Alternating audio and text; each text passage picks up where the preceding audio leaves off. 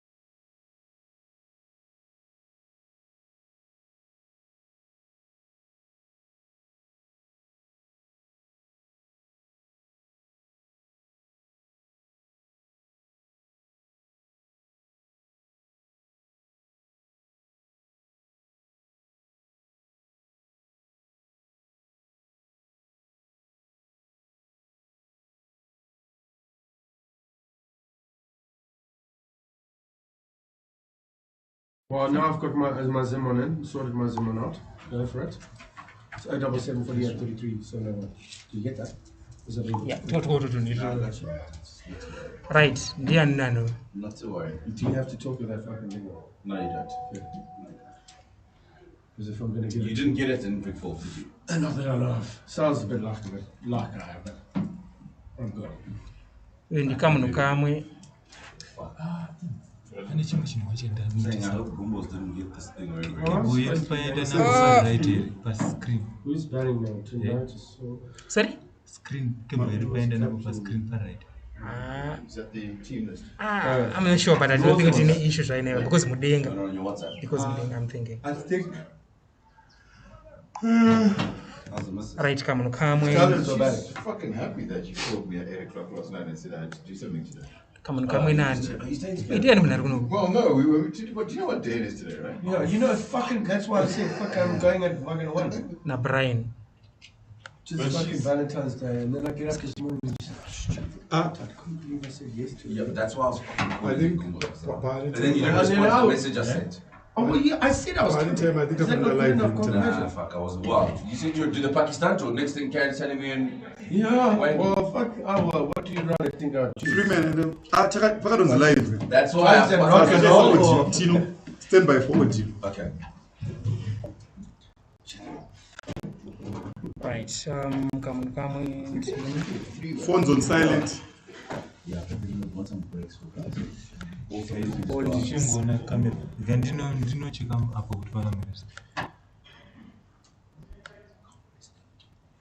Right. Who won the toss? Northern's betting. Yes, 3 cameras, which means you and AC boy. One in the no. Okay, E2 square. This one. Which means apo somewhere apo move version apo kapo and something together. Even Freeman. You don't know, you know, you miss me when you like I said, you don't know, black cable. Actually, time. So ndo connected But it's okay. It's still going to go Mine is just the main one. ndo connected But it pana. was not under the keys. Ndo zeo pana about. Should I connect pana? Wait, Tino, unokiwa na Tino.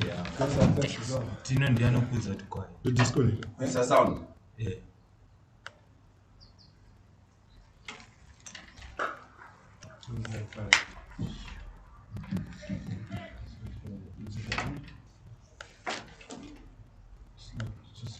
That isn't the end of my career. Ibadeng. This is a Freeman. I'm not sure, but ndoza amindi anopinda dongo. Ndio mwana. Freeman also bad darling tonight. I think so. I can't remember, but I think so. Maybe titonzero iko. Titonzero iko. The E. The E. Innings. A. Front arm needs to work on deck. Sort that thing out, check. That's a whole fucking flexible fact. Because of that. I click slow because of that. Check it.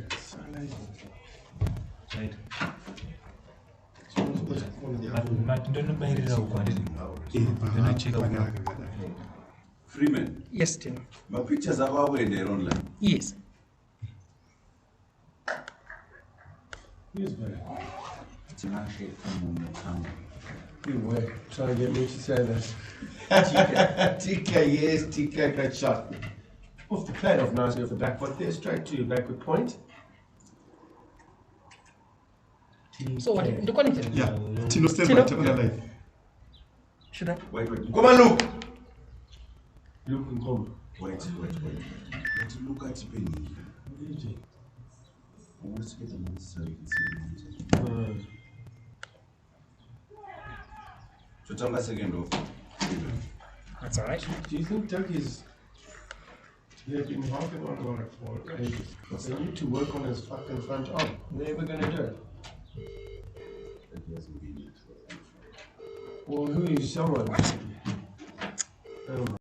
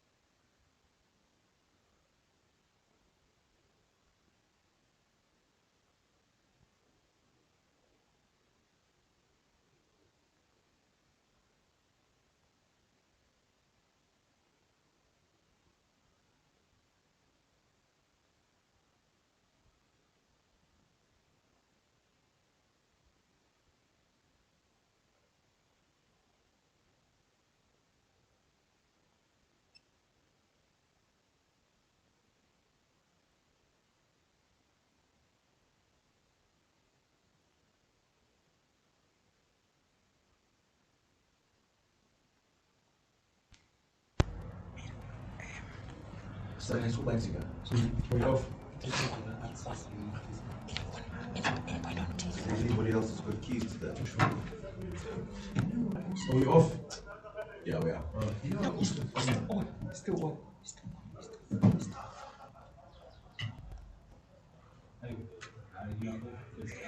Yeah, there's no. Okay.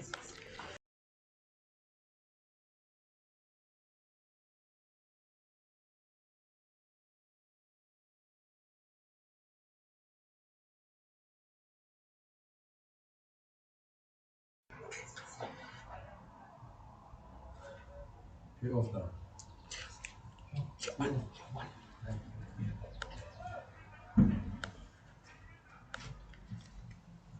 Yeah, Tina, that last ball from Mazarabani was just a little bit too short on this wicket. What do you think?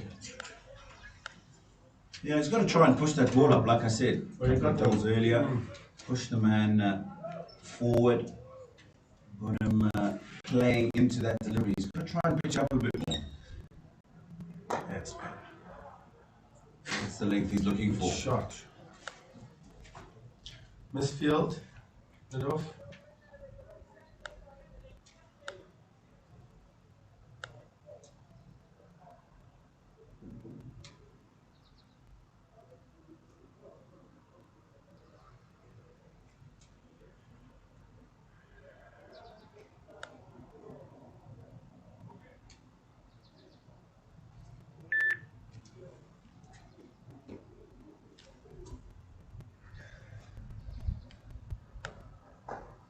Flag. Beautiful little shot off his legs for 2 runs. Just a bit too straight. Yeah. Once again from Carl Mumba. Length was good. And he's just got to make sure he gets that radar right.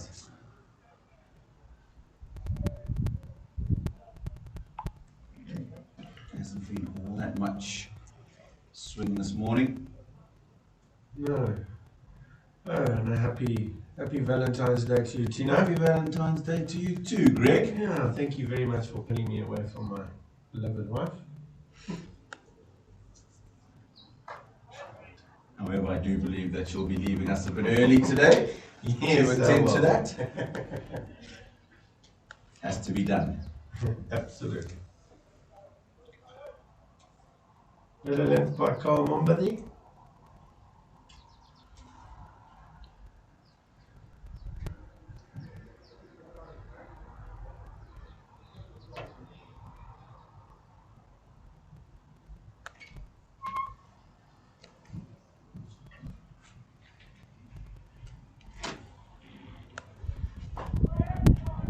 Hold. Straight ball on the front foot. Play Milton Shumba.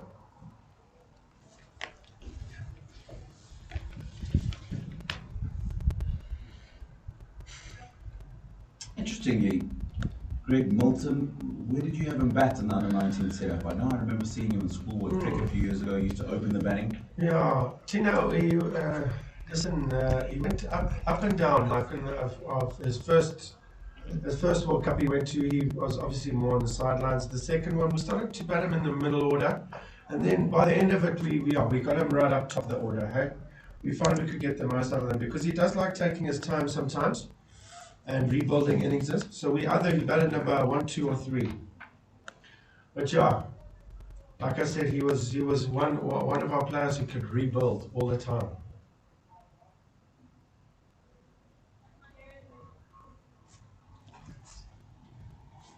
End of the 4th over here on day 1.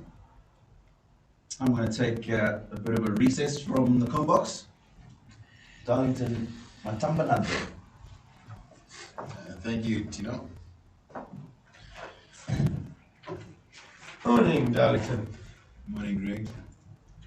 It looks like it's going to be a little bit of rain there today, yeah? Yeah, sheesh. I haven't been on this ground for a while, but yeah, generally the rain does come from behind us, from the golf course end. So if it does come from that end, it gets quite nasty.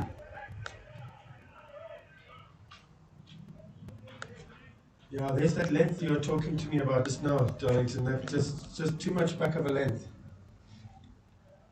You know, I always think on a first day wicket at Rory Sports Club, you could actually get away with bowling maybe a foot, even 2 feet 2 foot out. fuller than is actually considered a good length.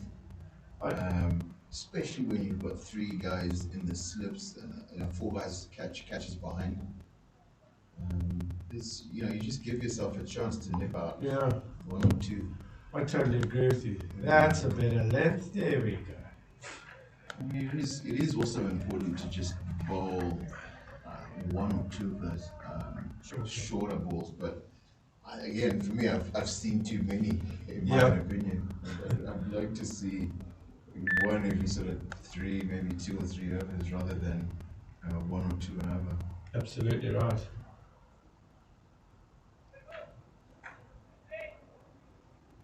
And I know, and also this kid just takes me back to I think when I was Wow. that's Very good shot. That's around about the length that I'm talking about. Yeah, that's the real. You don't mind, as a bowler, you don't mind, especially on day 1, when there's a little bit of nibble and a little bit of swing around. Definitely don't mind that. Very good shot.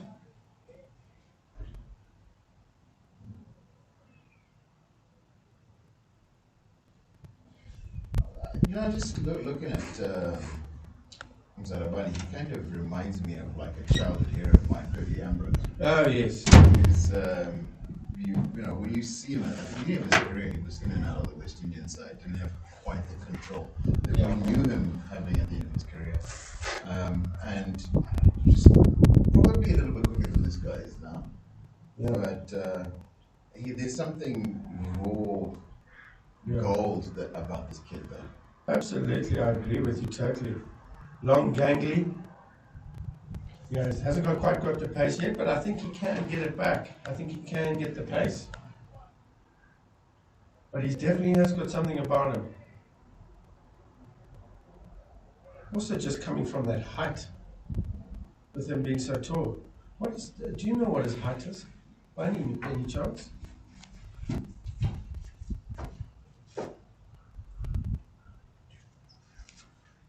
Two meters 0.1.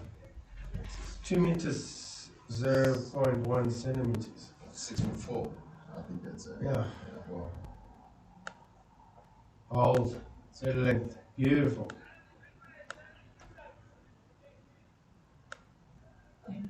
do you have any idea what happened to where Richard Ngarawa is these days? Darlington, I don't. I think the best person to speak to about that would be Tino. Because that, again, was another. Every time I see him bowl, he just kind of speaks loads of potential. Yeah. And so. Yeah, so I did, definitely when Tino comes back into the commentary box, I think he'll definitely be able to give you an answer on that.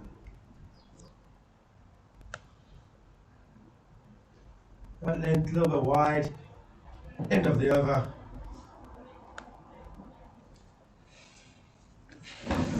For me, just in 4-day cricket, the times have changed from batters leaving the ball. You want them to play as much as possible. So the more you leave it, the more you get your iron. So for me, I would rather batter try and play as much as possible. What's your opinion on it? Yeah, exactly. I mean, you've got to figure out how to make him play, because that's where you're going to induce a false shot, isn't it?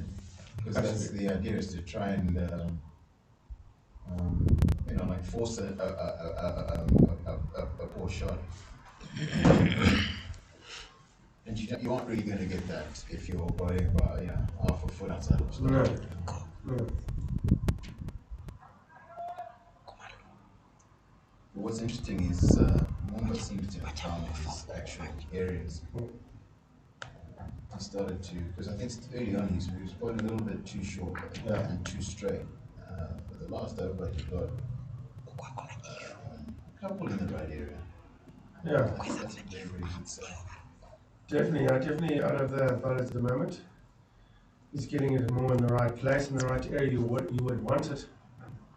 Yeah, on the front foot. Oh, good shot by Milton Shumba. Misfield again. 2 runs. Very good shot. Yeah, I took some.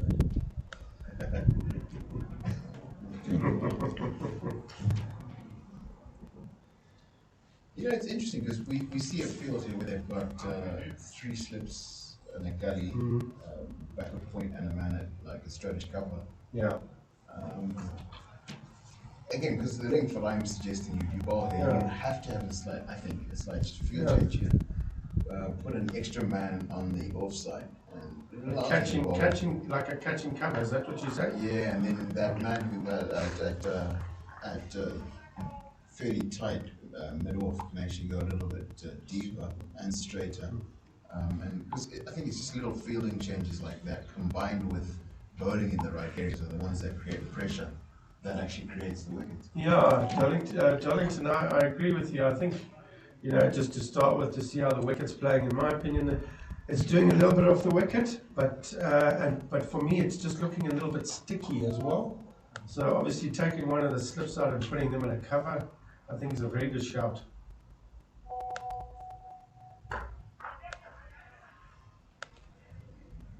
Well played. One through the covers off the back foot, good shot. I like the technique of that shot. Really got himself in a good position to play that. Because I find Zimbabwean batters tend to go straight back when they're playing those shots. And he really caught it off stump quite nicely there. Yeah. Well, we've got a change of action here, it looks like. Shumba looks like he's going to be coming around the wicket. Over the wicket. To the left hand. Around the wicket. Is it round the wicket? Yes, yes. Or from the other side. Yes. When you were younger. From the other side, that's it. I think that's what I'm going to keep doing now. Oh! That is very close. The thing is, it's very difficult to get an LBW from around the wicket as a right-handed bowler or a lefty. Because you've got to actually get it to sort of pitch in line and leave, isn't it? And leave, yeah. It's going with the arms Going down. with the arm, so it should be going down the leg. And the only way you really get LBWs is Oh! Very well bowled. Just from those 2 balls, I feel like he's got more of a chance against this batter. this is Zinga Nyama, isn't it? Yes, it is. It's something that I've seen England have very, very good success in test matches coming around, particularly to the Australian left-handers, when they come around the wicket to them, and that angle, because if you can get, it makes it a lot harder to know what to play and leave. Oh! Yeah. Well, off the knee roll. Because again, there was something Tino mentioned earlier actually, where he says you've got to change your angle at your positioning at the crease. You know what I mean? And it's actually quite difficult to know exactly where you land it. For us guys as right-handed batters, we have that same difficulty when a left armer comes around. The wicket. It's difficult to know exactly where.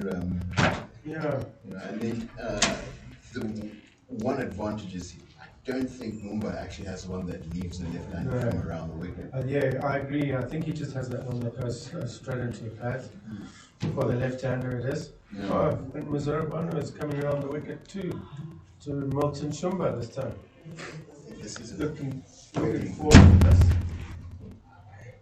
I think this is a very good move actually. Yeah, I like it. Because Mzarabani, I think, does have the one that goes away from the left-hander. Oh, that's very interesting. It looks like you got an off stump there, eh?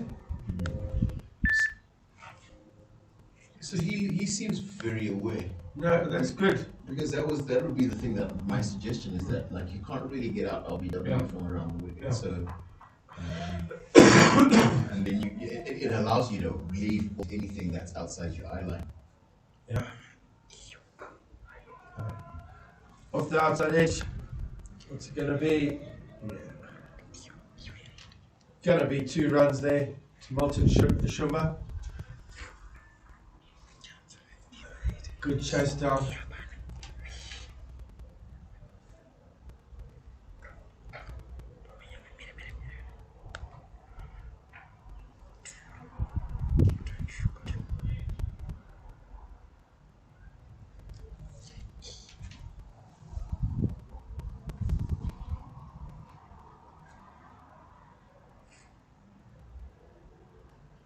Oh, Best. best.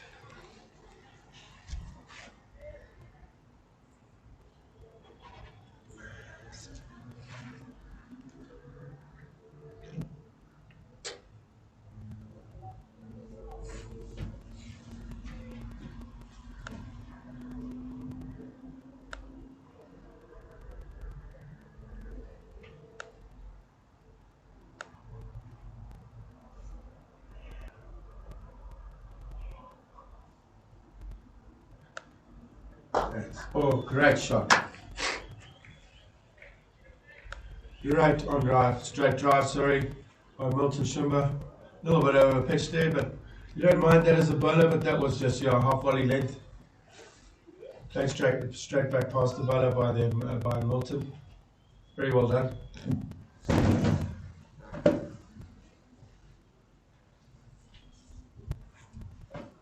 Right, he also has something about him, Shumba, I think. You know,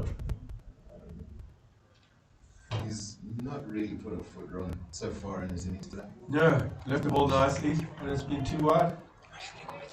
And But you know, the one thing I've noticed already from him is he's looking to score all the time. I think that's a good positive for a batter to have.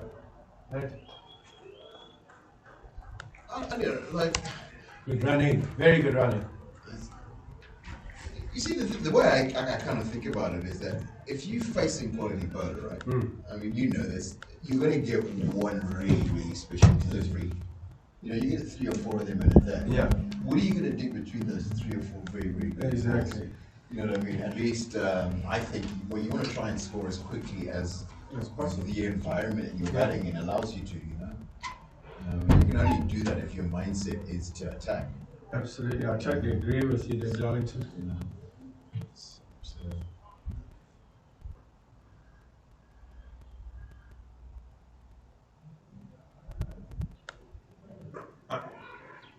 See, they're caught in between. That was a good length, very good length by Mizrabanu. Got Milton Shumba caught on the crease, not sure whether to go backwards or forwards or bowl.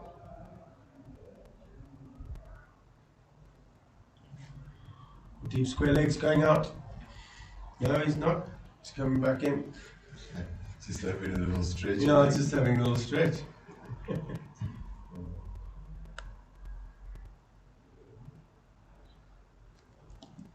you're right, that last ball is the ideal length, perhaps. You know what I mean? You get 5 or 6 of them in that sort of area. Most of them sort of angling back a little into him a little bit, and then one that can leave him from that area. Yeah. I think could be a really, really effective plan here.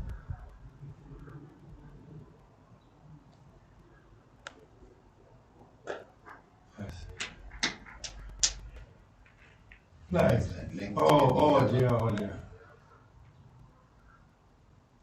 That is. Ball wasn't actually dead, it looks like. No, that didn't call over, so Ball wasn't actually dead, so that's all. what's it? So in the over. And the over. Just added a 4. Right, I'm going to leave the commentary box and Tina's going to be stepping in for me.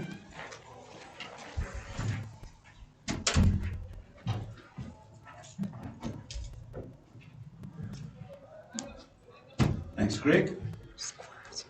Morning, Darlington. Morning, Dino. Welcome back. Thanks. To a decrease, looking comfortable over the last 20 or so minutes. Of course, the early demise of Tinashe Kamwe got some good runs in that first practice match.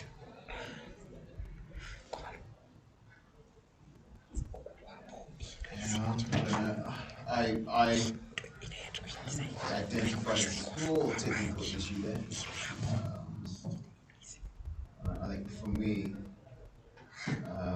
you see particularly an opening batter playing off the back foot, you want to make sure that you get onto off stump. Not sort of, I think he was more around about middle and off. Didn't get quite far enough across, I think. And that tends to cause you to follow a ball outside off stump rather than playing it towards sort of middle fish.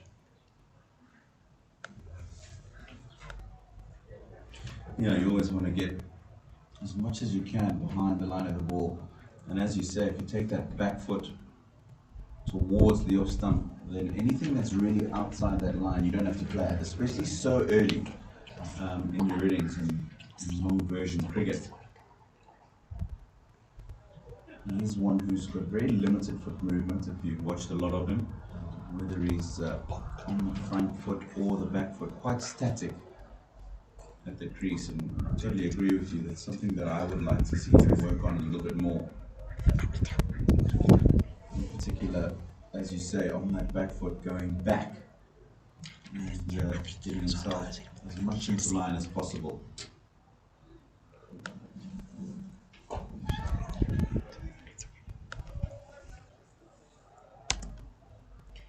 No man at cover, of course, early days. Again, just a slight push at that. I'd like to see them just take their time a little bit. Still in the first 40 minutes of the morning. Really, you've got to give that first hour, hour and a half to the bowlers, especially with overnight rain, slightly overcast conditions. Allow them to bowl. Gauge the pace of the wicket. Is there any movement in the air off the wicket? Seal yourself in for a big one. Better. Nicely behind that. Solid in defence.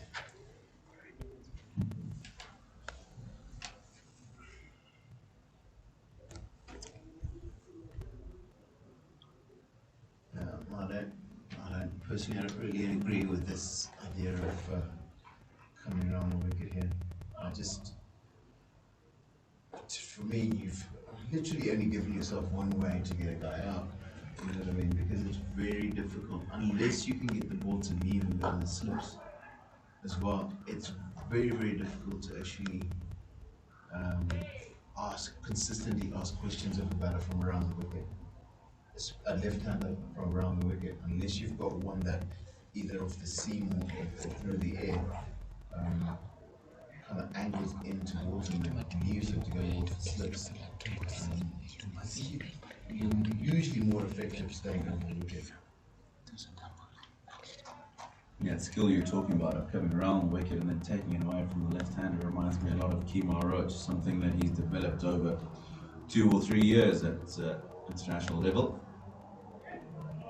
However, I just get the feeling that if you saw his first few overs, Shumba, he was struggling with getting his line right to the left-hander. He was very straight on the legs and he was getting picked away. And I think this might just be a ploy to try and get his line in and around that off-stump area. Very different if you see to Zarabani bowling to the left-handers. Goes across them nicely, hits a good length. Difficult for the batsman to get going. Again, that's what I'm talking about, just a little too straight.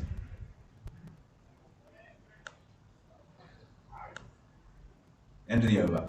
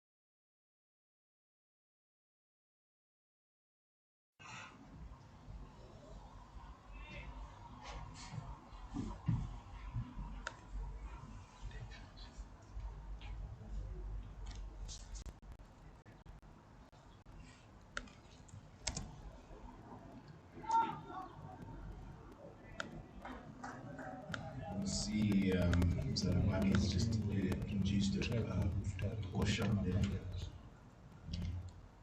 He's looked more threatening to, in my opinion, today. He's looked like he's the guy who could actually find another breakthrough here before drinks, before the in the middle of the first session.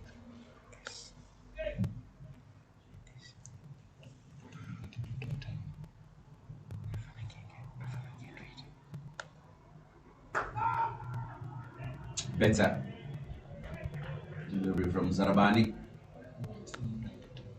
Nice length on and around that off stump area. Now it's interesting how Morton Shumba played that ball. Played it off the back foot. But I think he actually could have confronted the ball and come forward a little bit there. Of course, height of a batsman and how they play are very different. Some guys will go back to balls that some guys will go forward. Batting at the top of the order, forward cricket, I'd like to see him just confront the ball a little bit more. Yeah, that's short and wide. Up and over the slips from Milton Shumba. That's a freebie.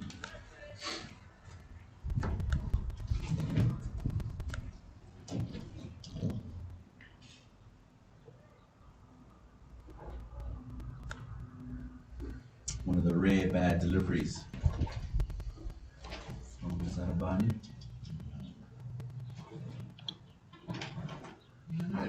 It's always interesting because I think also the other thing is I find that we're finding that the wicket here is a little bit on the slower side, so you do have that time to play off the back foot.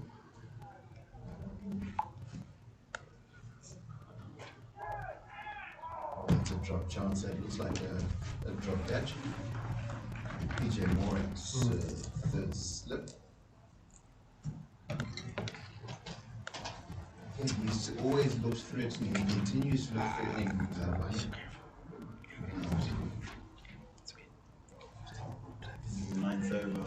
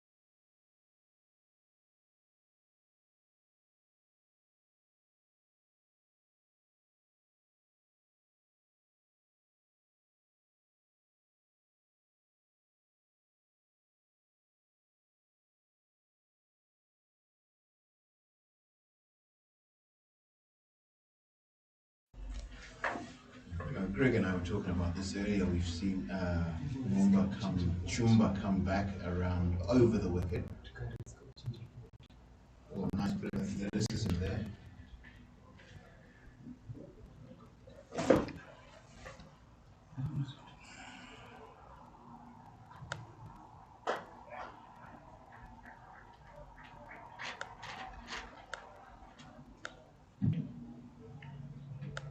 Yeah, back over the wicket.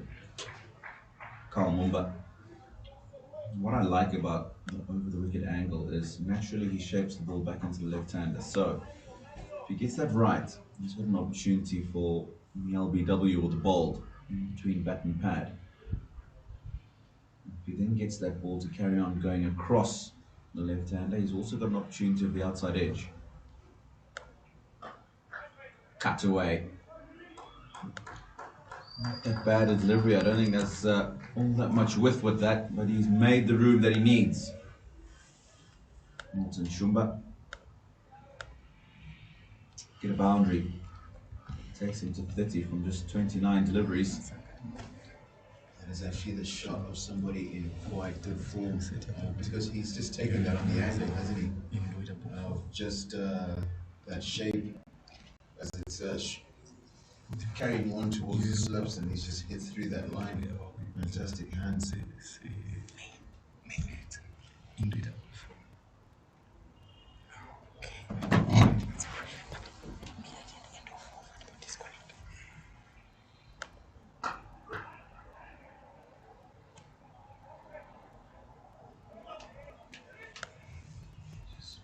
now he's missed out there. He's just forced it a little bit. Try to hit it a little bit too hard. Lost his shape through that shot. It wasn't as easy as the shot before that.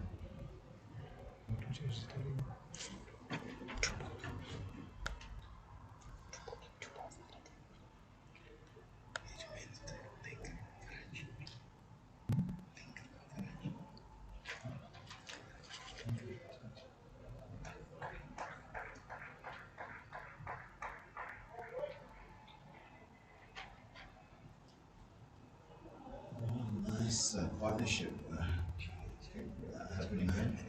Nearly 50. Dominated by Shumba, but it's also important that Zimbabwe keeps his concentration and just essentially holds up an end and allows Shumba to play his natural game in a sense. I know you'd like to see a lot more restrained approach from him, but again, I think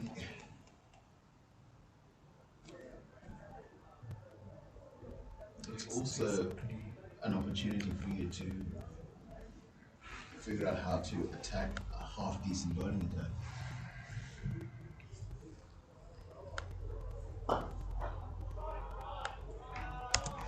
It's a beautiful shot. Was a little too full and too straight. You still got to play a good quality shot to get it away. End of the 10th over. In your own mind, as you were saying earlier, you said something about having to prepare your mind for the cricket you're going to play. And it can be very, very difficult to go, adapt, move from this and to play it correctly if you've got to then think of yourself as, I think these people are viewing me as a white ball cricketer. As the powers that be view as a white ball cricketer.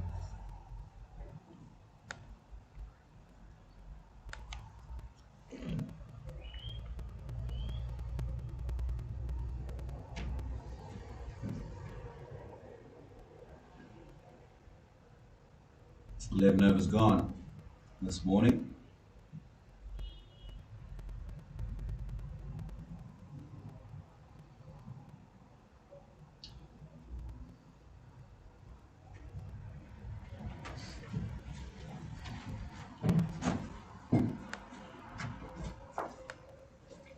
Zinganyama, 19 from 21 deliveries he's faced. 37 deliveries for Morton Shumba's 35. Half a chance in the last over to Zarabani. Outside edge just dying on the third slip. And way to his left. Hello, Tino. Great, good to have you back. Yeah, I'm glad to be back in the box. Yeah, Tino, just obviously watching from a side and another commentary box there. I was having a look. I'd be pretty disappointed if I was the bowling side with the opening bowlers' lengths, because for me their lengths were just far too short, not making the batsmen play enough. What's your take on it, Tino?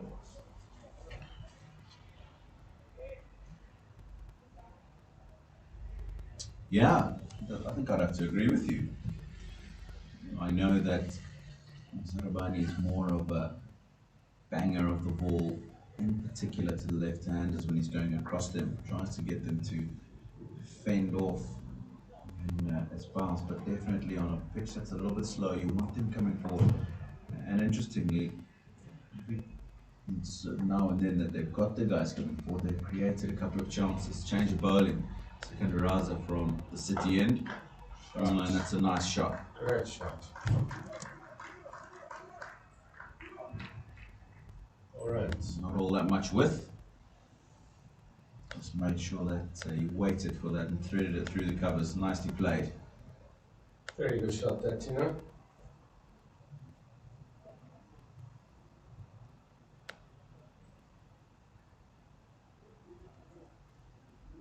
Just thinking what the ployers bring on Secondaraza. And the only thing I can think is that there's two left-handers there and they're trying to get rid of one of them. Yeah, it's a bit surprising to me as well, especially you should be utilising the wicket on day one with your seamers.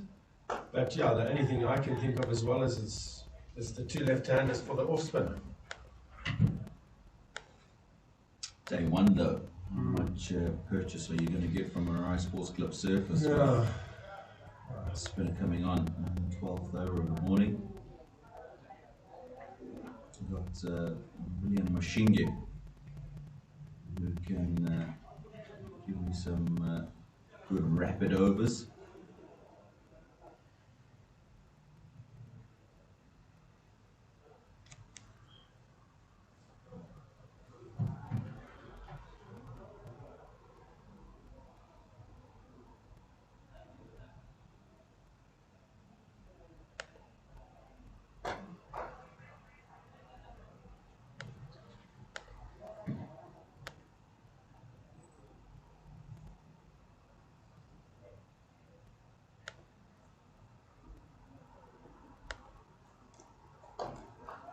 Greg, you'll know more about this.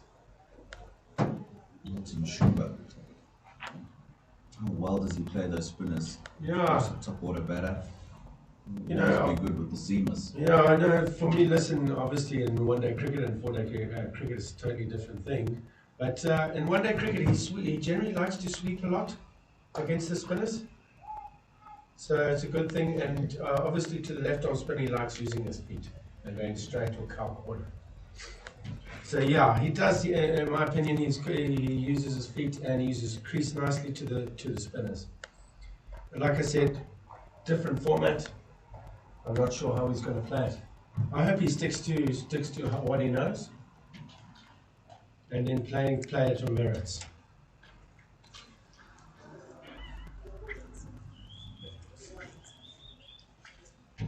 Drinks break.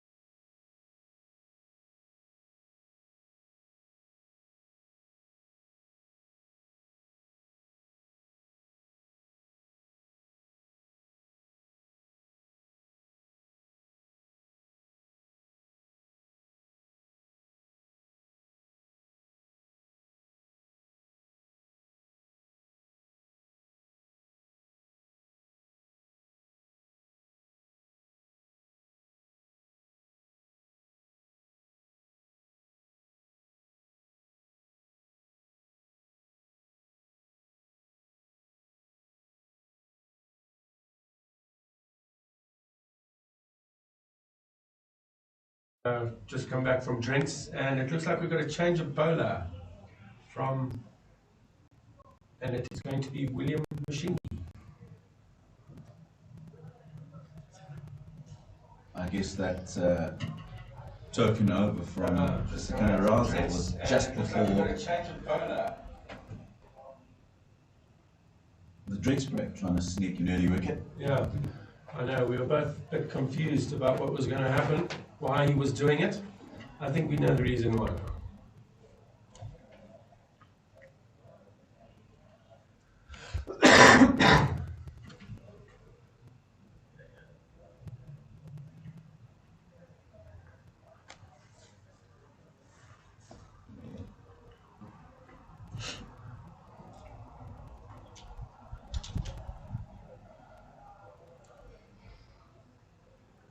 Young, energetic fast bowler, William Mashingi.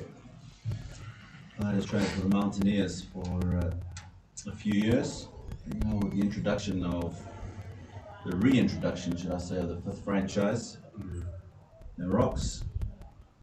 He has gone to represent them, of course, originally from the Masvingo area. Do you know you must have played with him for a few years? What were your thoughts? Short. Just dropping short of Carl Moore finally. Yeah, I captained him for 2 or 3 seasons at Mountaineers. I can tell you that you can never doubt the want in him. Full of energy, wants to play every game, and wants to give off his best, no matter what the circumstances. Very animated. He wants to make sure that he's giving his contribution whenever the opportunity arises. I'm very impressed with his exploits with the bat, in particular in 4-day cricket. Of course, you've got a lot more time to bat 7 or 8, but you know that quite often you still have an in-batter with you. And in particular, the end of the 2019-2020 season really got some good numbers in. Takes his time, level head. With the ball, a bit wayward for me. Well, that's nice to hear from the batting side, because I did want to question you on the batting side, because he always had a lot of potential in under-19s when he was with the under-19s or for batting, but he also did opening the bowling for us, and yeah, I just also, what was it? Did he have good numbers in the 4-day cricket with the bowling? Yeah, so I mean, you know, you would know that he would give you a match-winning performance every 3 or 4 matches. At the time, it was very difficult for him to break into the Mountaineers team as an out-and-out bowler. Donald Tiripano, Tendai Chatara, Shingrai Masakadza. At one stage, 2 of those would be in the national side. In his last couple of years, then Victor Nyauchi came in and was part of the Mountaineers side. So he had some good horses to learn from. And as I said, it was difficult for him to be in the side consistently, but when he got an opportunity, maybe when the national side was away, or maybe there's an injury to one of the senior bowlers, he certainly came in and pulled his weight. That's nice to hear. Yeah, he was, like you've been saying, he was always an animated character. And it's good to hear he's carried on. Good length. A little bit wide, but good length. Good day, he worked up some good clicks. And William Mashingi, I remember, it's probably about 4 seasons ago now, one of his very first games, second innings against the Eagles. Now, you might have actually played that game, Greg, like 5-4. Ripped through the Eagles' second innings top order. So very young, shaped the ball away nicely. I have to say, I don't remember. Don't think you want to remember.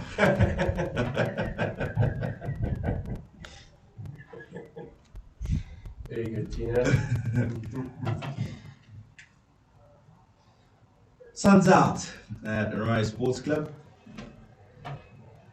Typical looking morning here at Roy Sports Club.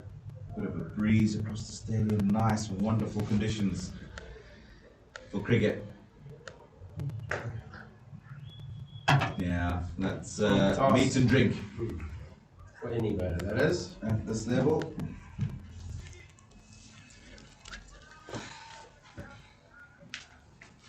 Takes Milton Shumba to 39. Some wayward bowling, but he's taken toll of it.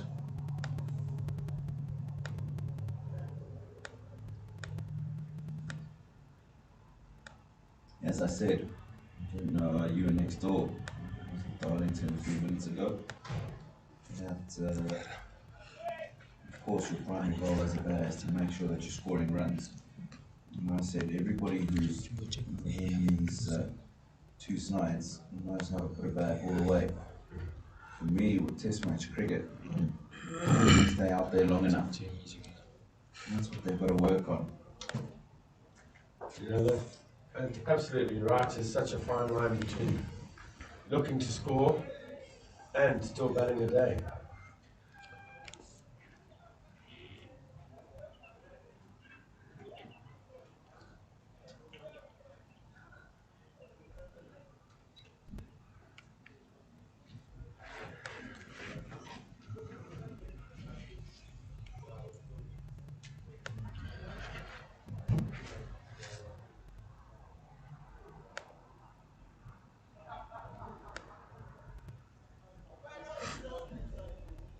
It's Sakandaraza. I guess we were wrong. No, we are totally wrong, Tina. Still don't quite understand what is going on, why he's not utilising his bowlers. Seamers that I'm talking about. Good running by the batters there.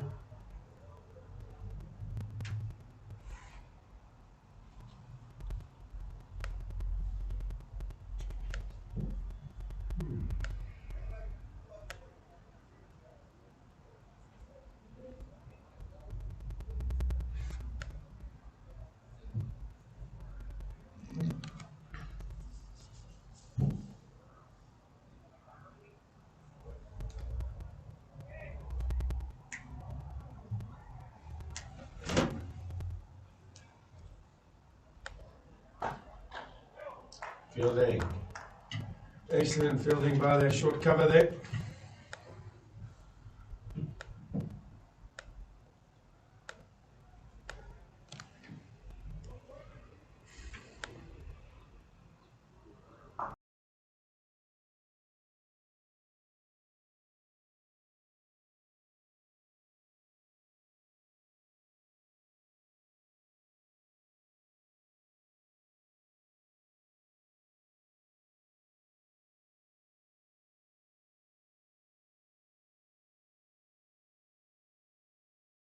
Boundary. 4 runs.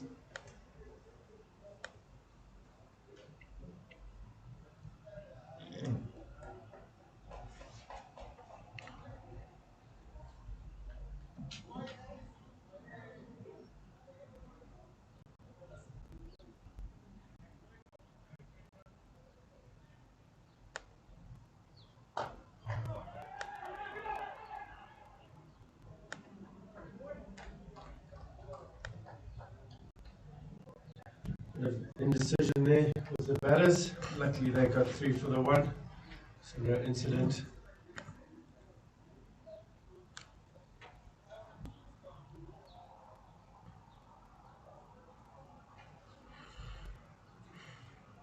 Tina, I have to say, I don't recognise this Sekunder's Raz's bowling action. He's changed it somewhat. Am I correct in saying that? You are. Why? Do you know why that is? Well, earlier last year he was at the Caribbean Premier League in the same team as Sunil Narayan, and when he got back, it seemed like he probably borrowed a leaf from his cap. Okay, fair enough. I was about to say, it's fairly similar to someone we know. Yeah, that's exactly it. Came back with a slightly remodeled action.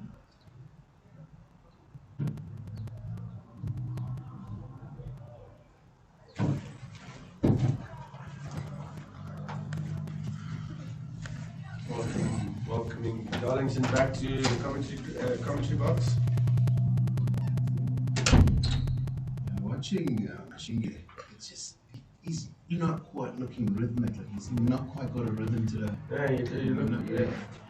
You're quite right there. He hasn't quite got his run up right. It's a little bit better. And so it's just like one of those things. If that part of your game of your bowling isn't working, it's very very difficult to actually find and have that maintain control. Yeah, I totally agree with you. So because if your run ups out, you tend to start to push it from your like quicks. Generally tend to start to push it from their bowling shoulder. Yes. And that ball can start to end up going all over the place. No, his radar is definitely not on at the moment. Quite aggressive, right? But you know, when he does, occasions I've seen him, when he does get it right, he can actually be quite a handful. Yeah, absolutely. Like I said, I played with I was his coach, one of his coaches. I was playing coach for the under-19s. This was in Bangladesh when we got mancated by the West Indies. And yeah, he opened the bowling for us there. And listen, he could bowl quickly when he wanted to. But obviously, you could see every now and then he didn't quite have the rhythm. But yeah, the first over was, well, you can't really tell by the first over, but let's just wait and see. He's struggling to get the rhythm now, you can see from his run up.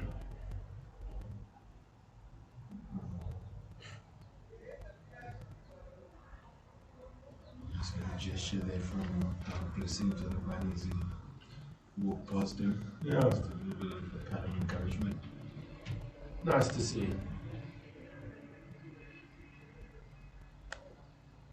Shot, boy.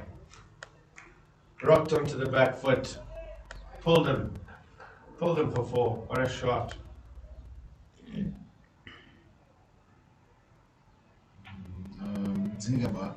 Ziga Nyama has really come along in the last sort of 3 years. And, yeah, that's Milton Shumba. Yeah, That wasn't Ziga Nyama. that was absolutely right.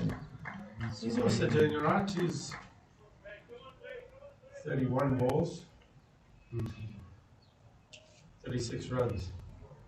33 balls, 36 runs, sorry. He hasn't really put a foot wrong. I haven't really seen a bad shot from him today. No chances given away.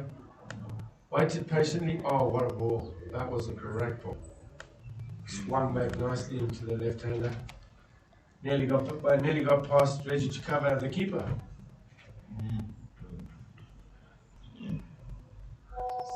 Swung nice and late.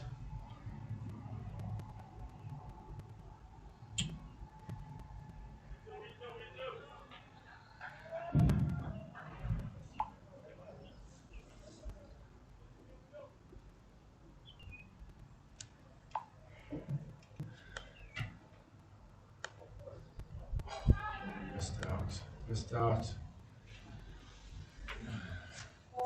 He's gone misread down. the length there. Yeah, the batter's gone down. I don't think it's him in a place. He would like to be hit. Shame. It's funny that cricketers laugh at that all the time. I've never been able to understand that. I think it's just we can all relate. All relate to it. Yeah, I think it's the most uncomfortable. Yeah, and it's almost there's nothing that like physio has to come out and look. But there's very little that they can actually do to make that pain go away. Yeah. Oh, you're right. Do you want some ice? Yeah. Right, let's get on with it. Yeah.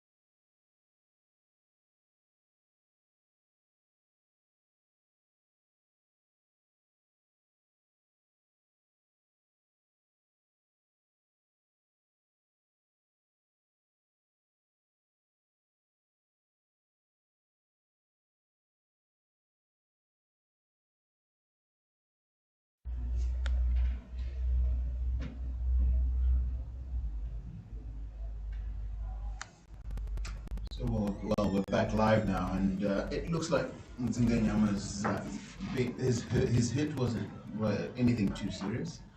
Good to see. Let's see.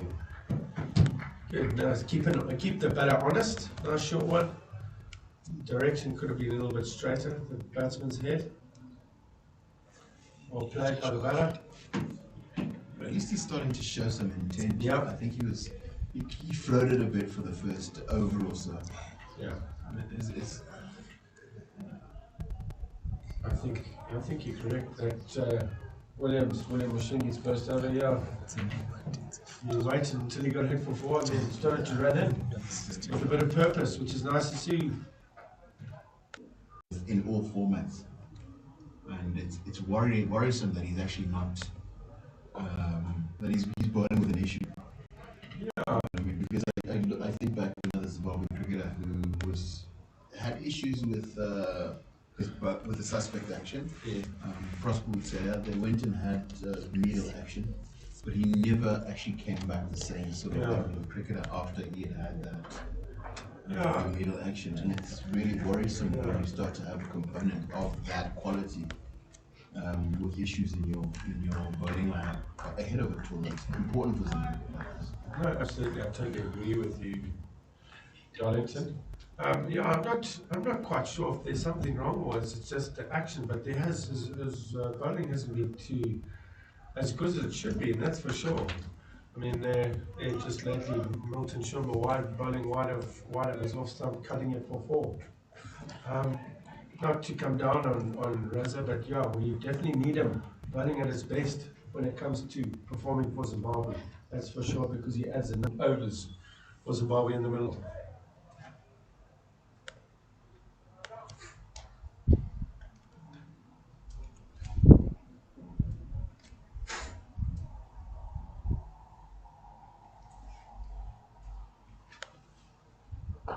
Right, well.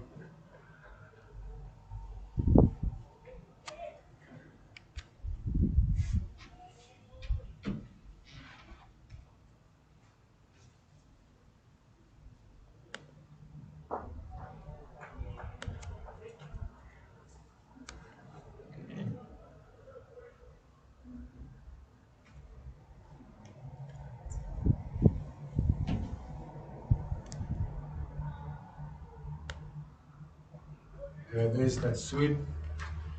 When I was talking to Tino, he asked me what Milton likes to do. He likes to, obviously, to the left arm spinner, run down and him straight, and between cow corner and straight. And then also he likes to sweep. So it's nice to see.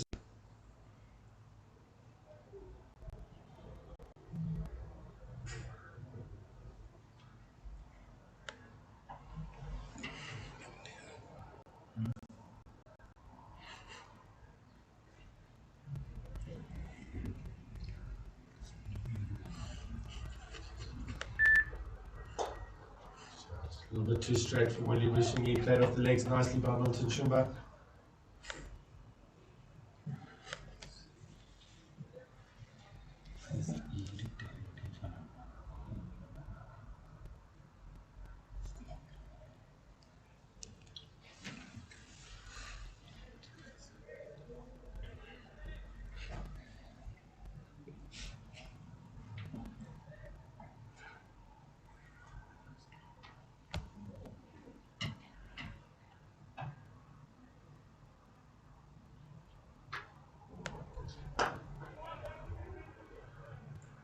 Let's try to one. Looked like he was going for the Yorker there, Darlington. Yeah, I think he did kind of rattle Mzinganyama the last over he bowled at him. And I think it's important you try and not let him settle back in. Yeah. Because it's when you get hit hard enough, it actually can break your concentration. You've got to almost start again, don't you? Yeah, it's good to see old Milton Shumba. Shot. Take a break, that last ball, for that last ball. Go speak to his partner, batting partner.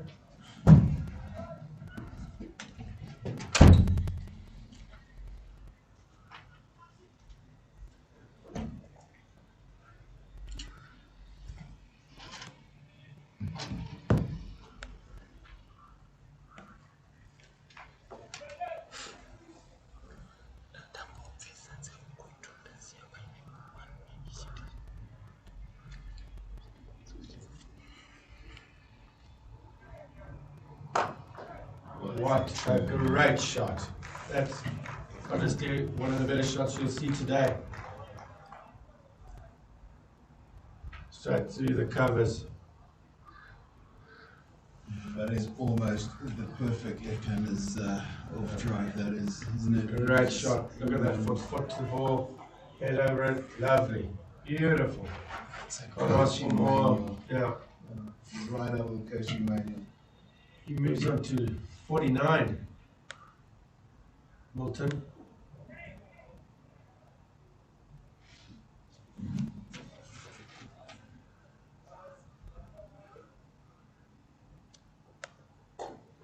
Gee. It's well played. That is a well-crafted 50.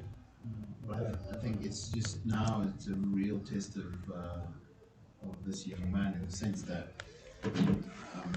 you know that the most difficult runs are getting into through that sort of 15 through the 20s, and he's done the most difficult part of his innings. And now I think it's so important that he's, I don't know, for want of a better word, he's really selfish and gets himself a really, really big score. And Mashinga gets through Brian Matsinganya's defenses, and it had been coming since he'd taken that hit. And it's a well-deserved wicket. Yeah, like I said, we're talking about this. We're looking to go full out straight up. Good on him. Got his rewards in the end. Well done, William Mashingi.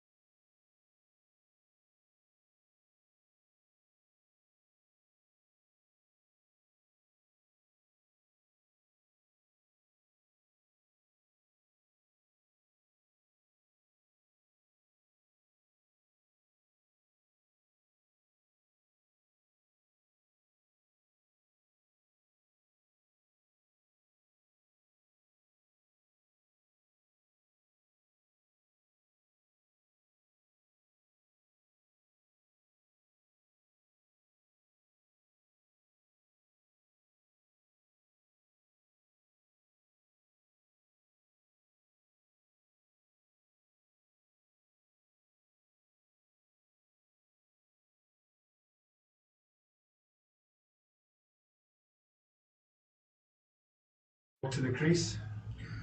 But yeah, I don't think the teammates have quite known that Milton Shumba's got to his 50 yet.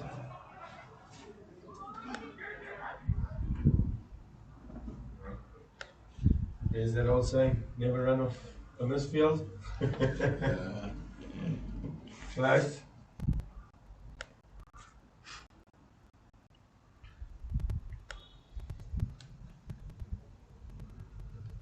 Right, bowled. Five is better, but Sikandaraza.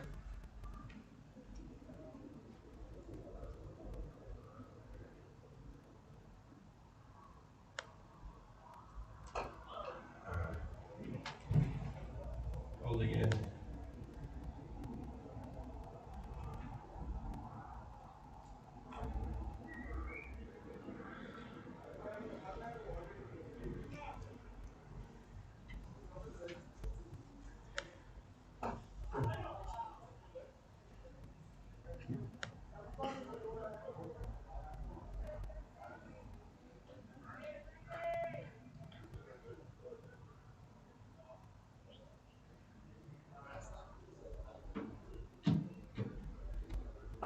Right, nice. Quickly go around. Sikandaraza is much better over this over. Much better.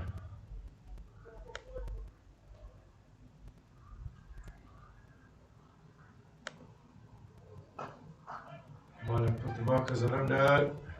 Still good. Oh, no ball.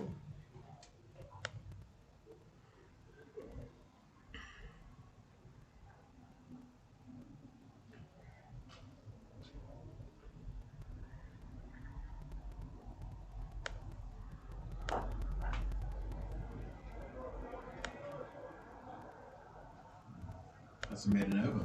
Made it over. Oh, sorry. There was the no ball. no ball in it. Meant to say no runs off the bat. I think that's better put, Darlington. No, the English is my second language. So some of these things I will put wrong occasionally. Yes. Yeah. Still got William Mashingi on. He's into his 4th over here. What figures? 1 for 18.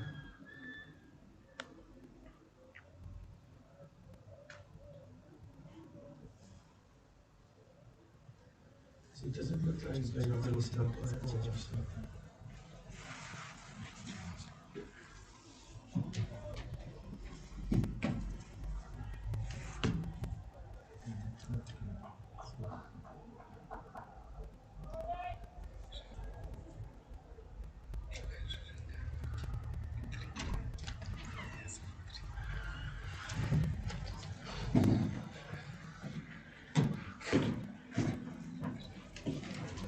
Mashingi continues from the golf course end.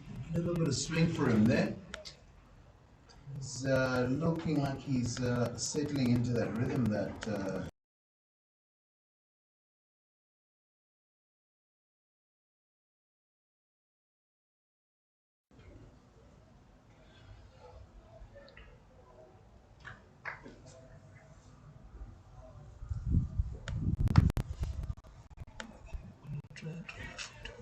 starting to get that shape away from the right-hander, which is what he does naturally. Mashingi. However, he's just, for me, taken a bit too long to settle into a good area. Darlington. Long version cricket, you want to make sure that you're on the mark from ball one. Getting into ball to a man who's in. You don't want to give him an opportunity to get on top of you early in your spell. Last few deliveries, last over, just starting to get a little bit more consistent in the areas that he's bowling. He's got his shape going. Just want to see that ball pushed up a little bit more towards off stump. Try and draw the batsman into playing a stroke. Tim said, Maruma, new man at the crease.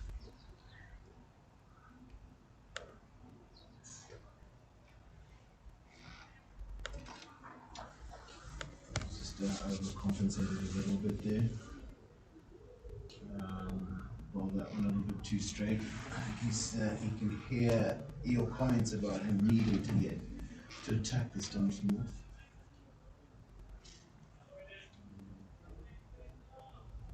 But he is definitely looking as if there's something to work with here. If we could just find that channel in that corridor of uncertainty, there'll definitely be, there's just enough a little bit of movement out there for him, which is always encouraging.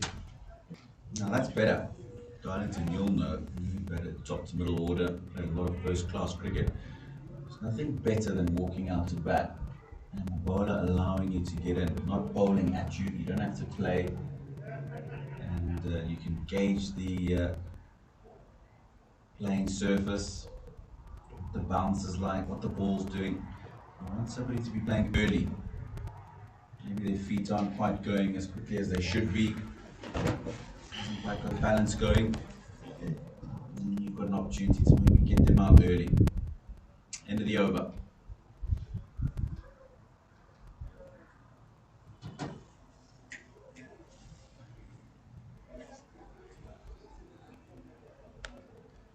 Thanks. So that's work.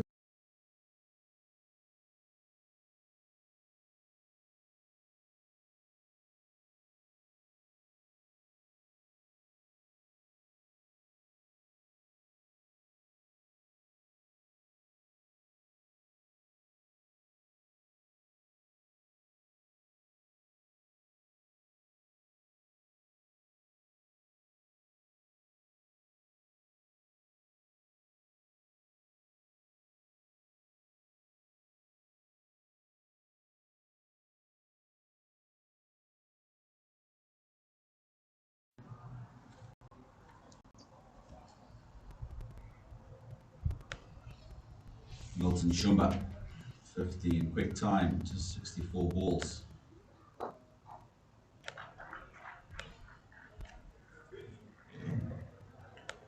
Talked about how he likes to strike the ball.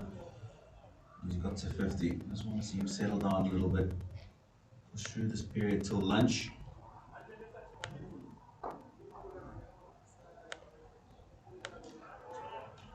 Make sure he gives himself an opportunity to come out after lunch, start again, push towards those 3 figures. Surface really hasn't looked like there's too much in it for the bowlers. Just got to take advantage of that. Nicely played. Swept away.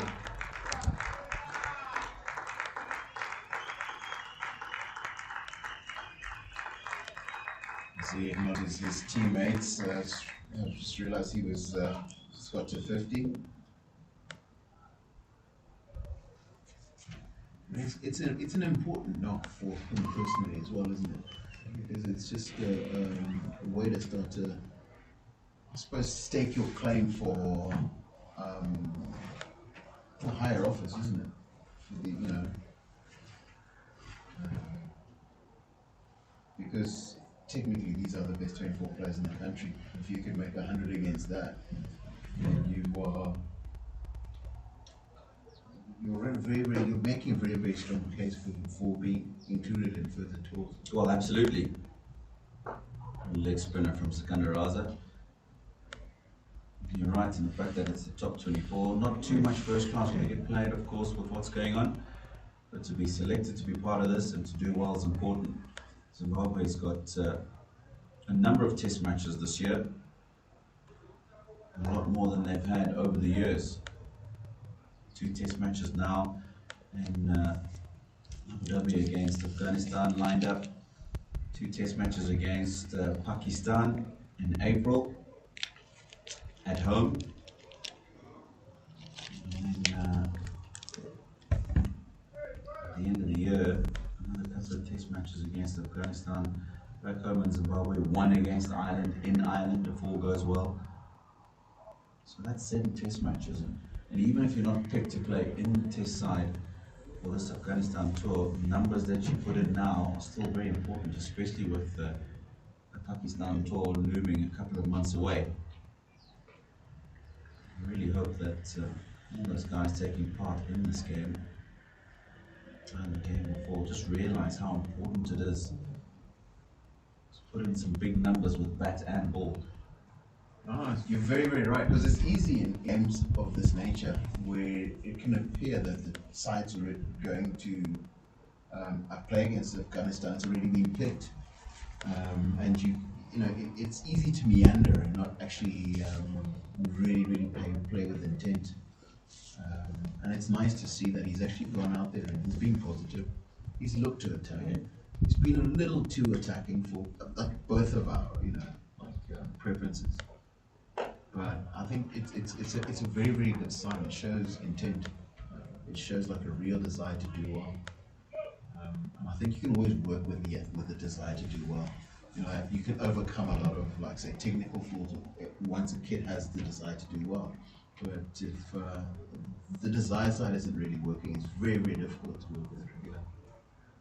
I think this is just a very, very first positive I've actually picked today immediately.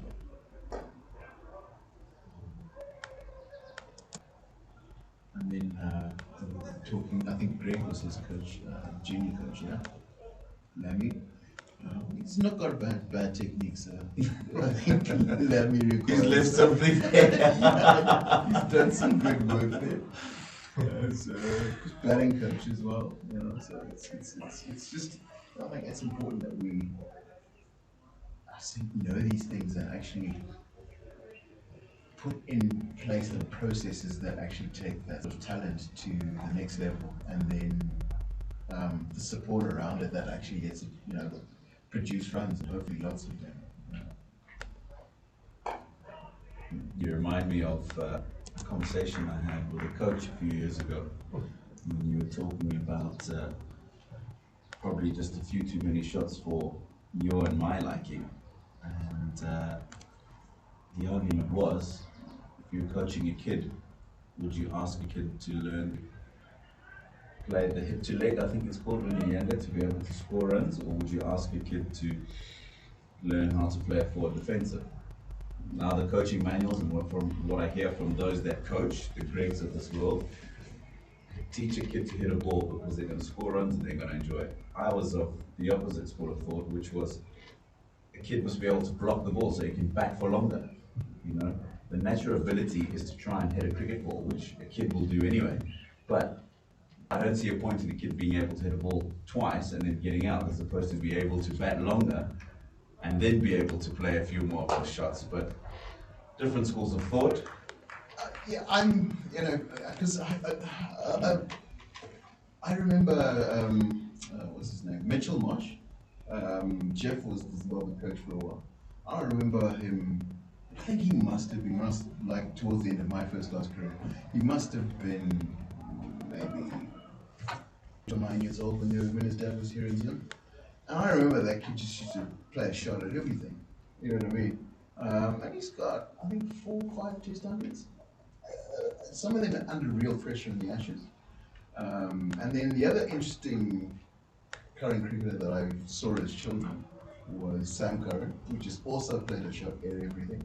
And it's not a bad thing. I mean, it really, I think the game is going in the direction where I think Test cricket is a lot more, attack is becoming a larger component of the modern Test cricketer.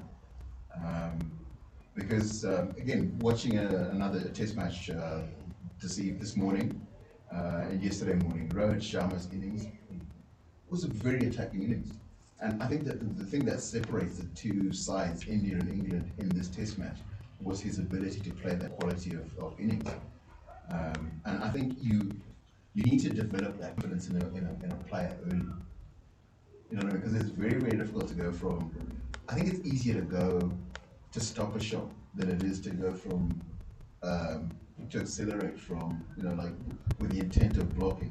I think it's easier to kind of change down into a defensive shot than it is to go from defense into attack. So, obviously there's no one right way of doing this, but my own instincts suggest that teach them to Tell have them fun. to see Joao.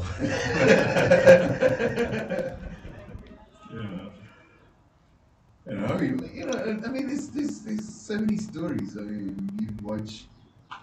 Okay, because I've read a lot about cricket as well. I mean, Graham Pollock was just an attacking cricketer. There was Gary Sanders just used to attack. In almost any condition, he was attacking. You know what I mean? Friend Sewa, I mentioned Rohit Sharma earlier. I think those guys like to play shots, and I that's the kind of cricket I like to watch. Steve Smith is just wonderful to watch because he's so efficient. He's figured out how to churn out like hundreds of test runs. He's boring to watch, actually. You know what I mean? I'd rather watch somebody who's a little less efficient. Because for me, still, cricket has to be entertainment. It has to be entertainment. So yeah, I still say attack.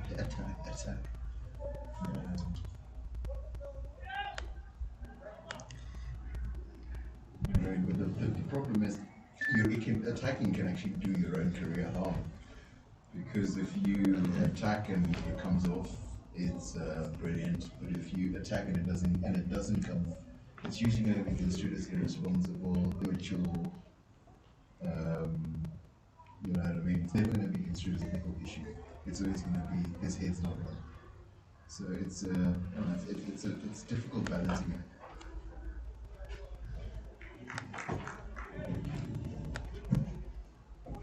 2 runs to Timson Maruma. And get backward point.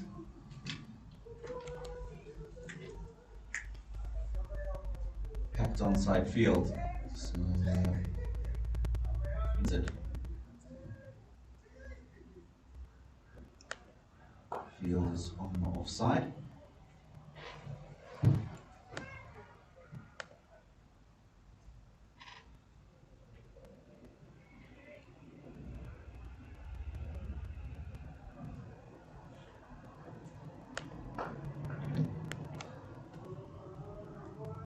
Very nice player of spin. Timson Maruma. He's got good offensive technique to him. Kills the ball. A lot of guys get themselves in the right position, but hard hands is the issue they have. But Timson's got very nice soft hands. That'll go away for 4. Disappointed Skandaraza.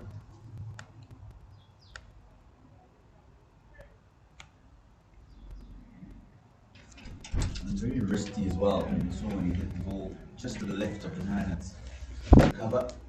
Just maneuvering the ball into that space to get some runs. I don't know, he feels to me like he's been playing cricket in Zimbabwe forever, actually. Again, he's one of the cricketers, I think I first met him when he was about 10 or 12. He's come through Takashinga. Spends a lot of time on his game, which is a very, very good sign for me. It's a sign that you think it's something important and he's committed.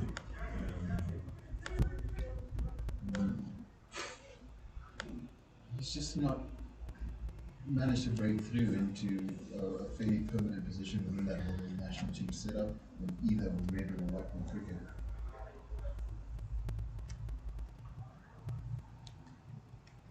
Personally, having played with him for well over 10 years, and just seeing how he goes about his play, and I think he's a lot more suited to white ball cricket. And I think that he's a player who particularly deals with the pressures of white ball cricket as well as he does with having to be a lot more circumspect in longer version cricket. He's been given a few opportunities in 10, T20 cricket and one-day cricket, and just haven't been convinced by the results that I've seen.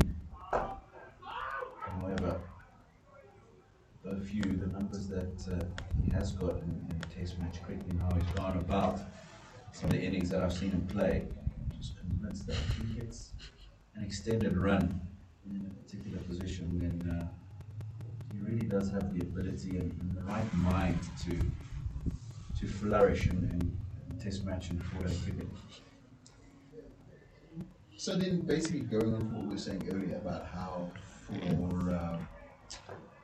for Milton Shumba, this could be a very important innings in the sense that it allows him to stake claim for a run, as this is a very important year. So essentially, Maruma's in the same position, isn't he? It would be very, very good for his own cause if he got a big 100 in his first innings.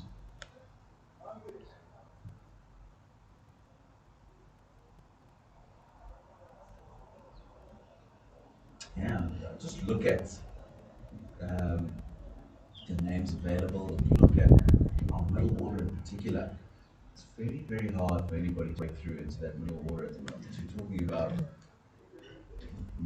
Talk about the names we had in the last tour of Pakistan. We're talking about Craig Irvin at 3, Brendan Taylor at 4, Sean Williams at 5, Sikandar Raza at 6, and Wesley McGibbon at 6, Sikandar Raza at 7. So those are people who command a place in the team, all did particularly well in Pakistan, probably expected a lot more from Sikandar Raza. But it's very difficult for anybody really to break into that position in white ball cricket for Zimbabwe. If you look at test match cricket, the order looks a lot more solid to me as well. You've got Prince Mashawari, Kevin D'Souza now opening the batting, did really well against Sri Lanka here in January of last year. Not too badly in Bangladesh as well soon after that. So it really is a case, as you say, when they get these opportunities in these practice matches, get some runs on the board, put your name up there, and when you get an opportunity, you've got to make sure you grab it. Because there's a few guys in the wings. I've seen a little bit of Milton Shumba today, Brian Zinganyama's there, Timson Maruma, who over the last couple of seasons has had a merry time with the bat in four-day cricket. Tarim Sakanda, who got 100 in that first practice match at Older Areas last week. So there's a lot of people who were just sniffing around for an opportunity in that top order. So but his 100 was a bit chancy, wasn't it? Gone. Now, Timson Maruma doesn't seem to confer to the fact that that's come off as bat. He's indicating that it's probably come off as pad. But I know Chubby, the man with the finger, thinks that that's gone. Just when we were talking about Timson Maruma, unfortunately, he's going to make his way to the change room. I'm going to be a bit harsh. You get a ball on leg stump, you miss it. You can't really complain about the consequences of missing that, you know what I mean? Because it should be runs. You know what I mean? If you want to stake a claim for a position in the highest team, you can't be missing out on stuff like that. So, which is a bit harsh, but I think Test cricket is actually quite harsh.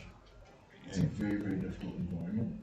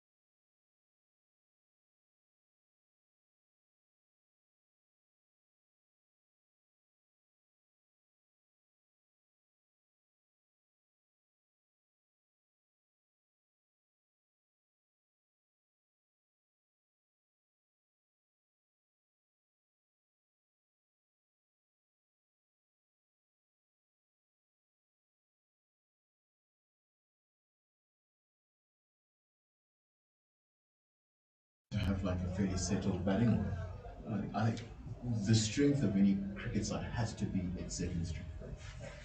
You know what I mean? It's important to have quality guys making quality runs, so that they're prepared, because you have injuries, you have losses of form, and those sort of things. It's very, very important that players outside of the fringe players are actually playing a lot of good quality cricket.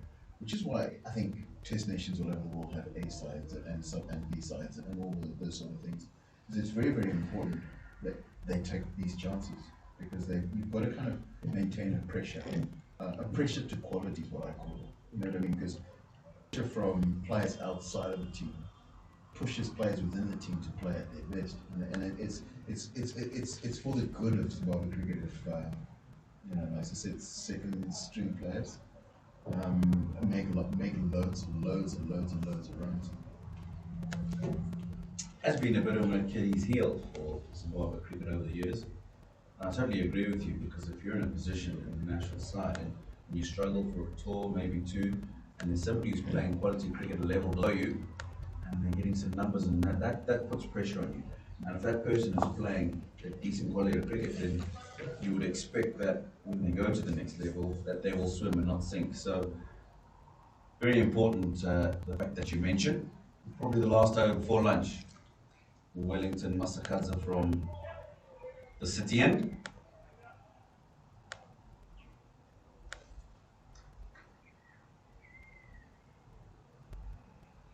Not a big earner of the ball.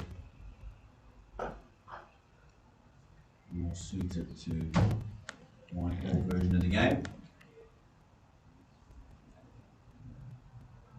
Opens the bowling off and he plays in the T20 lineup.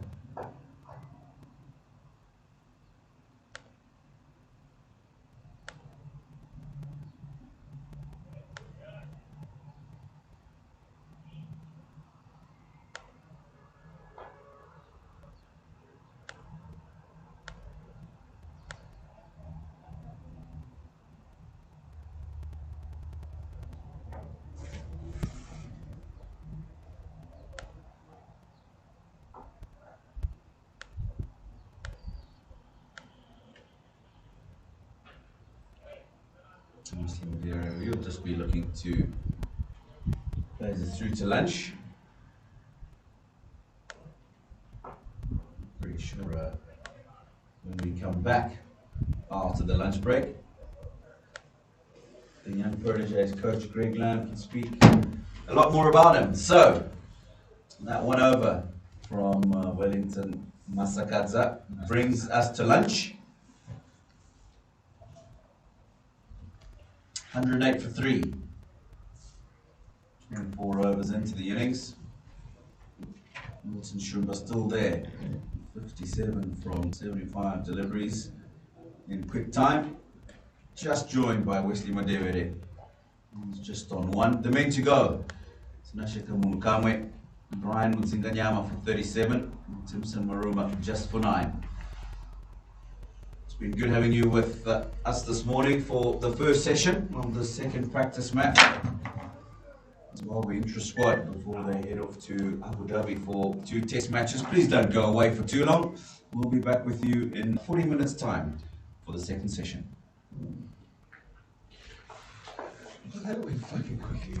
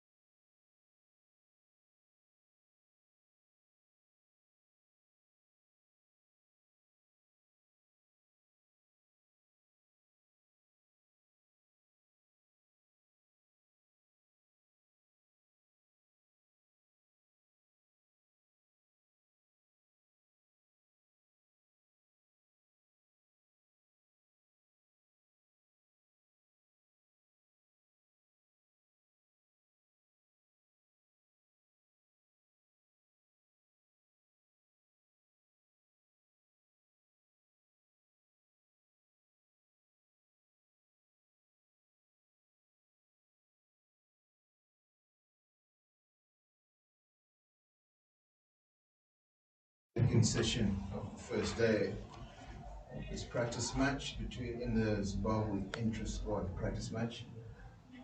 We're back with Blessing Mzarabani starting bowling at the golf course end. And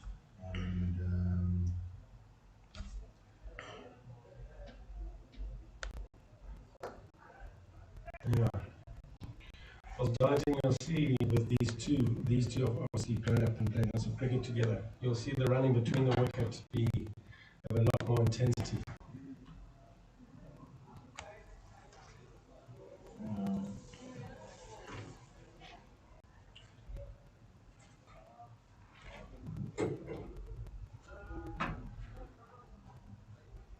you need to see this, particularly Milton Shumba, carry on from here and get a really, really big score. Yeah, it'll be nice to see him get to 3 figures, raise that bat. Yeah.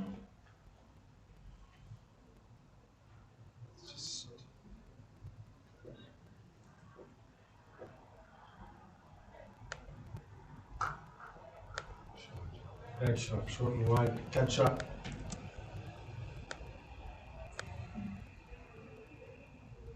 Good fielding by Wellington Mavuta.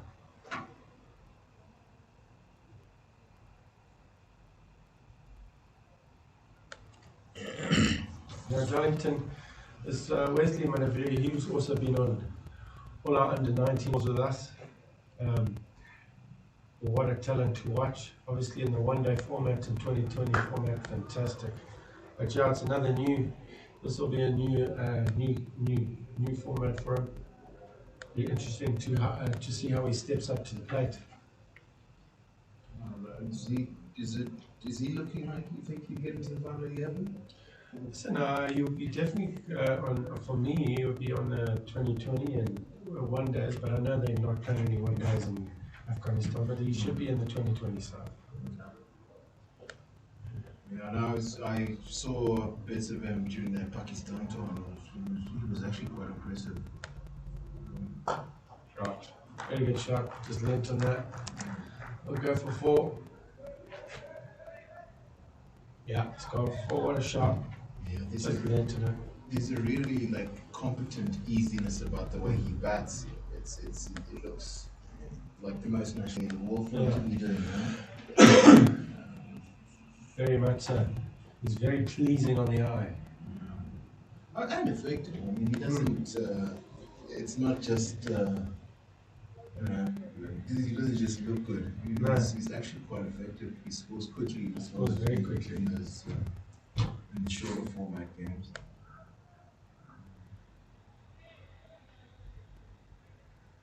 And as I said, I mean, let's also be careful that sometimes I think we can, because it's a 4-day match. Yeah. You can sort of end up getting into a little shell and not really taking full toll of the bad ball. If they're bad balls, I mean, you shouldn't score at a strike rate of 50 because you're playing the No, absolutely. Bowling is there to be hit. You should hit it. No, totally agree. And I think that's Like, really one of the things I sight, like as most you take it about back. Shumba is that he hasn't really taken any outrageous risks. No. But he scored quickly because the bowling to hit has been there, and there's That is another a beautiful shot. Right on drive. very easy on the eye. Yeah.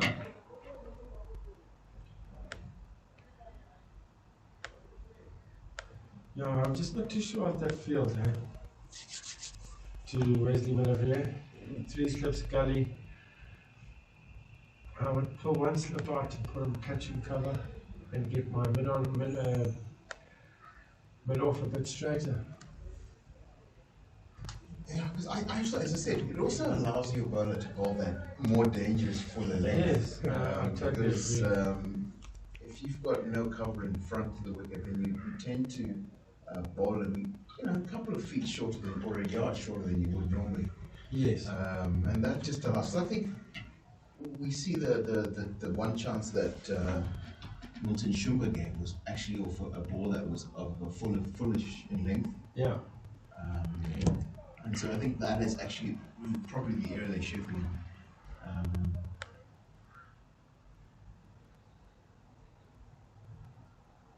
End of the over, we've got Wellington Masakadza carrying on from where he left off, 14.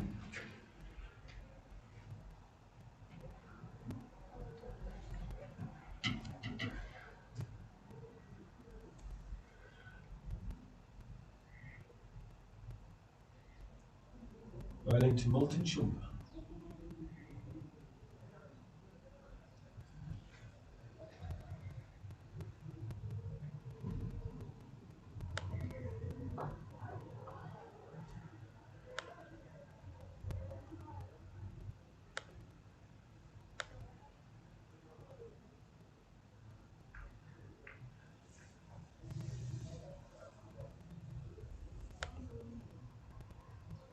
Oh.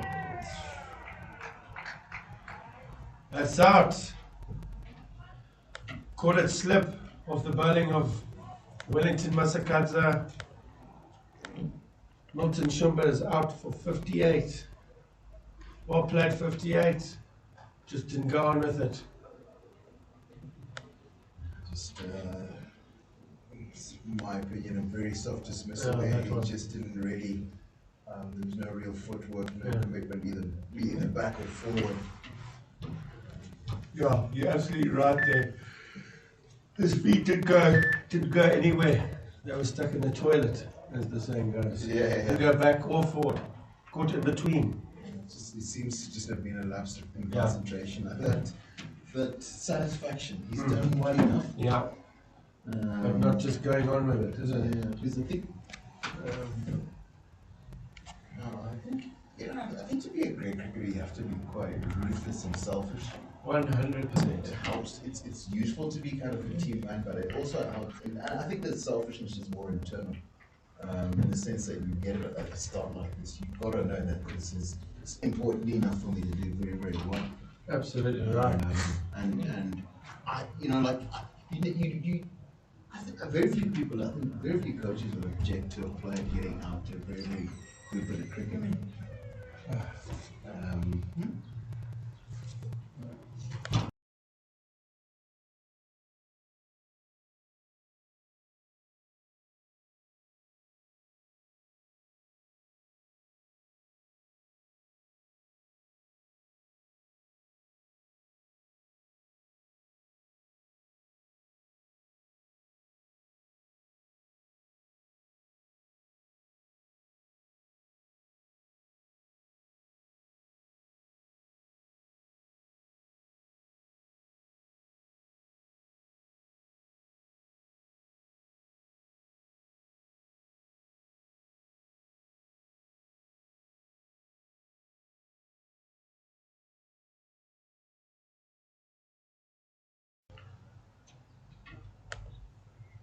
Oh.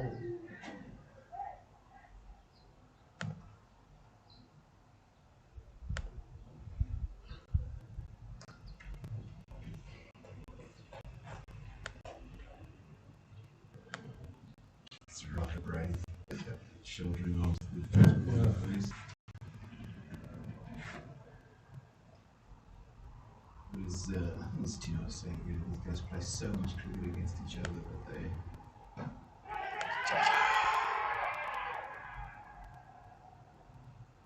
usually we understand each other's strengths and weaknesses. Yeah, that was an interesting PL. I'm not sure whether they were going for LBW or caught behind. Get a good few yards down the wicket. Interestingly enough, I saw one given in this in the first India-England Test match. I don't know who it was, but it did come quite a long way down. And ball tracking actually said that.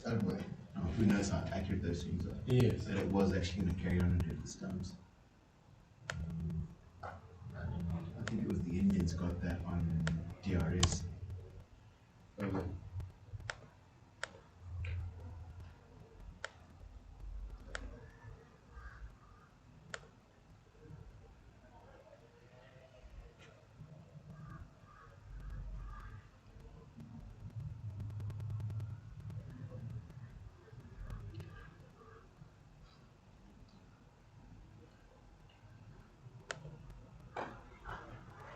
bowled. Not a wicket made it. 1 run. They got off the mark in that. Did he get it off the mark? Sorry.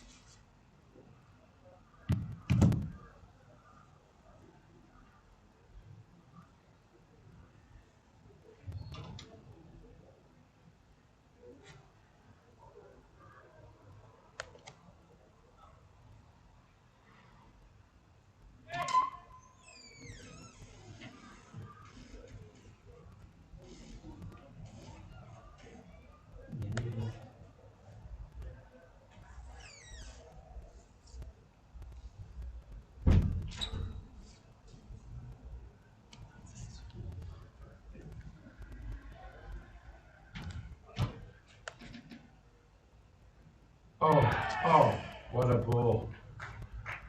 Got him playing outside his off stump. That's the length. Well bowled. Score 118 for 4. Very well bowled there.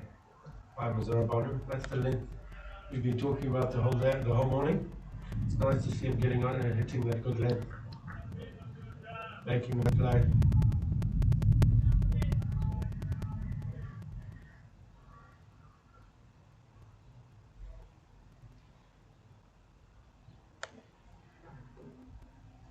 Nice shot, perfect.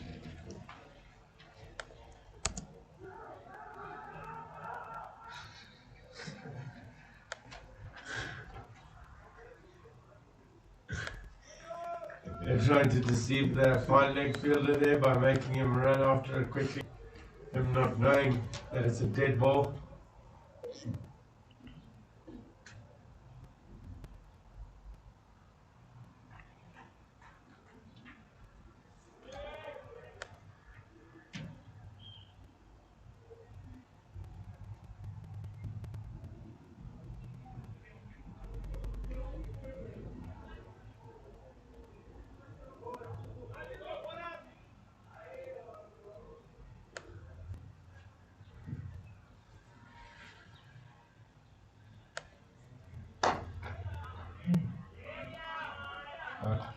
Oh, I'm liking that length actually. I am.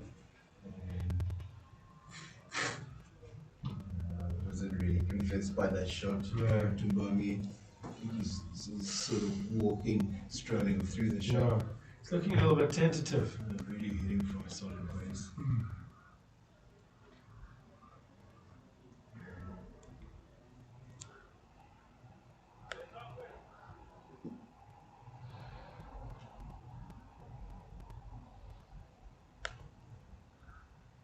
Oh. This is a little following the start there. Straight on the wicket.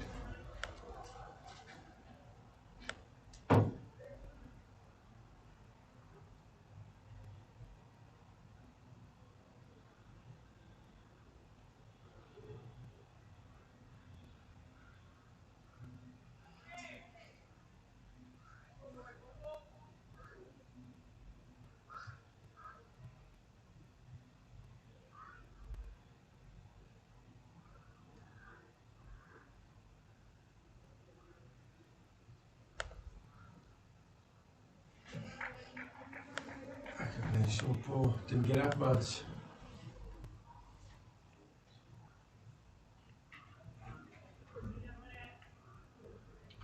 There's a few clouds building up around the ground. Looking not too good. Like the weather might come in. looks to me, it appears to be mostly in the city end of the ground that I'm seeing dark, rainful clouds. My experience here is that generally the rain comes from sort of the northeast, which is in the direction of the golf course, which is behind Zarabani as he is running in, and a bit to his left. That's generally the direction that every rain comes from. Yeah. So I think we're safe for a couple of hours. So that's the end of the 27th over, 118 for 4.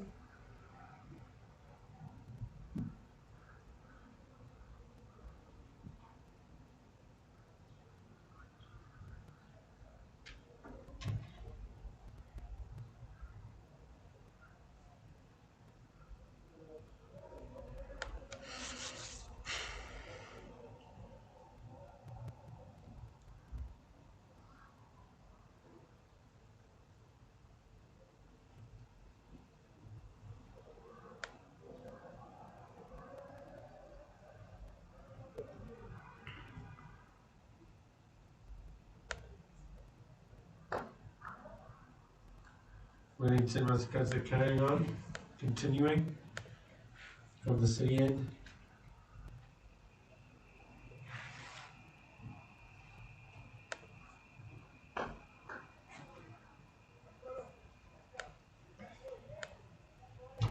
Right, really doesn't look like it's doing too much off the wicket, does it? With the spinner, it's not gripping. Not expected to, obviously, on the first day, but. Oh, interesting. Good movement from the Zarabani at 45, short 45. Good to see.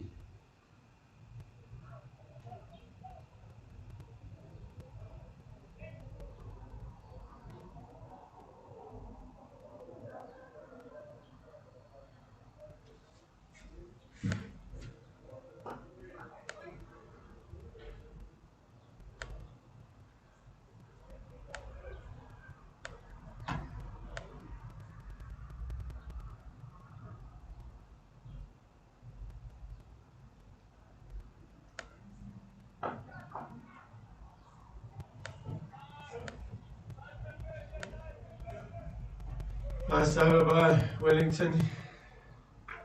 The runs of it yet.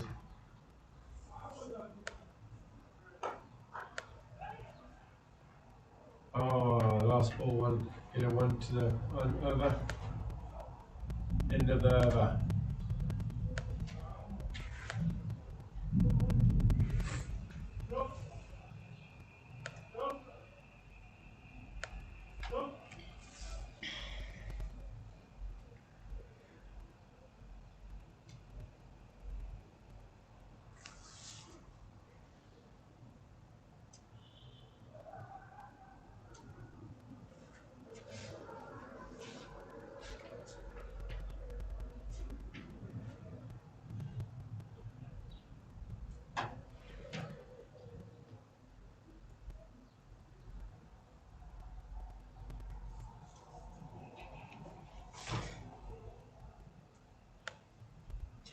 A little bit more of a conventional field going on here. They've obviously taken the short leg out, put a bit extra colour. Oh, bowled. Great leg.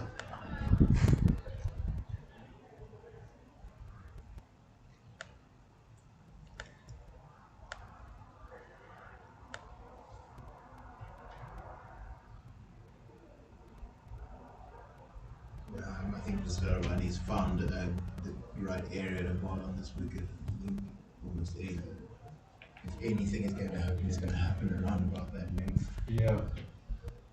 And, it's important to bowl the majority of them there. You just got to add a little bit of variety.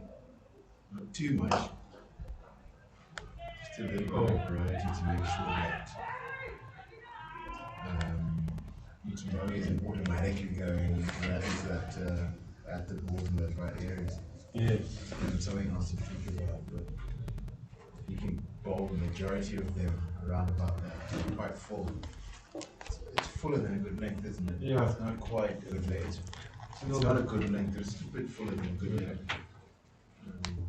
There's just enough movement there.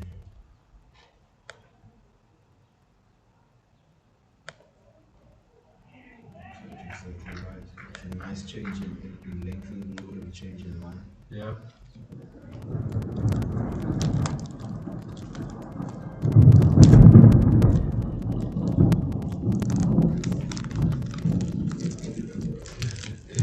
We do get some thunder.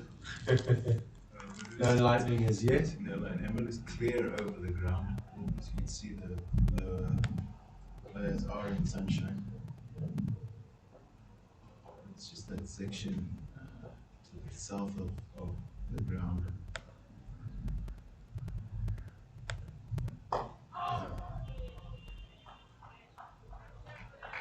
Yeah. Somebody looks like he's settled into a nice Yeah, bowling rhythm he's here. settled into a nice bowling rhythm. Lines, lengths. He's not bowling as quick as he could, but obviously he's into a second spell. We do understand. But obviously hitting the right areas is the most important at this time. Trying to bore the batsman out or make him play a false shot.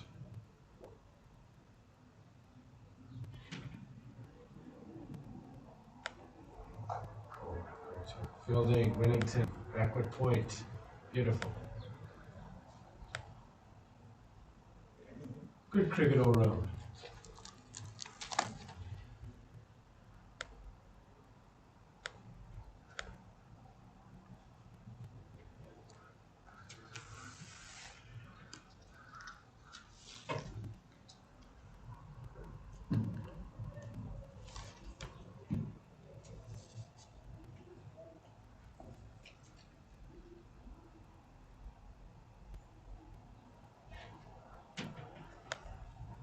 Oh, beautiful.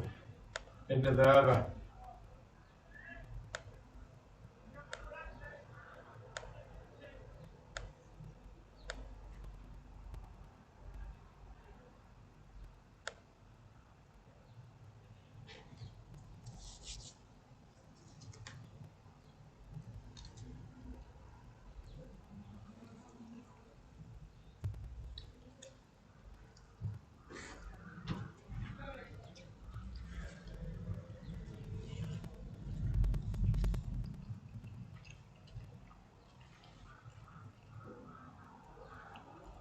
Yeah, I don't know about you. I'd like the skipper to try something different. Try bringing in a catching cover on the offside. They've got the protection deeper.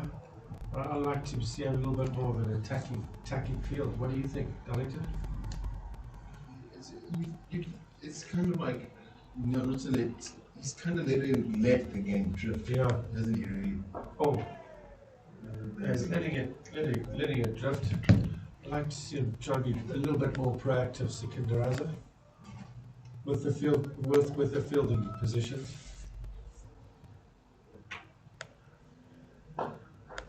Shot by Mutambami. Through the gap there for 4 to mid wicket and long on.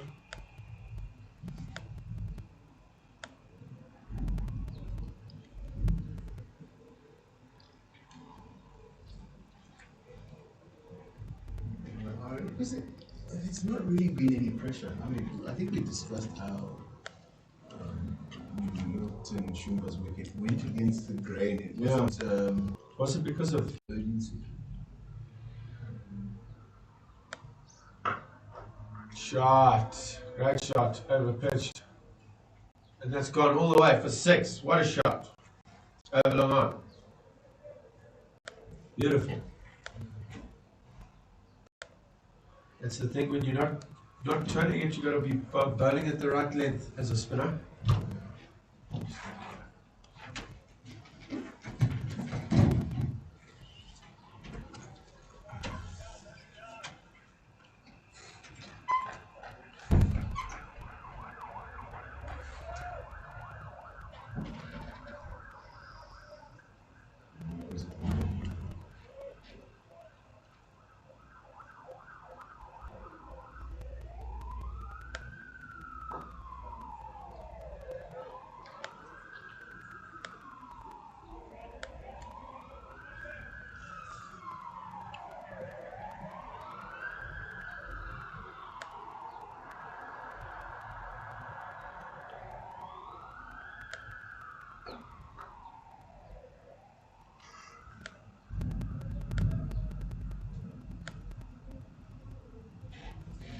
10 of the 129.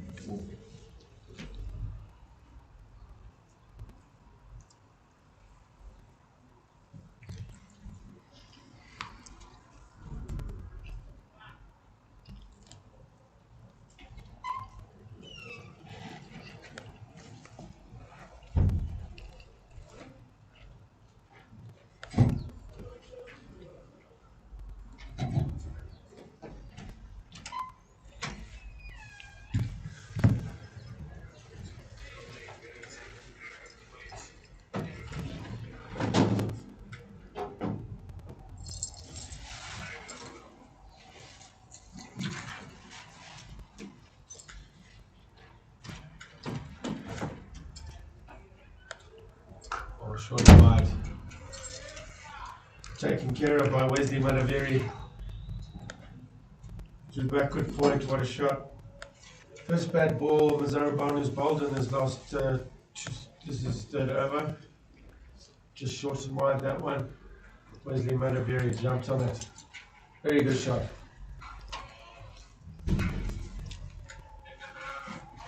Again, he's looking very impressive, motivated.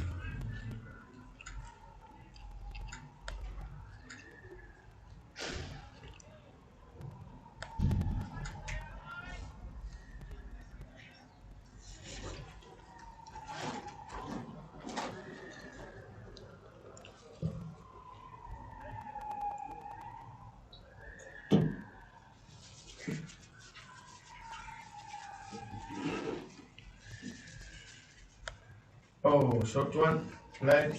Easily avoided by Wesley Manaveri.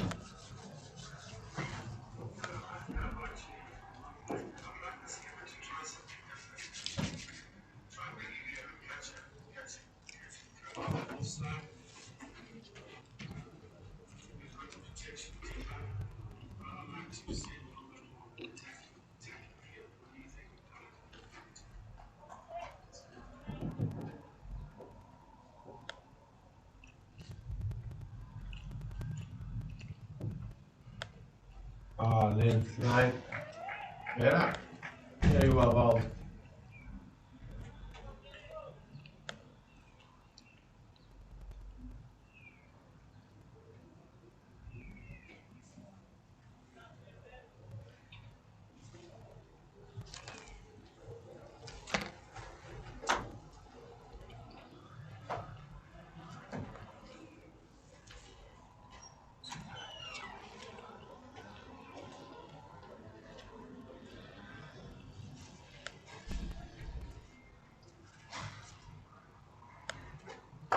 Shot. Third again, he's hitting the right length, Wellington. Doing that better on the front foot. Trying to make him play. He's just got to stay patient, stay nice and patient.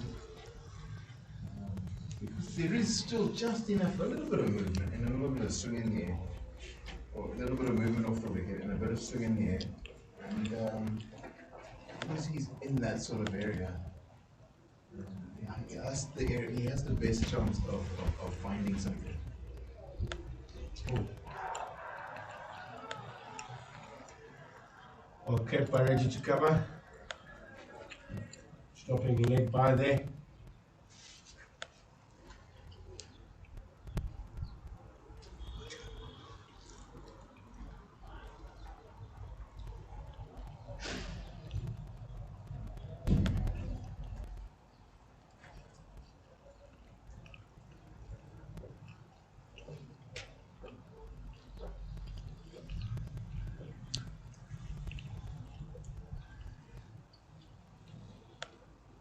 Oh.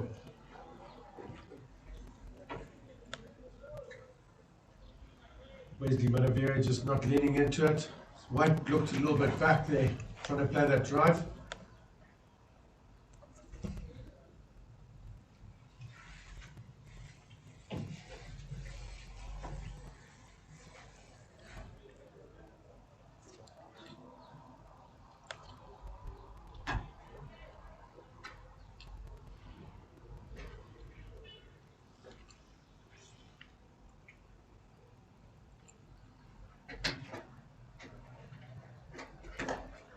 Nicely played, just tucked off his hip. Don't find leg for one, no, two. Very good running. Oh, very, very good running by Wesley Balaberry and Richmond Mutimbabi. Ballard not getting back to his stumps.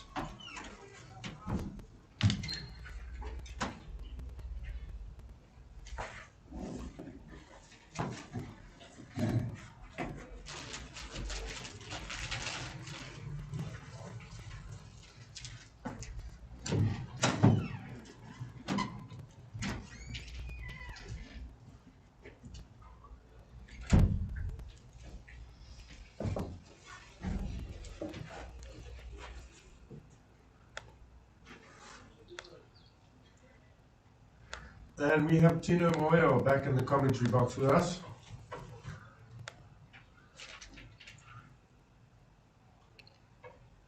Good afternoon, viewers. Greg, good to be back. Nice to have you back. Turned into quite a pleasant afternoon here at Arai Sports Club. Wellington Masakaza to continue from the city end. Just the 4 overs from him, 12 runs from them.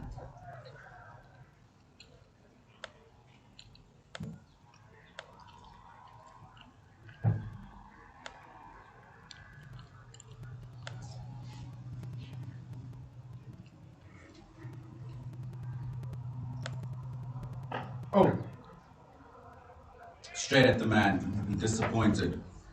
Richmond Tumbami, a little bit of width short.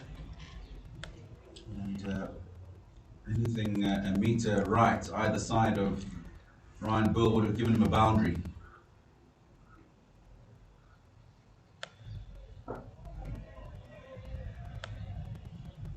Lots of spin overs already for day one.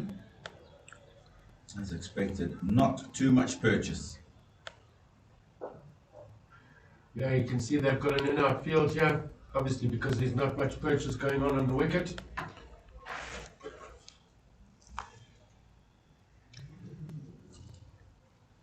Richmond Mutimbabi looking to attack the spinner. But yeah, you know, there's been a lot more overs than I would have expected in a first day of a 4-day game here. Oh. Nicely struck. Wesley Maderere, his natural ability to strike the ball. This one slightly over pitched and just angled into the pads from Masakadza. Wesley Maderere capitalizes. It's a really nice stroke.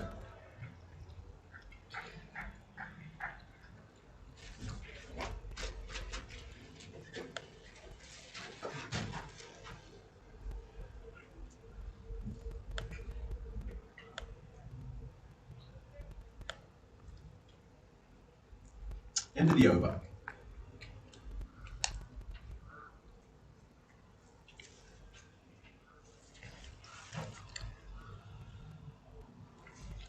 End of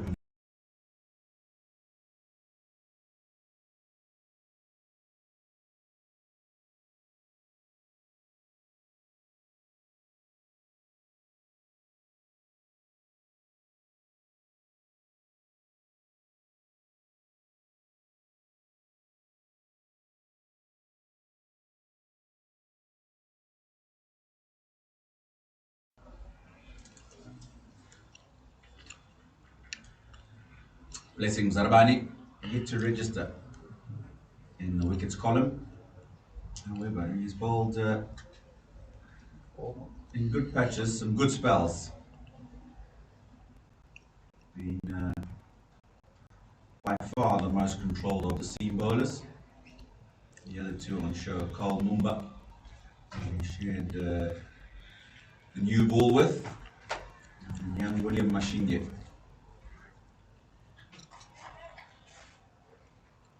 The other in the seam department.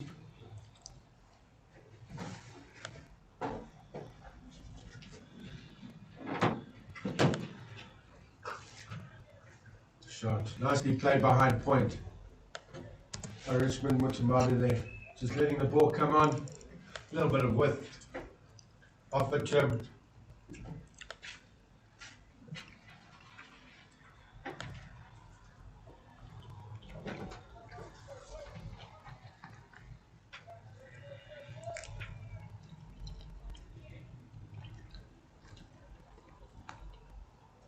You'll find, especially off the back foot, Richmond Mutumbami play very square and behind square of the offside, and that's because he stays inside the line of the ball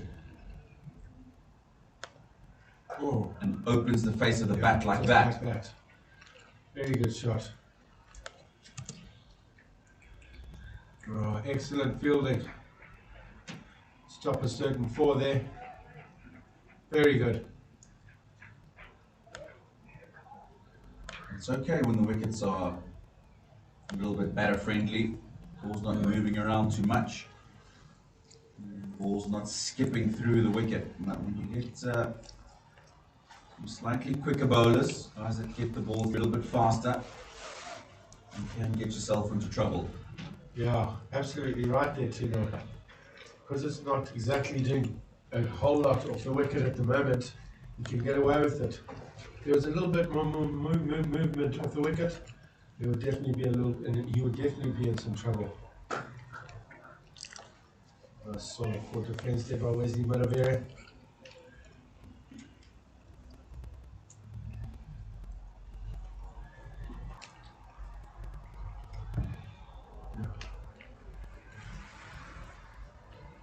Just looks so much at ease at the crease, doesn't he? Yeah.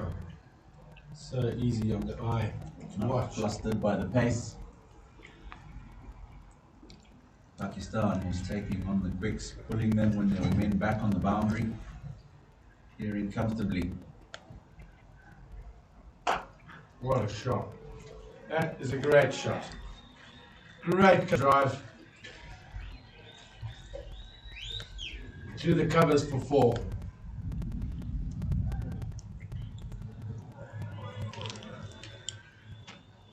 That's just the ease and grace I'm talking about. Slightly over pitched, but what weight transfer into the ball. Firmly struck out the middle of the bat. Don't bother chasing that. Yeah, Tino, you definitely hit the nail on the head with the ease and grace. Doesn't try hit the ball too hard.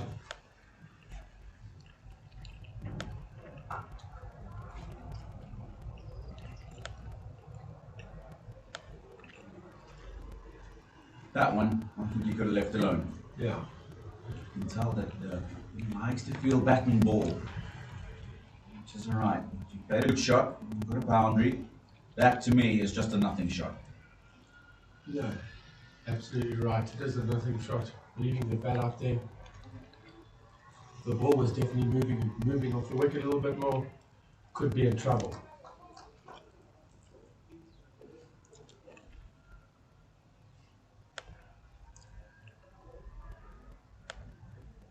Better. Better.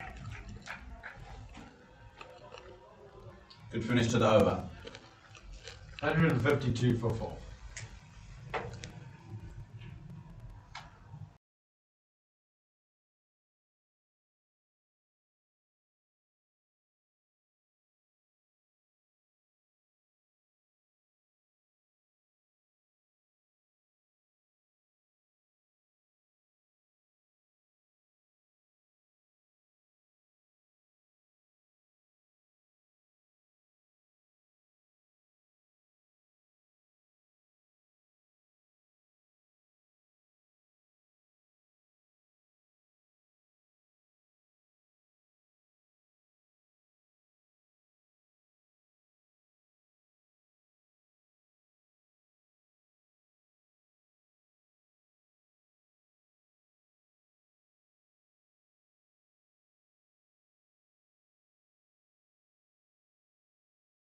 Over by Wellington, Masakanza.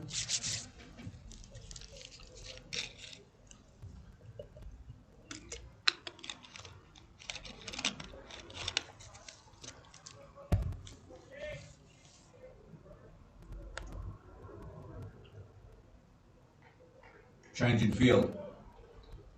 Very tight mid on. Next to the stumps. And that's the man that does the work. The man's put in, just to say to Richmond Shumba, if you're looking to hit that ball down to long on for a single, make sure that you're hitting it firmly along the ground. Anything upish, an opportunity for William Mashinge, who's just to the side of the stumps, and Kevin Kasuza, mid wicket.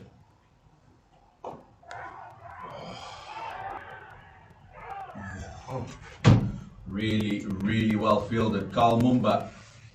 I think Richmond Mutumbami could have been in trouble. Had that hit direct. Yeah, he was definitely scrambling there to get in.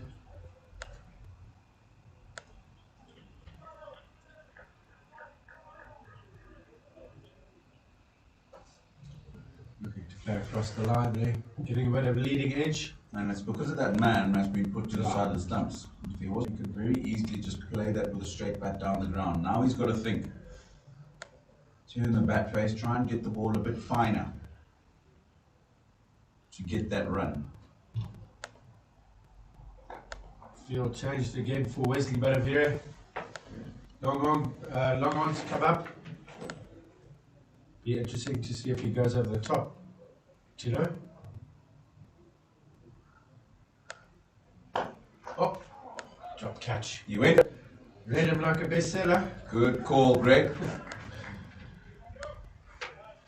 Went back very quickly. I have to call it a chance to Wellington Masakadza. Plenty of these come back to spinners. I'm disappointed that didn't manage to hang on to that.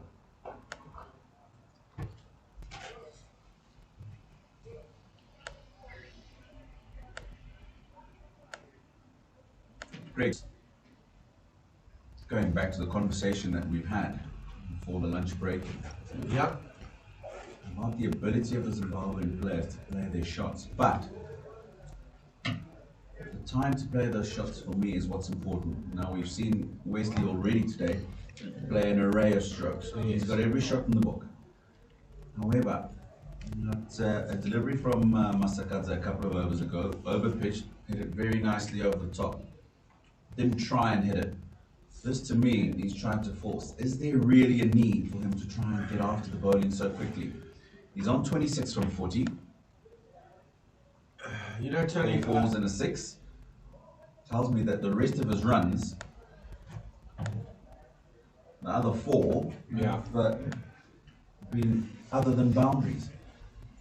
Test match cricket, you've got to look to make sure that you bat long, capitalize, make the bowlers and make the fielders grind.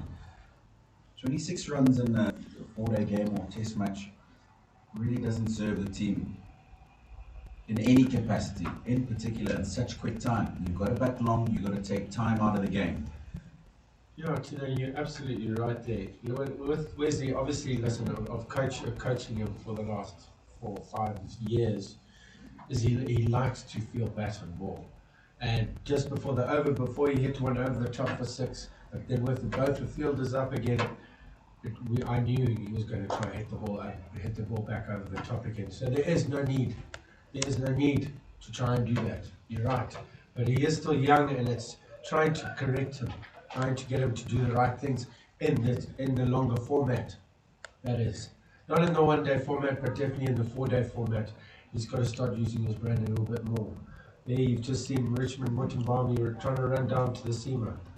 There's really no need to do anything like that. They're not trying to set a target for a 1-day chase. It's 4-day cricket. So yes, we've got a lot right in what you're saying about these players playing too many shots too early.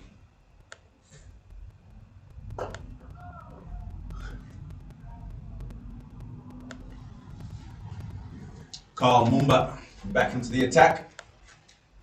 Operated from the City Inn this morning. This time he's going to try his luck from the golf course end.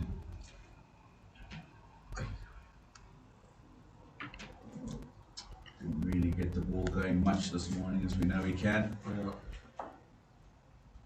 Strong broad-shouldered bowler. Generally takes it away from the right-hander.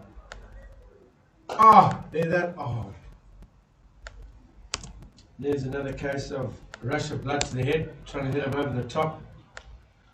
Don't know what's going through his mind at this moment in time, Richmond Mutumbami. Yeah. Can't say uncharacteristic of Richmond Tumbami. But in this format of the game, team 155 for 4. Not very I'm not clever. sure that's the ideal stroke to be playing. No, not at all. Not at all, Tino.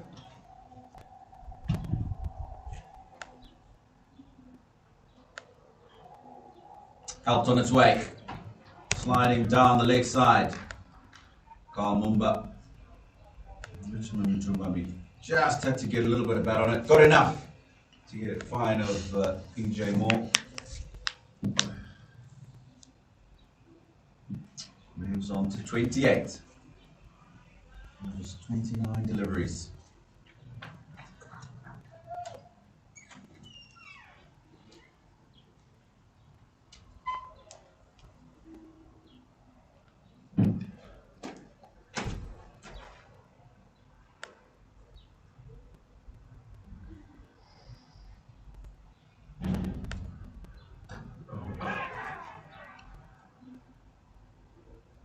That one almost carrying Yeah, to William Mashie. he's just hit a 4.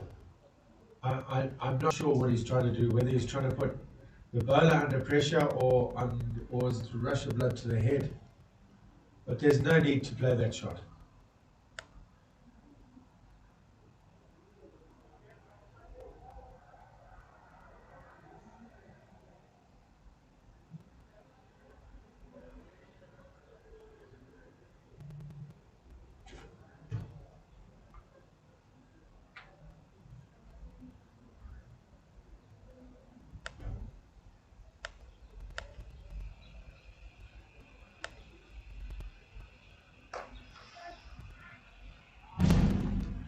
Now that's a good cricket shot. That's a proper cricket shot.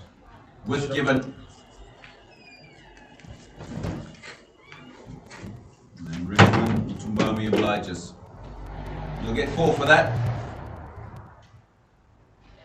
Takes the total into 167 for 4.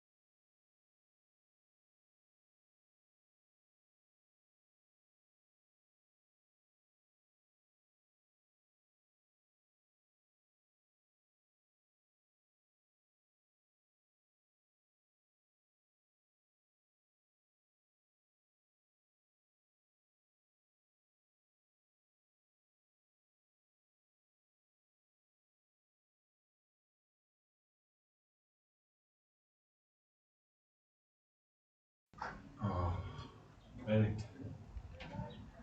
Great shot by Wesley Manavides. Hit straight back at the bowler along the floor, but the bowler didn't even attempt to try and stop it. It's a much better stroke. Used to his feet. Stroke. It's down to the pitch of the delivery. Hits it hard along the ground. Much happier seeing him do that. But no risk. Yeah, You absolutely. got to the right. pitch, you've given the ball no opportunity to turn. Very true, Tino.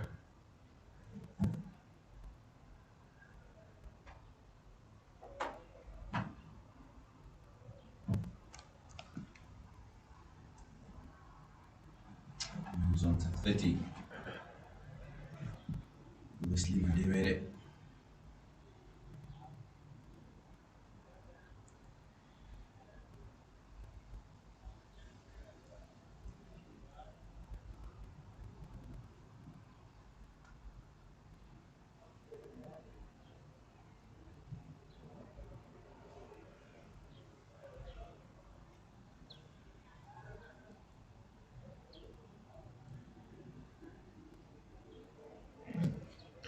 Be interesting to see how long Wellington Masakadza will keep that man at mid-off, up in the circle. Went over long one a couple of overs ago. Attempted over the top in the last over. This time hard along the ground. Yeah, I think the bowler's just got to make up his mind whether he's going to bowl at middle stump or he's going to bowl just outside off stump. Because if he's going to bowl at middle stump, he's going to have to get another man across and send it long on back.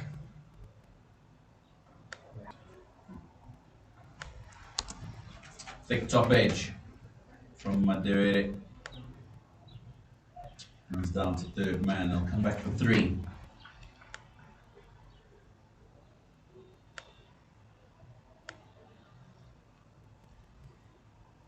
Slightly shorter in length from Sakadza. This one might be on strike now. Change in the field.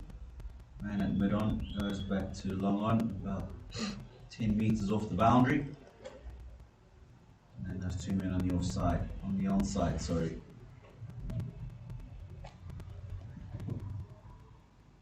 Catch up, looks like Kevin Kasuza. There's silly mid off.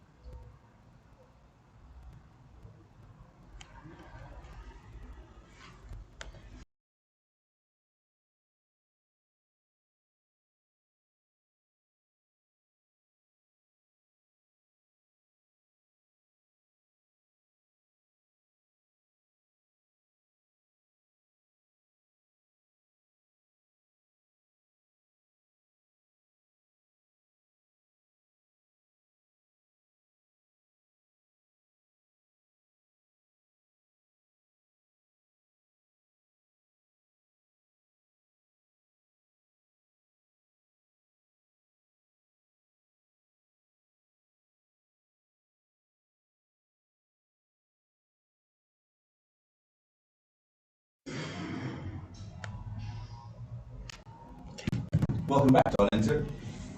Shumba hasn't been the aggressive and penetrating bowler you would have liked today, has he? I'm seeing a lack of rhythm there. This is not. You see, just when you watch him, there's that last 3 or 4 steps before he gathers to bowl. I see him slowing down, which means it means you end up bowling without the same usual intent. And again, it's just a sign that maybe he hasn't been bowling much, at least competitive. You know, his practice is different to matches, but he just doesn't have what I consider real rhythm.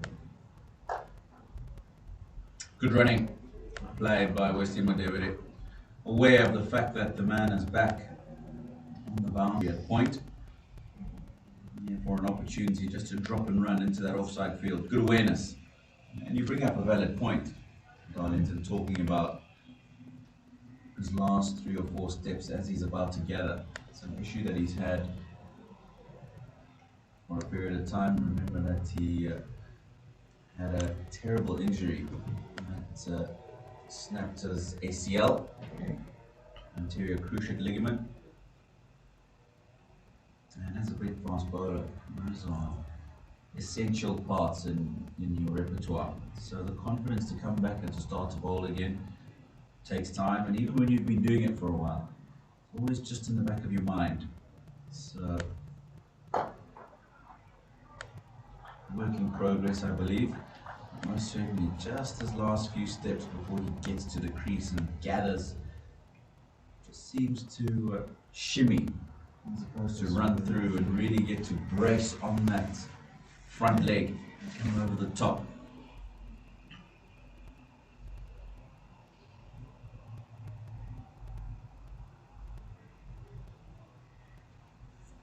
It's a sign of a lack of confidence. While Tumbami is on strike right now, I just think it's interesting too. You mentioned some of the shots he's played to Mavuta, in that some of them are very expensive for the situation of this game. Because right now the score is 173 for 4, which could be considered quite decent. But I think grade school cricket, when taught something like imagine that you were 2 more down. Is your score decent now if you're 173 for 6? And perhaps there's 1 or 2 tail enders, other next men in. And it's interesting that, as I said, I get the impression that Zimbabwe plays that way because he's had a lot of success playing that way, which starts to raise questions about raw quality of the cricket around him. Because if he's successful playing that way, it's a sign that he, as today, gets dropped a couple of times. There'll be run-outs missed, and so those risks are worth taking. If you get away with it, but if you don't get away with it, you stop taking those kinds of risks. So it's an interesting idea to think about. It is indeed beautiful shot from Madhuri to end the over, slightly overpitched from Shumba, easily put away back past the bowler.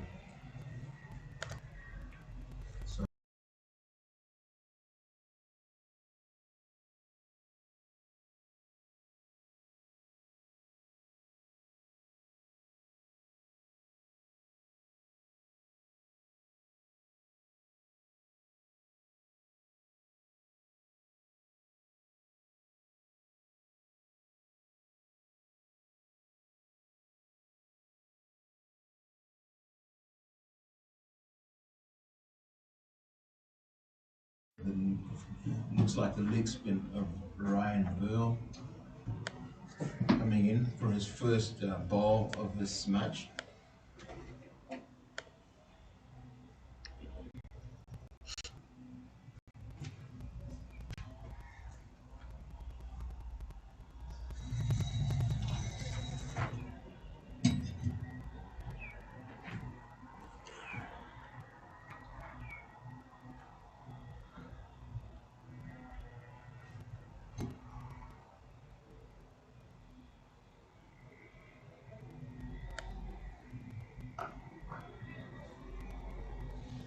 Looks like he's hurried that one through a little bit. Much turn.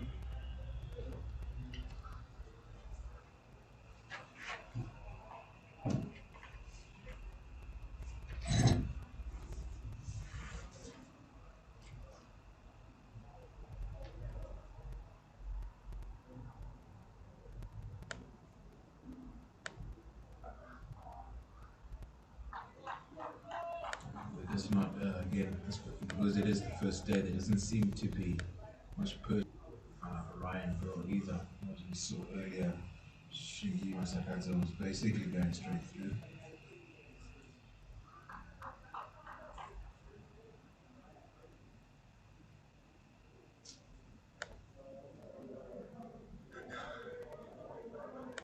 It's a slow, flat delivery outside the off stump.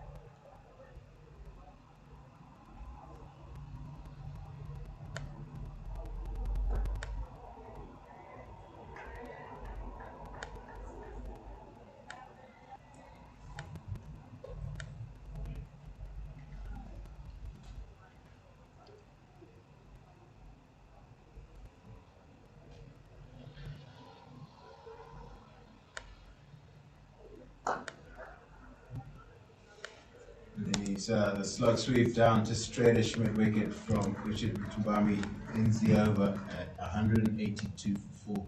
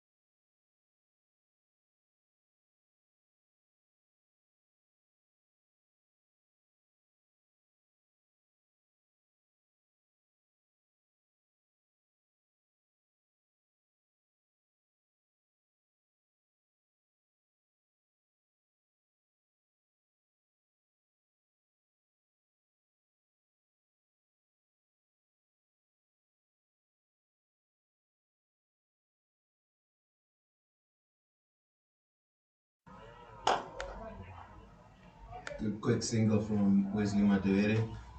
Good running there.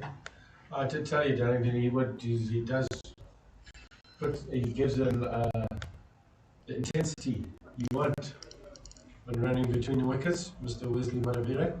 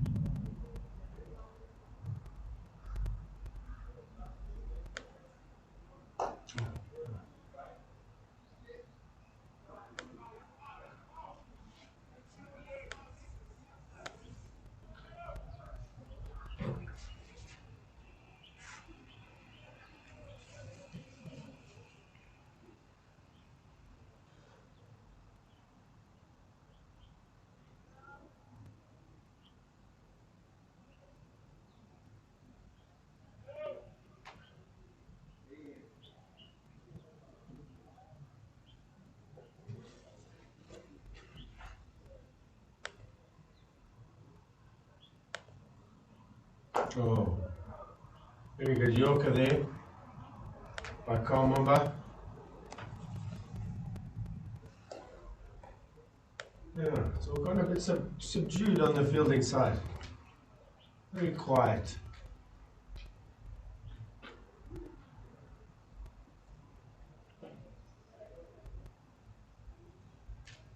Just seems like they're waiting for something to happen.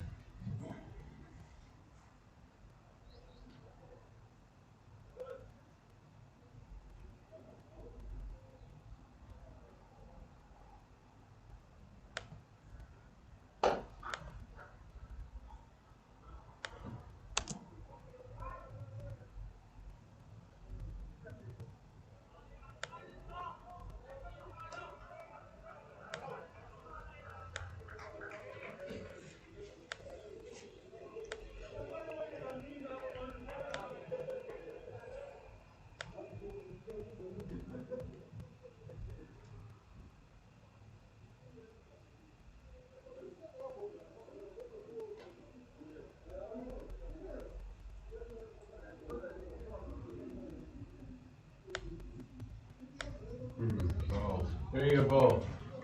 Good comeback by the Shumba there.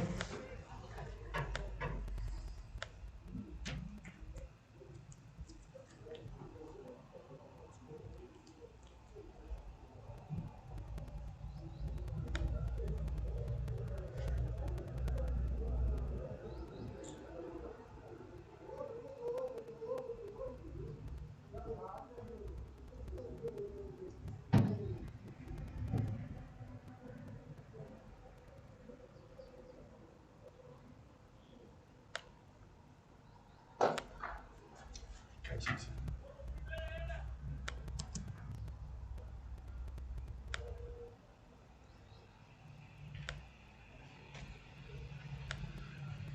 Yeah, Richmond by me twice. He's gone aerial route over mid-off, but it's obviously plugging in because the outfield's a little bit wet, so only getting 2 runs apiece.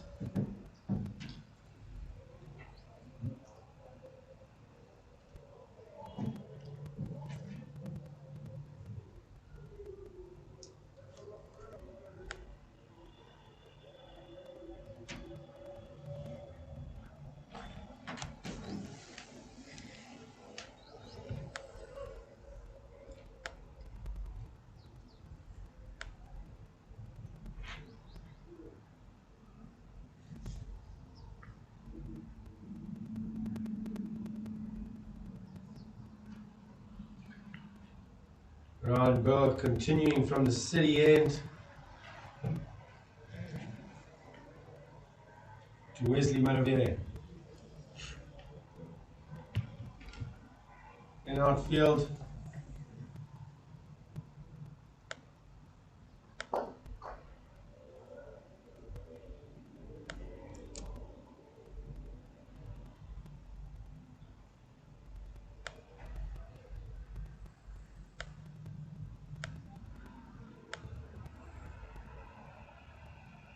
one straight down to long on. Long off, sorry, not long on.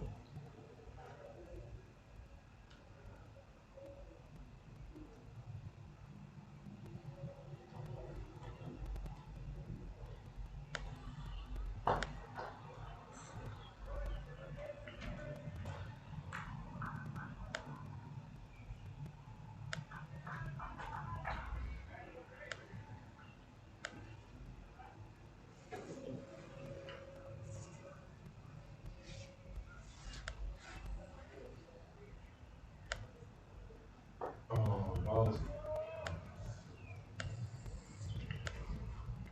Well, defensive. Played beautifully by Wesley Manovere.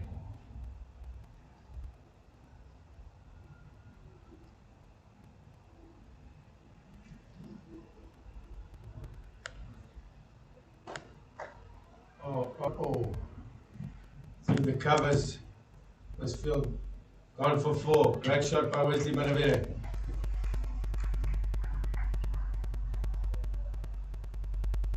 Was a sloppy bit of fielding by Masakadza, Wellington Masakadza. In the ring.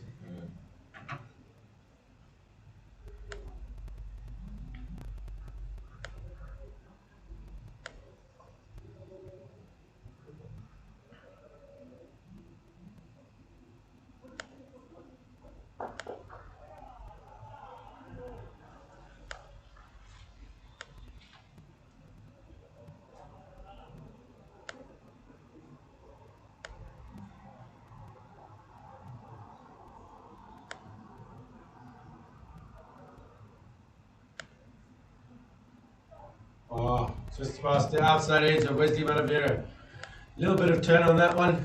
I think that's the first one that's turned the whole day. Oh, bowls.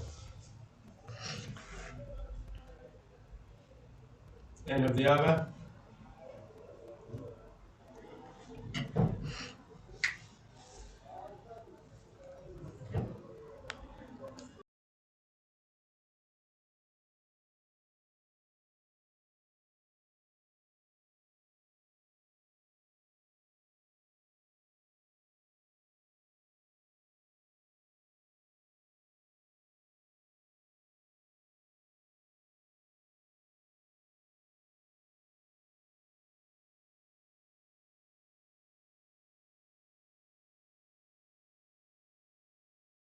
Mumba continuing from the golf course end.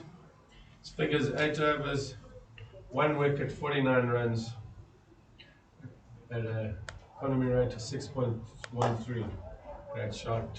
Straight to cover.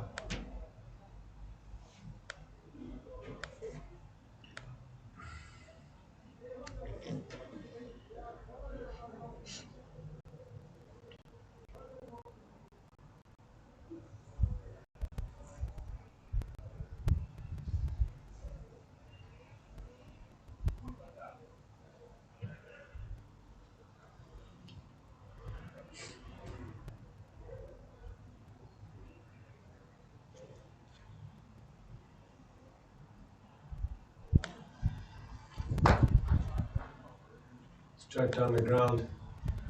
Long off field in it. 1 run.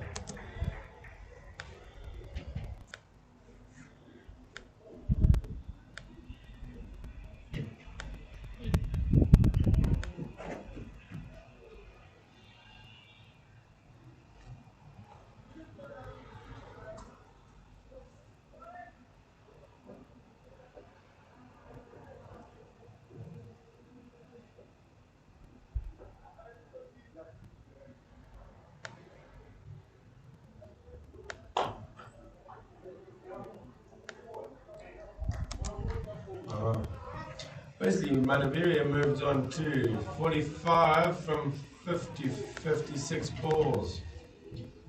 7 fours and 1 6. Nice tidy little innings. It's just progressed smoothly along without you noticing what score he's on. He does find the boundary quite consistently. He does. He finds it very frequently. The interesting thing is, just actually doesn't need to look for it. Yeah. Because I think that one mistake, he looked for a shot. Yeah. When he just lets the scoring opportunities rise by themselves, he looks. Absolutely right. I think that if there's any one thing you could pick with Wesley is you could look to rotate the strike a little bit more with the ones. Yeah. But that's obviously nitpicking. Yeah, it's He's batted beautifully so far. one chance. Yeah, just the one chance to Wellington Masakadza. Hit straight back at him.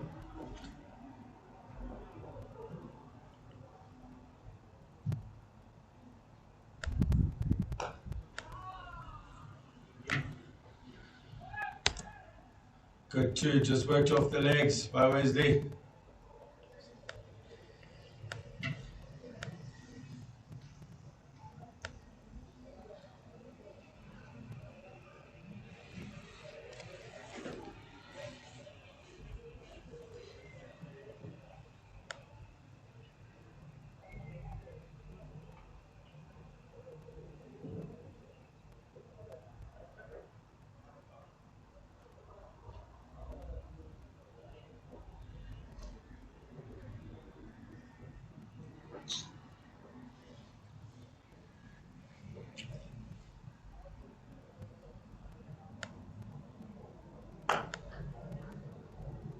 Good shot.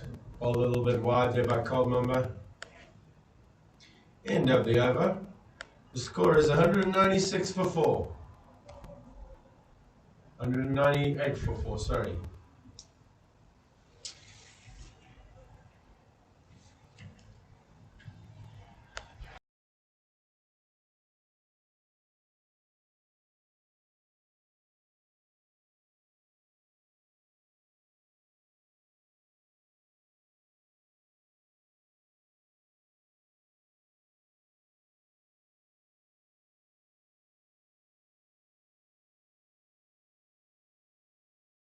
Continuing from the city end to Richmond Mutumami. You know what it looks like when he throws it up a little bit. That's when you get a little bit of purchase. Yeah, when he slows it down a little bit, yeah, absolutely. Oh. He's cleared the front leg there. Back shot straight back down the wicket.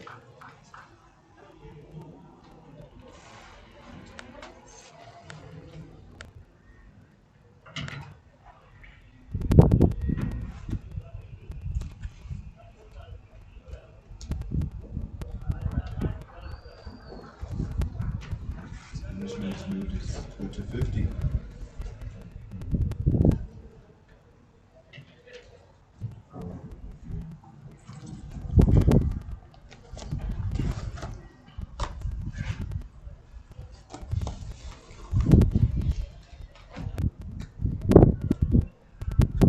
Ball. Saw him coming down, running down. Ball a little bit, pulled it back. Back of a length. No shot off it.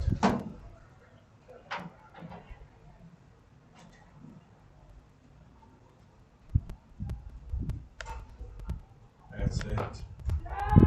That's it. Ah, there he goes. Down into the, lobbed it up. Bowled it a lot slower and he went for it. Trying to play too many shots. Got out just before his 50. But he did play well before. Well done, Richmond Zimbabwe. Northerns are now 202 for 4. 4 for 5.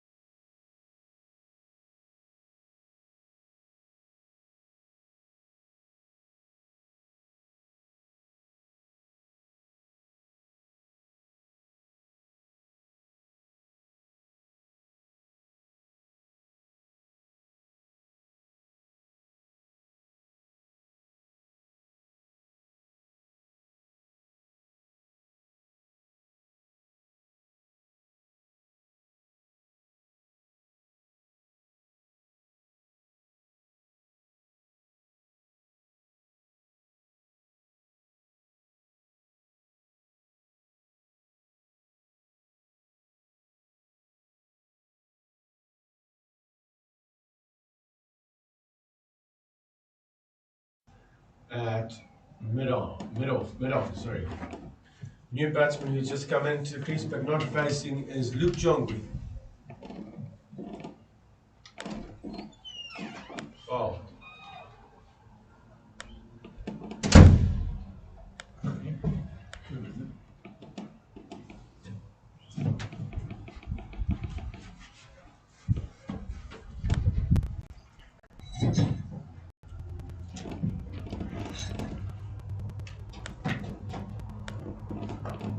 Very well bowled.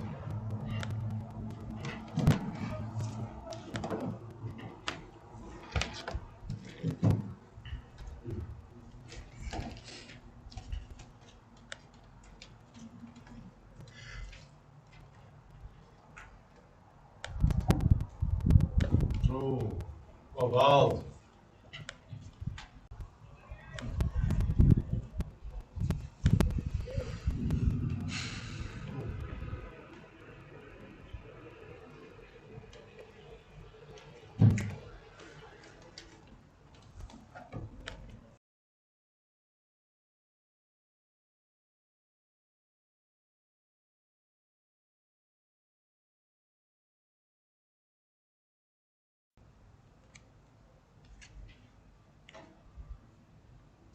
Bit of cloud cover, dark clouds building up around Marais Sports Club. Quite often the rain does come through during the afternoons. Yeah, it does indeed, but normally the big ones, the big storms come from behind, from the golf course end.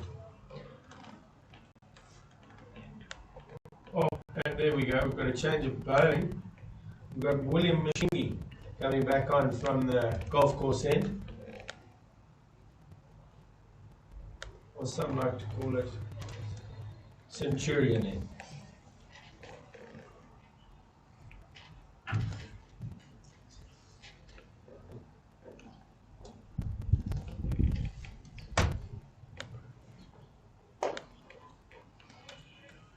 Luke Jongwe,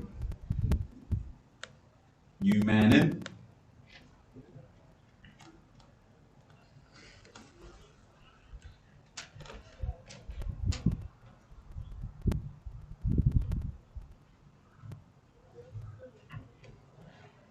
I thought he was very unlucky to miss out on the Pakistan tour at the end of last year. He's worked hard on his game, put in some good numbers in the domestic circuit over the last couple of seasons. Sharp. Most definitely be looking forward to selection for this one. Absolutely. Has he been doing well on the bowling front as well, Tino? Probably not as well as he would like, but definitely contributing with both bat and ball. Ball's a hard ball, gets the ball to move around off the surface, which is always a big swinger of the ball. Balls the ball hard into the surface. He has improved with his batting. He used to be one of those that were very limited in terms of his foot movement. He can get better, but he has improved.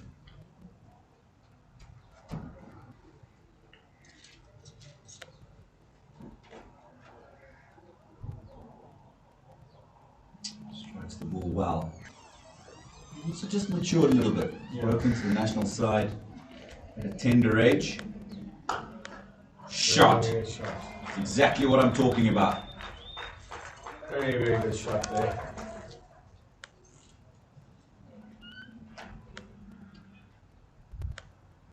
Pitched and punished. He's only been at the crease for a few deliveries. Luke Jongwe. That certainly makes it look like somebody who's been out there for a while. Absolutely. Just talking about his maturity, Greg, for that last boundary. Just the fact that he broke into the side as a very young lad, Yeah. yet to mature in terms of how he goes about his game, Yeah, absolutely. I think he. his attitude to training, and that's certainly something I think has improved a lot over the last 2 or 3 seasons. Oh. That is the length we are talking about, Tina. Very good length there by William Mashingi. Need to really hit that length more often.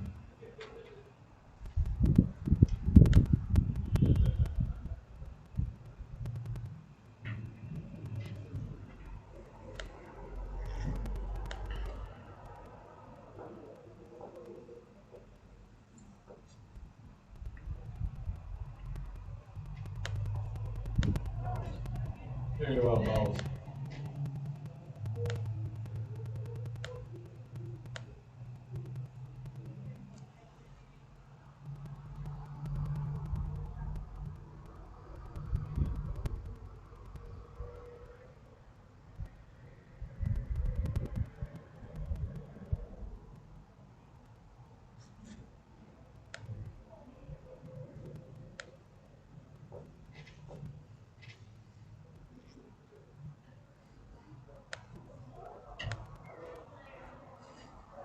Wide and left alone. End of the 43rd. 207 for 5.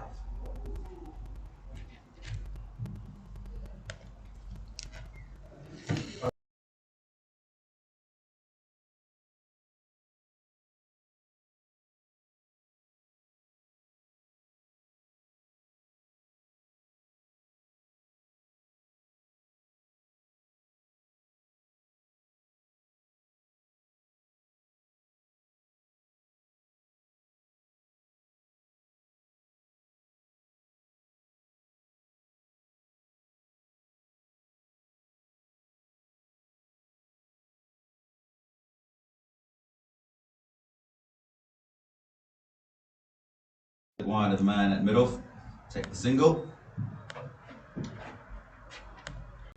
Wesley's on 48 now. Like I said, he's just gone very unassumingly. He's got to 48 off 62 balls. Played very well. Like I said, the only nitpicking I can do is try and look for more ones more often instead of looking for that big boundary ball.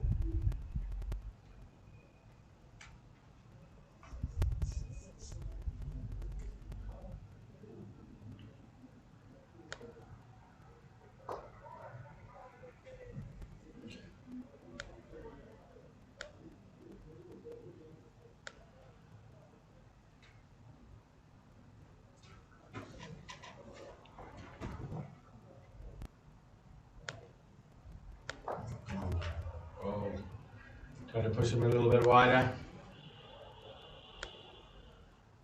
Greg, you played at the Eagles with Ryan Ball for a couple of seasons, I think. Yes. How much bowling did he actually do, in particular, You know, he- 4-day stuff? Yeah, he didn't really do a whole lot of bowling at the Eagles. But when we came to play down in Matari with you, he started then by leg spin, but only of late has he really started to work on the leg spin. It's not too bad, I have to say. I'm very impressed. But yeah, you're asking the question about when he played for the Eagles. No, he didn't. He was more just focused just on the batting side, hey? Bowled. Very well bowled. Well, it's certainly an extra feather that anybody Yeah. can use in their cap. Definitely. Adds a string to their bow. Absolutely. You get in as a batter. But you can give him a couple of extra overs here, in particular in the shorter stuff. Yeah. It just puts a little bit more weight for your selection in the side.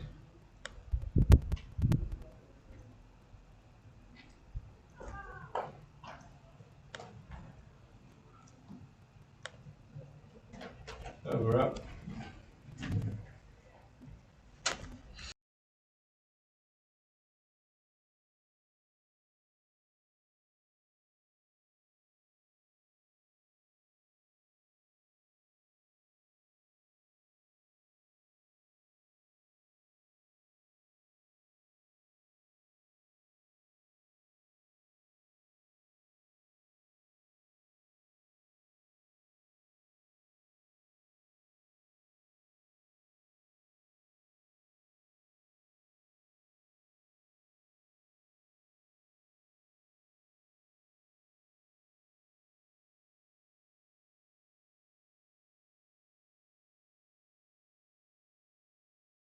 Luke Jongwe just looking to play out 2 square, getting a little bit of a leading edge.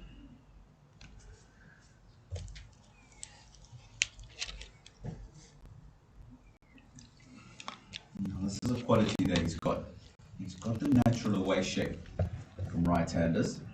He does also try and bring it back in, but not so much control with that. But he's got the ability to angle it in and then move it away off the pitch. Oh, With Gibbon. with Kevin. Just wide of Gully, gone for 4.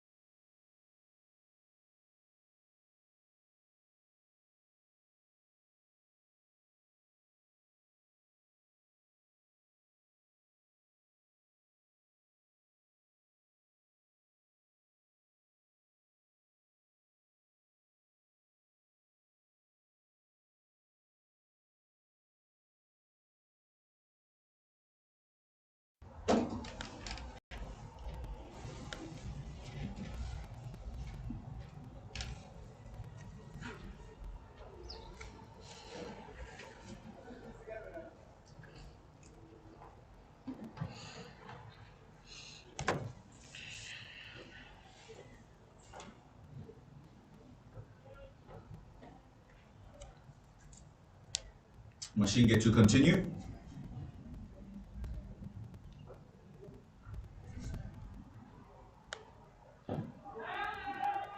Sliding down the leg side.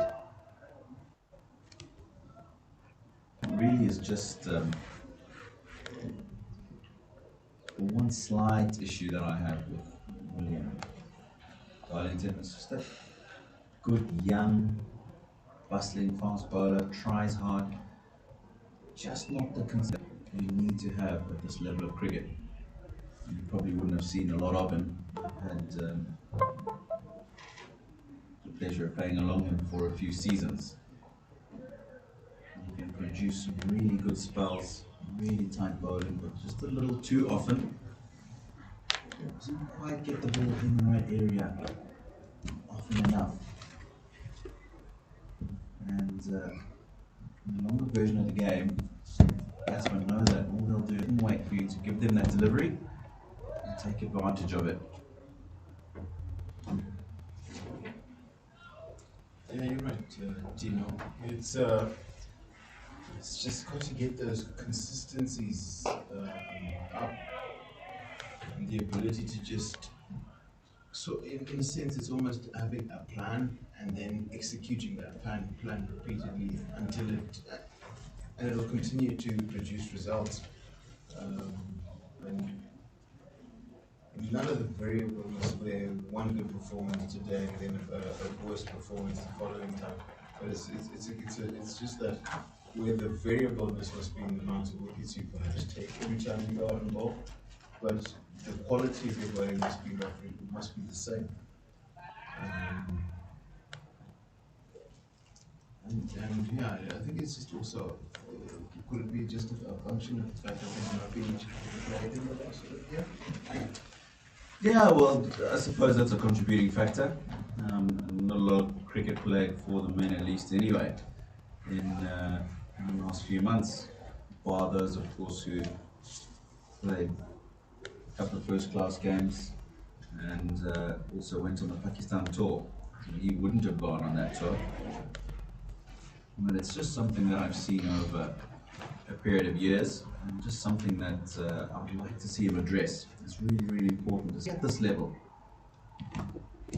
To be consistent. You got to have plans as to how you're going to work a batter out who's got lots of time to bat. And the first thing that you need to have is discipline, be able to put the ball where you want it to be. Otherwise, building dots and creating pressure is going to be very, very difficult.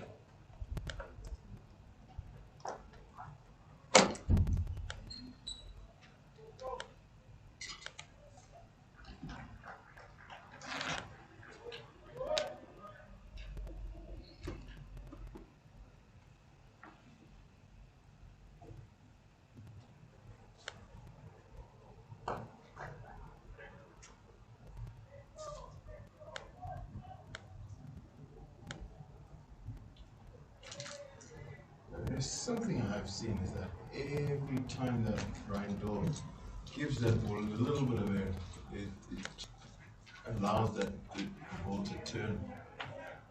And he gets a little bit of drift and then it's in turn.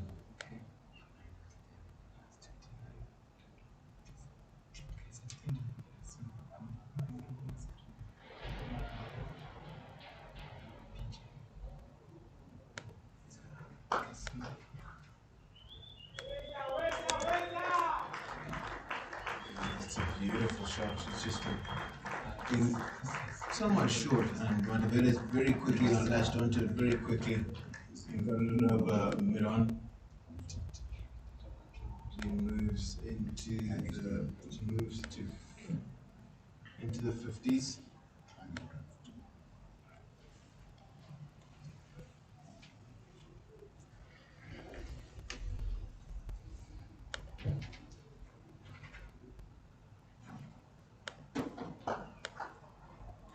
Beautiful stroke from Wesley. Ball before short. Made sure he got it to the boundary over long on with ease. This time, just caresses it through the offside. Such a wonderful little player, Wesley Madevere. Moves on to 56. 68 balls.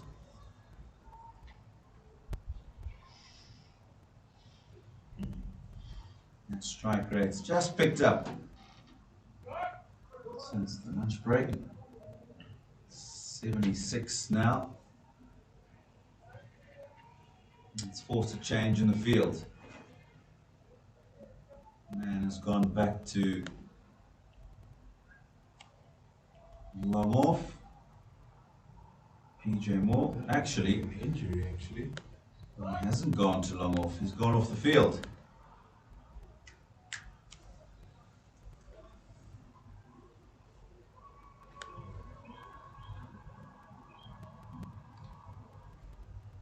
That's him that's just gone off the field there. Unfortunate for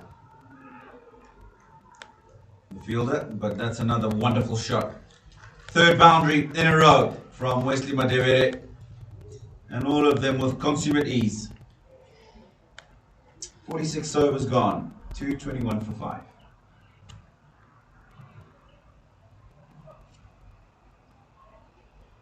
Yes, Campbell. Hello.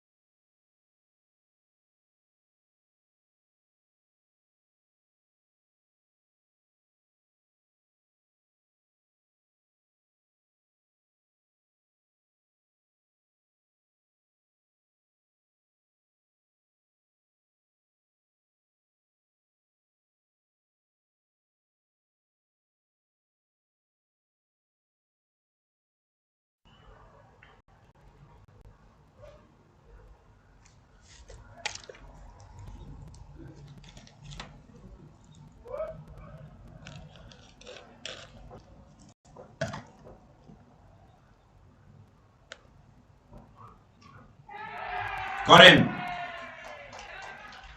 Full and wide outside the off stump.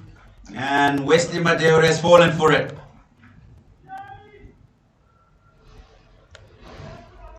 Very out of character from Wesley Madeo. Trying to really force that one away as opposed to the caress that we know he plays so well. And just as he was starting to look really good, Wesley Madeo has to go. Wider delivery from William Mashinge, just getting the outside edge and just carrying to the keeper, Regis Chakaba. So it's been a good innings from Madeo. Unfortunately, he has to go. He's gone for 60 and score 226 for 6.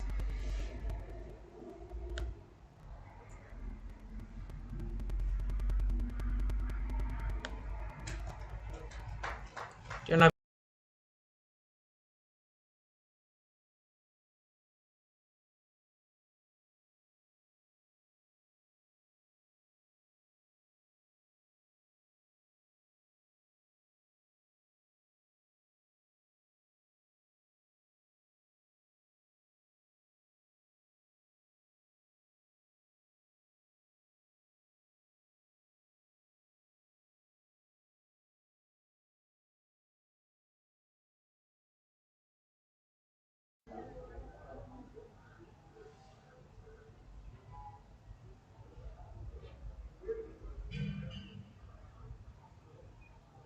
New man in is Brandon Mavuta.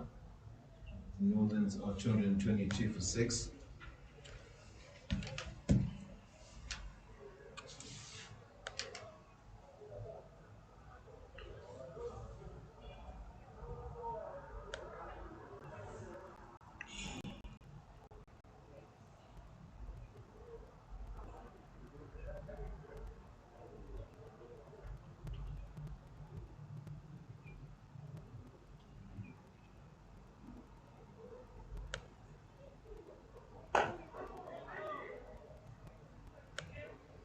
Full and straight from Mashinge. Good delivery to the new man. Straight at the stumps.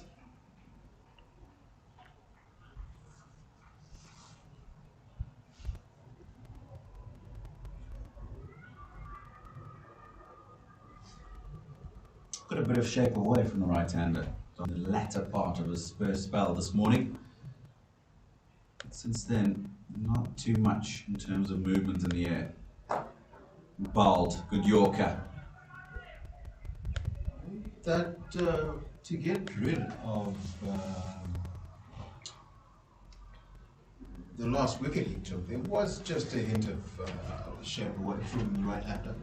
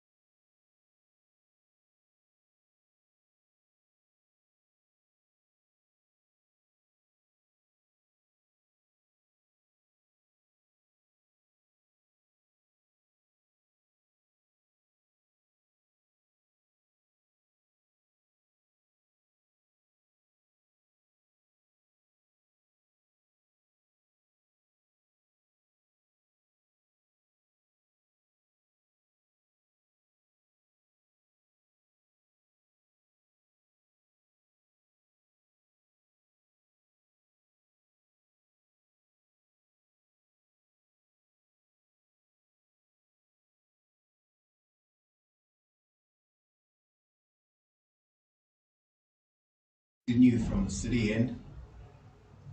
Bowling at the new man in Brendan Mavuta.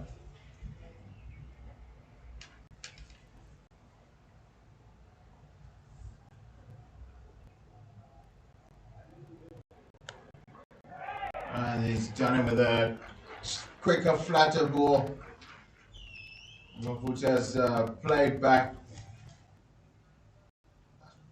Give me that's Luke Jongwe's played back and is bowled convincingly by Ryan Burl.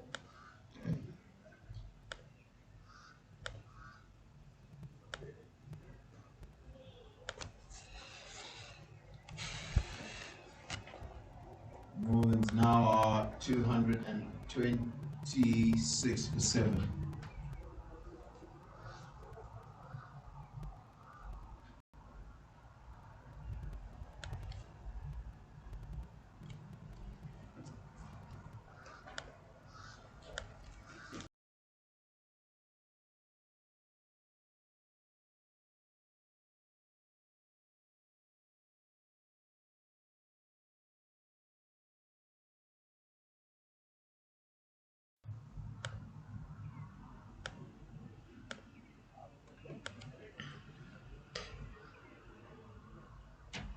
New man in is Ernest Masuku.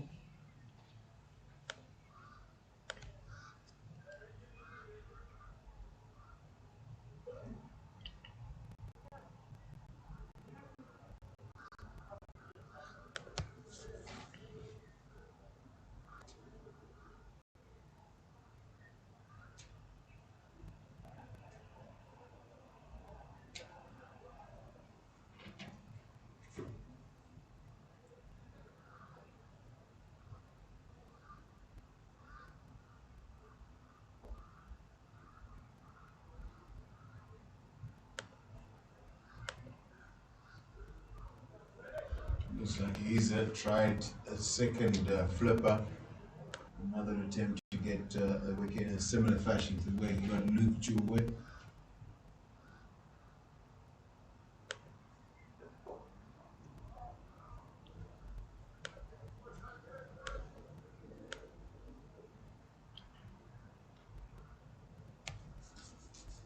I just get the impression that Bell here could take another one. Seems like it's almost inevitable every single time he bowls now.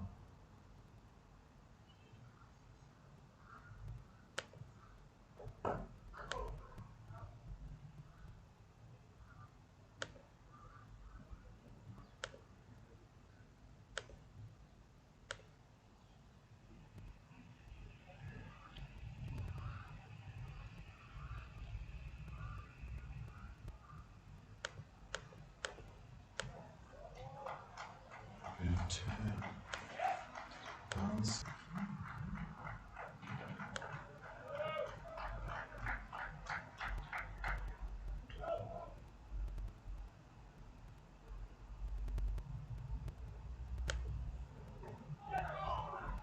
Well, it looks like there might have been an opportunity there. Play and miss. Northern's now on 226 for 7.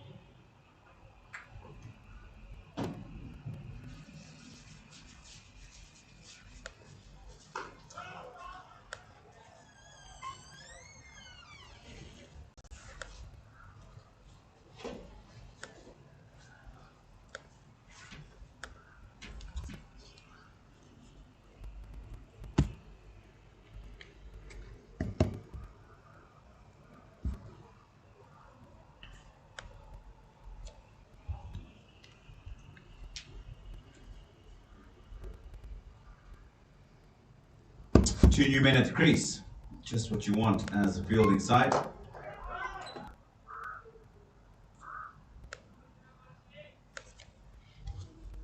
I'm just wondering, Darlington, if you were in charge in the field at the moment, 2 new men in, why not get somebody catching in front of the batter on that offside? These two won't be as technically correct as the top to middle order batters. Just to put somebody in their face, just puts a little bit of doubt in batsman's mind. It's a good shot, over pitched and struck very well by Brandon Mavuta. If you've got somebody in his eye line just in that cover area, you'll think twice about playing that stroke so confidently. As you know, often than not, that sometimes can just create half a chance. I think you're right. Just that element of doubt just makes. But it's because it's a half shot, isn't it? That's likely to take the wicket. It's just that doubt, that element of doubt can create those half shots.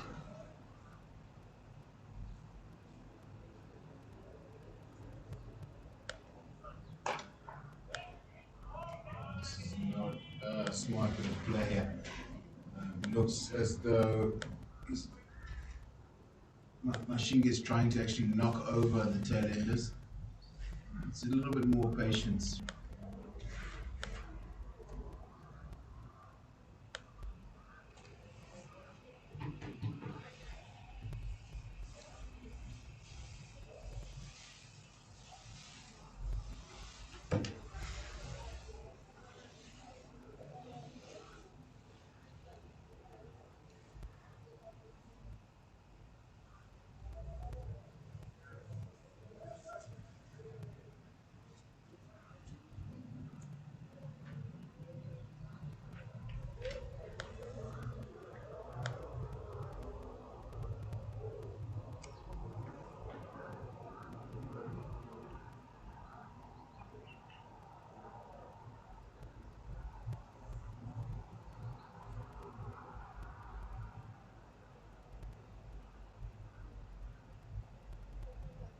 Change in the field.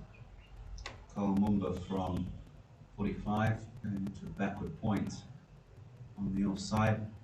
Manuel's at extra cover. It looks like Kevin Kasuza has just gone to a catching position in front of the batsman.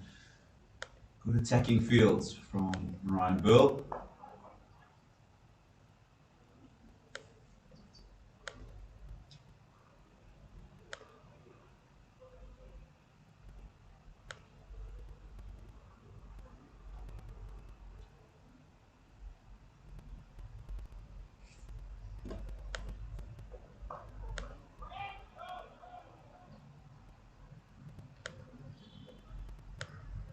No mud with the bat.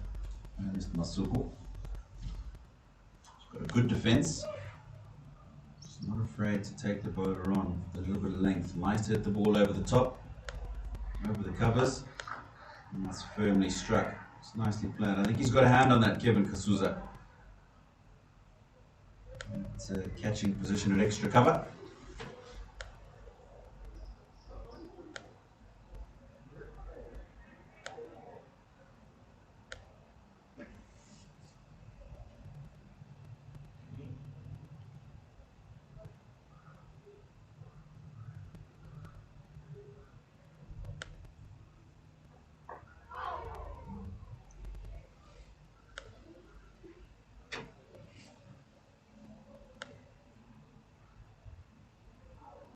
Southlands are definitely bowling and fielding with a little bit more urgency now, as they see the potential to actually have this wrapped up fairly quickly.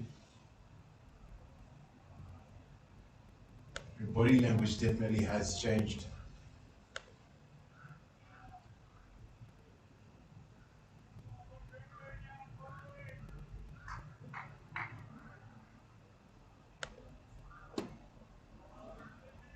Attempted googly from Ryan Bull.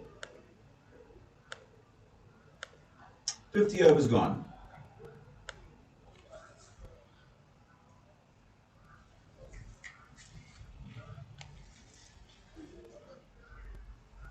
And at the end of those 50 overs, it'll also be the tea break. Don't go too far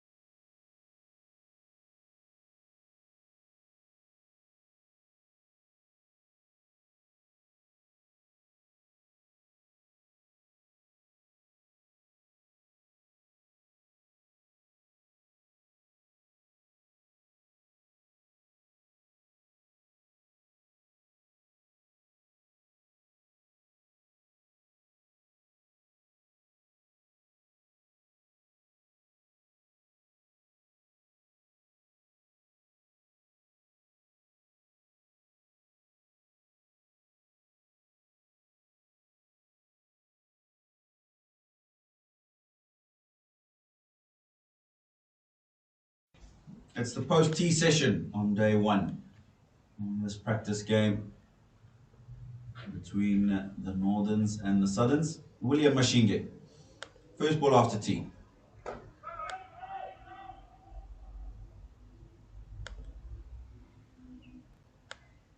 Two new men at the crease. Brandon Mavuta, Ernest Masuku. The latter on strike at the moment. Wickets have fallen regularly today for the Northerns.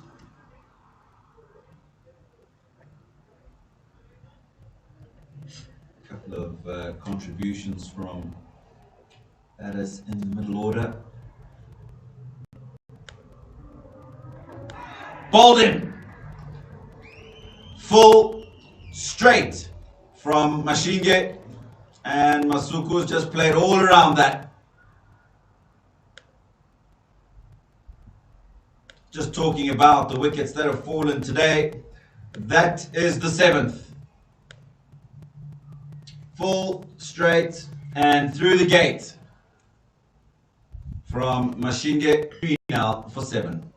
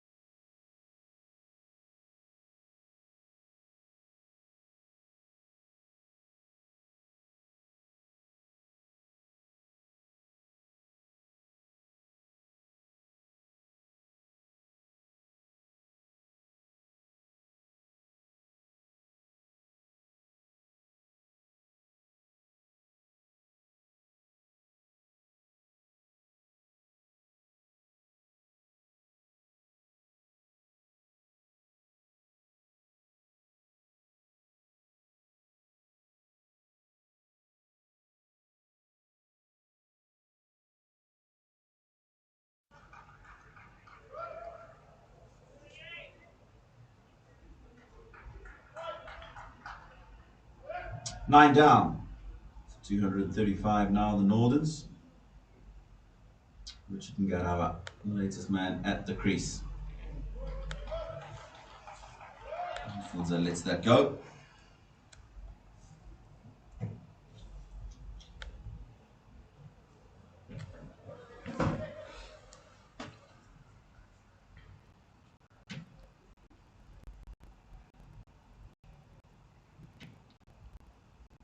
Funny how it works, Darlington.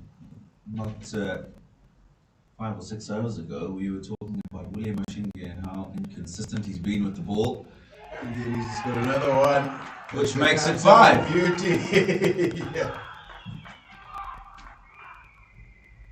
So, almost perfect outswinger.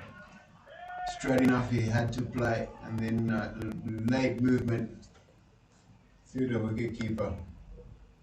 So, Northerns are bowled out for 205. I'll be disappointed because they had a couple of batsmen that got going today. And that's exactly what I was harping on. It's not how quickly you score those runs in long-term cricket, it's how much time you take to score them. And how much time you take out the game. Just 52 overs and 2 balls into the innings, 235. All out are the Northerns. Wonderful from William Mashinge, 5 for 43 from his 11.2 overs. A couple of maidens in those numbers. And nothing really to harp on about in the Northern scorecard. Kamukami got 100 in that first game. Didn't get any today. Zinganyama 37 from 38. Milton Shumba 58 from 78 deliveries. And it was Wesley who really looked good. 60 for him from 71 deliveries. And then Richmond Tumbami 45 from 52. And the Northerns end up 235 all out. Don't go away. We'll be with you in just a few minutes' time with the first innings reply from Southerns.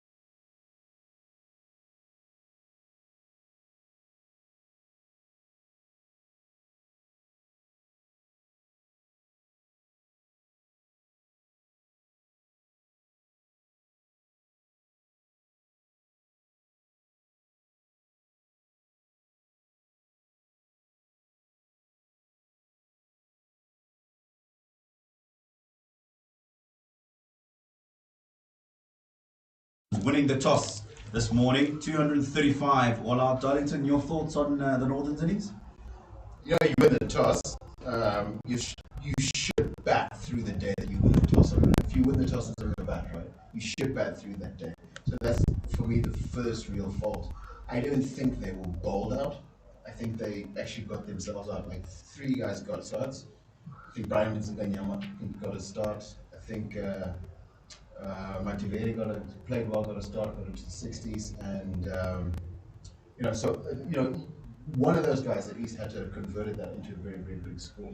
Looked like they were more in kind of a rush to try and put runs on the board. And as you say, if you're winning the toss on day one and you're batting first in conditions really that are not the typical Araya Sports Club where the ball's buzzing around and swinging around on day one, you should really be looking to come in and possibly declare towards lunch tomorrow.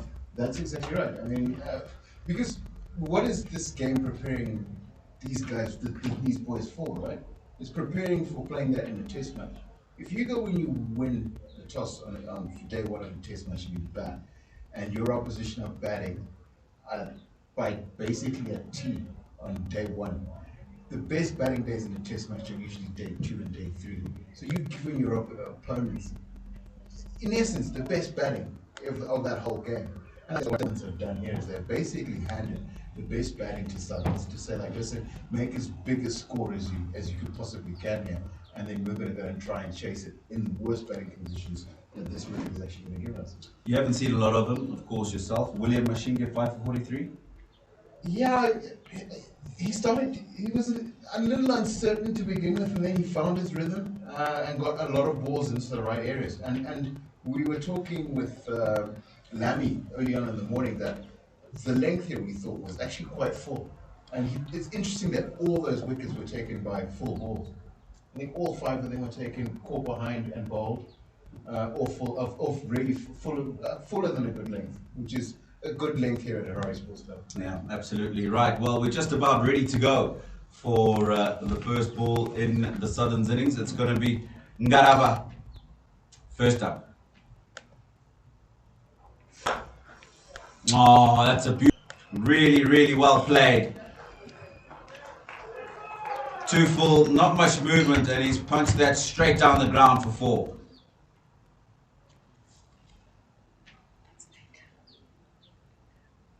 Chakudzwa Kaitano, 67, I think it was. He got in that first practice match. What a wonderful way to open your account, Darlington. Oh, he got everything right about that, didn't he? I like how still he wasn't ball release, and then very didn't try to overhit it, just kept a nice shape, and of course it went for 4.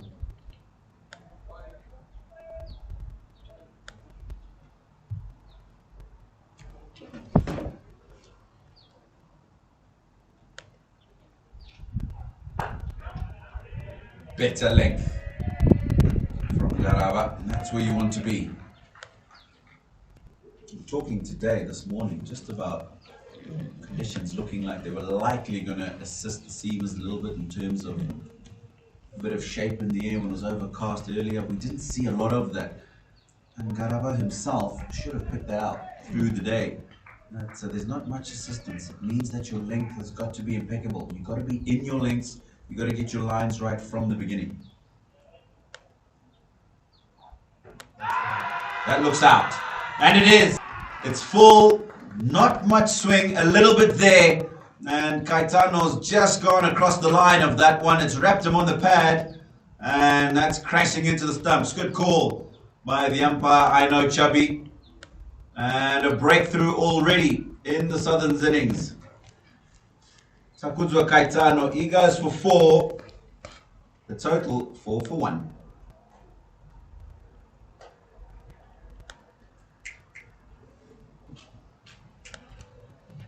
Did you spot something?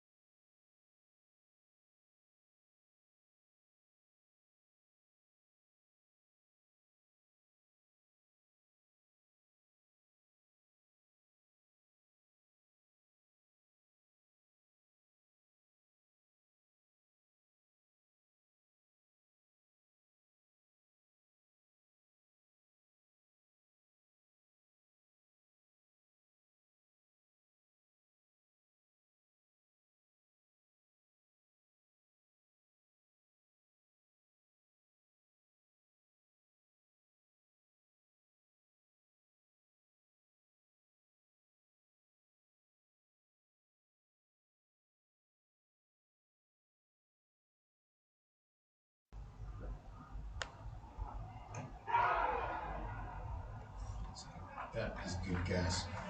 That looks like good gas, actually. Got through him before he realized it was on him.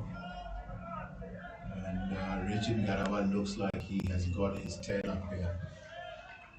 I don't think that this is the quality of bowler you really want to let just get his tail up and bowl like that at you.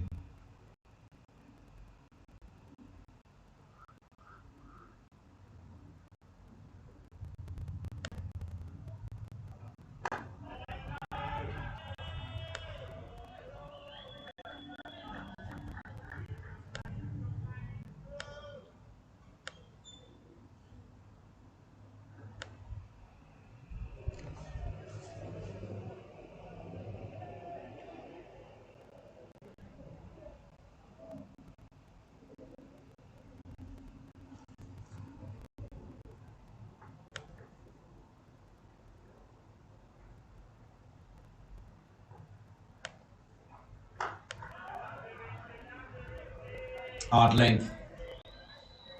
Hitting the bat hard as well from Ngarawa. Into the first over. 4 for 1.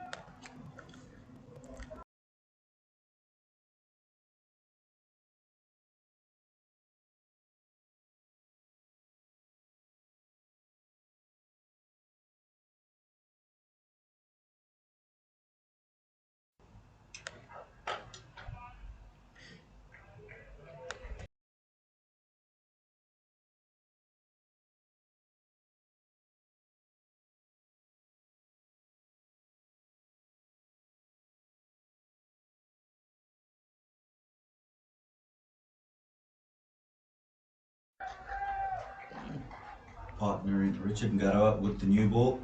He's running in from the city end.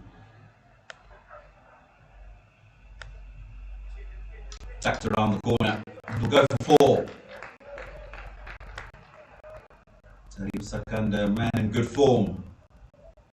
Has been for a few months going back to the National Premier League. He played for Midwest. This one's just sliding down the leg side and Sakanda helps to fall.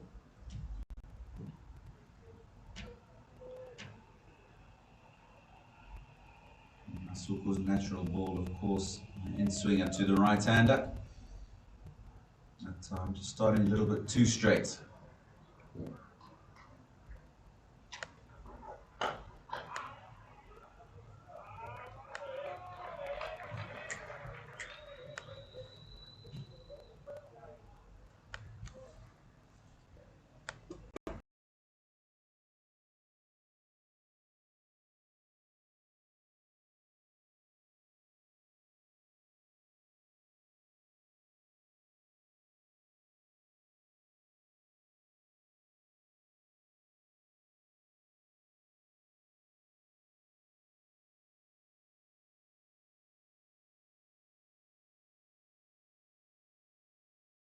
Taking it away from the left-hander. Well played. Solid. Good position. Gets himself to the other side.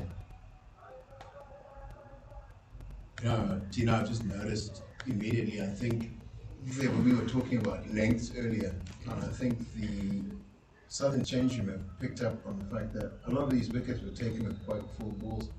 Ngarawa really pitching it up, and we're seeing Masuku doing exactly the same thing. He's bowled a little bit fuller than what we typically consider a good length. And I think that's the way to go on this wicket as it is today.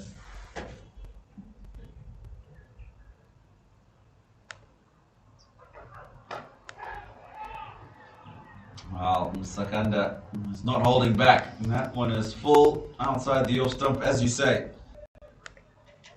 than what you would expect, but Fuller is better on the surface. A little bit slow once it hits the surface. Boundary down to third man.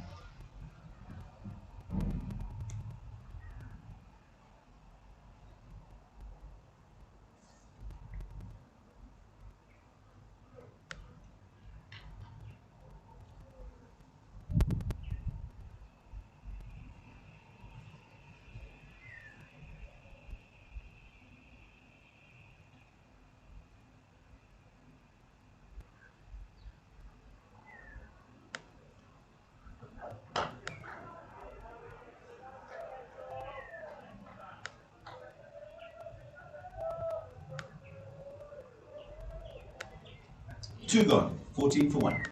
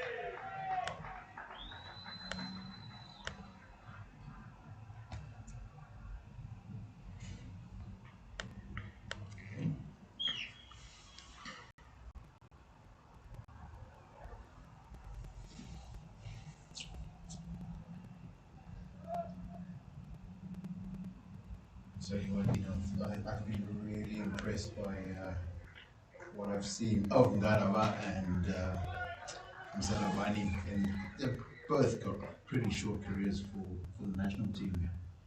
But I've just been so impressed. I'm so got praise for both these two youngsters. I think they could be the foundation of a very, very good bowling attack for a relatively long time. Injury and other things preventing. I'll have to agree with you, Darlington. When you look at the spearhead of the Zimbabwean attack over the last few years, Tendai Chatara comes into mind. He's been struggling with a few injuries. Kyle Jarvis was away, of course, and came back in, not too well himself at the moment. Nagging injury problems.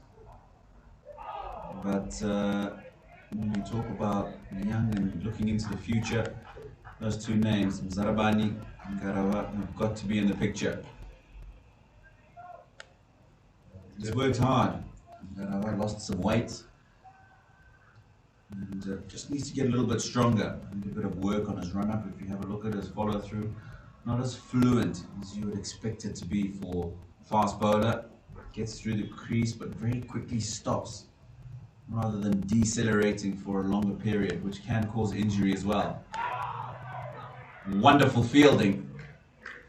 But you know what, I think that's generally set up. It's in your, strange enough, bowling, like batting, is done with your left side of your body. That leads your action in a sense, right? And I think both him and Mzarabani tend to sometimes not always use enough of that front arm. And that's what, essentially, good follow through is built by getting over your front leg. And that when you pull down in your action with the leading arm, it pulls you over your front foot and then takes you down the wicket and at the batsman.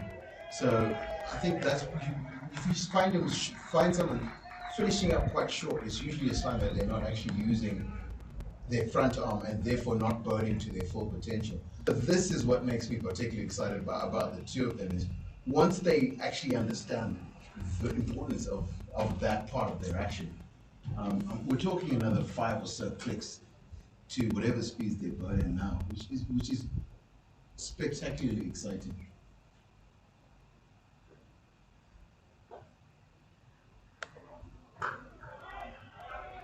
The other thing that goes well for both of those as it comes to the end of the third over, is that it's a left and a right hand combination at the top of the order. So if playing for Zimbabwe, not necessarily the fact that they have to open the bowling, but Ngarawa took over those responsibilities in some of the games in Pakistan, and it's just a little extra something for a team opening better. The last thing you want is a right armer and a left armer both coming and steaming in at you. Tall, strong, bustling bowlers. Just makes your life that little bit more complicated. So really important that they both work hard. First of all, the potential they've got and the role they've got to play in years to come for Zimbabwe as you know, frontline seamers.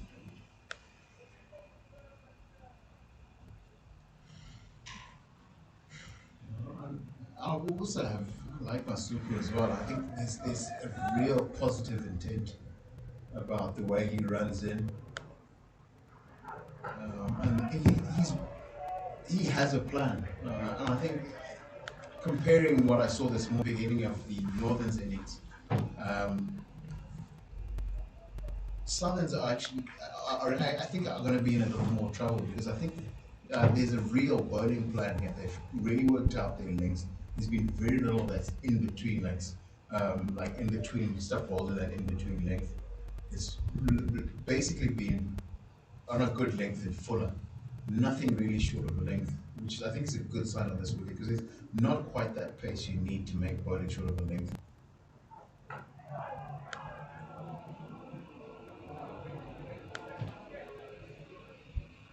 Most certainly does run in. Can be a handful on a wicket that's responsive. He's skiddy. He looks skiddy. That's exactly it. Very skiddy. And the one thing that I've noticed that's very different from him compared to other young in-swing bowlers is the fact that he stays upright quite a lot. You find a lot of the youngsters who are early days in terms of their career fall away trying to get that ball to swing in. In essence, what you want is to stay as upright as possible, get that wrist behind the seam, and that will allow the ball to go straight and swing later. That's exactly, yeah, because that's the key thing, is it's got to almost, what you want to, I think ideally you want a ball to go one way and then swing back in the other direction, isn't it? It's here to do that. That's where the deception is for the batsman. Yeah, and it's a lot harder to play that one than one that sort of hoops from the arm. From the arm, yeah.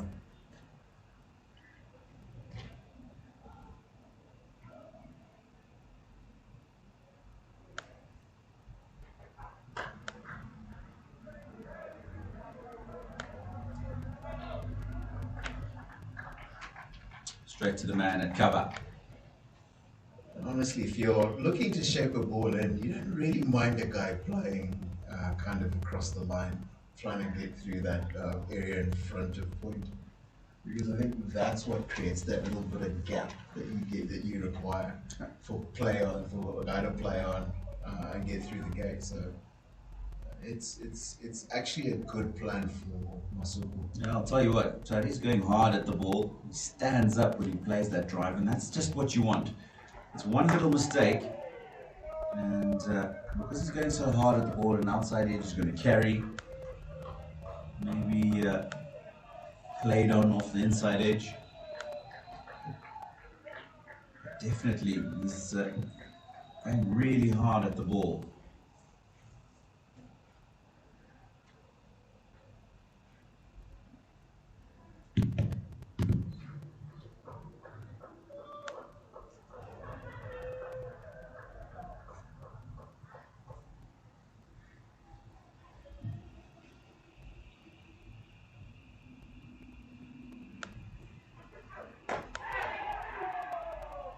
That's what I'm talking about. Going hard at the ball, not in control, not waiting for the ball to come to you. Playing the ball in front of the eye line, therefore means that you've got less control of the bat and the momentum behind the bat. 4 overs gone, 14 for 1. Tell me, did that stop on him, or was he just early through the shot? Because if there's a two-pacedness to this wicket, we need to start also considering where your catches are going to be. Because if the wicket is a little too paced, you need some catches in front of the wicket. This is a fact. it was something I made mention to at the end of that first innings, the Northern's innings, and I think we've seen today that it is holding up a little bit. It's not coming on as well as you would like, and most certainly he was early on it, yes, and attribute that to a bit of slowness in the surface, but because he's going at the ball hard as well, that makes you sometimes just play a little bit earlier than you want to.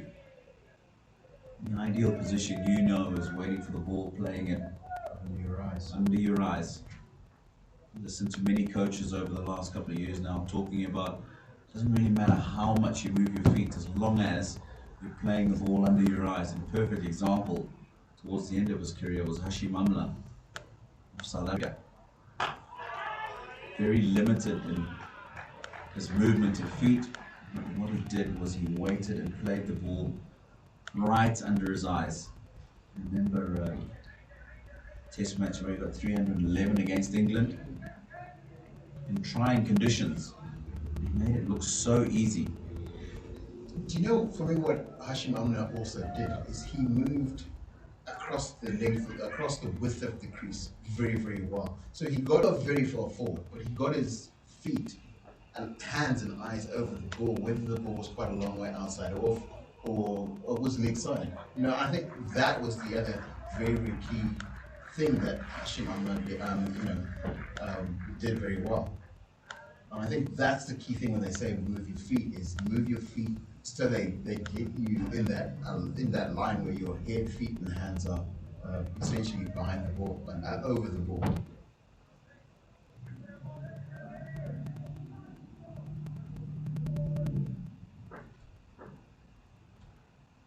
I know it's early doors, but to me, Ryan Bill looks like he's got an inside edge there, but Ryan Bill looks like he's decided to play the kind of innings you were talking about is required in this cricket at this level. He's not really looked to stake to the attack here. He's looking like he's really, really taking his time, trying to figure it out and really, really trying to build himself into a very, very long innings. What I've liked, the little that I've seen so far, is he's been positive in his movements. He's coming forward, he's coming right forward. He's presenting the full face of the bat, whether it's a defensive stroke or it's a push down the ground. He's leaving the ball, he's making sure he's leaving the ball well, on the back foot, out the way. It just gives me the indication that he's thought about the kind of innings he wants to play. And he's coming out there and trying to do as best as he can towards that plan. And the other thing I find is he doesn't defend towards cover. You know, like playing a defensive shot towards cover, you're likely to follow those balls that swing away, leave you. It looks like he's playing all his defensive shots, at least direct towards the majority of them, directed straight back to where they come from. Signs of, you know, like he's worked out his technique. He knows what he needs to do to actually make runs against, you know, fairly good quality bowling.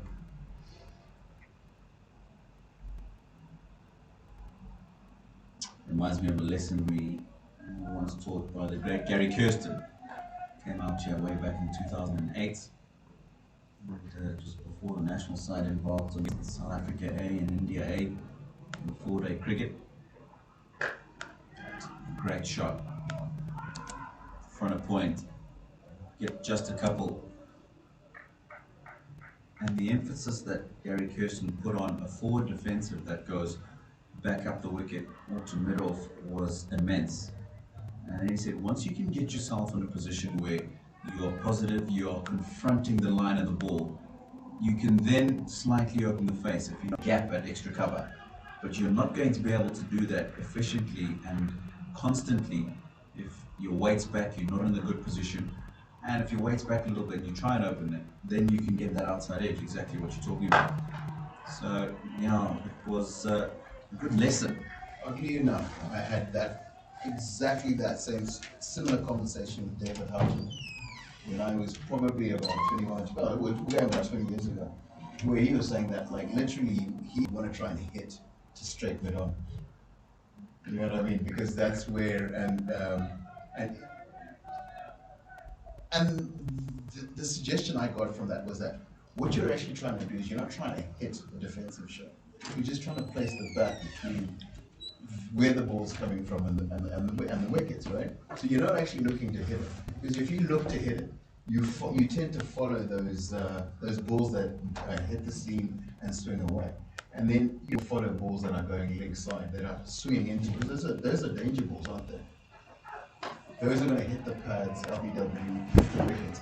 You don't really want to be following those ones outside off stump with 3-4 guys that are standing in the slips to try and get you out.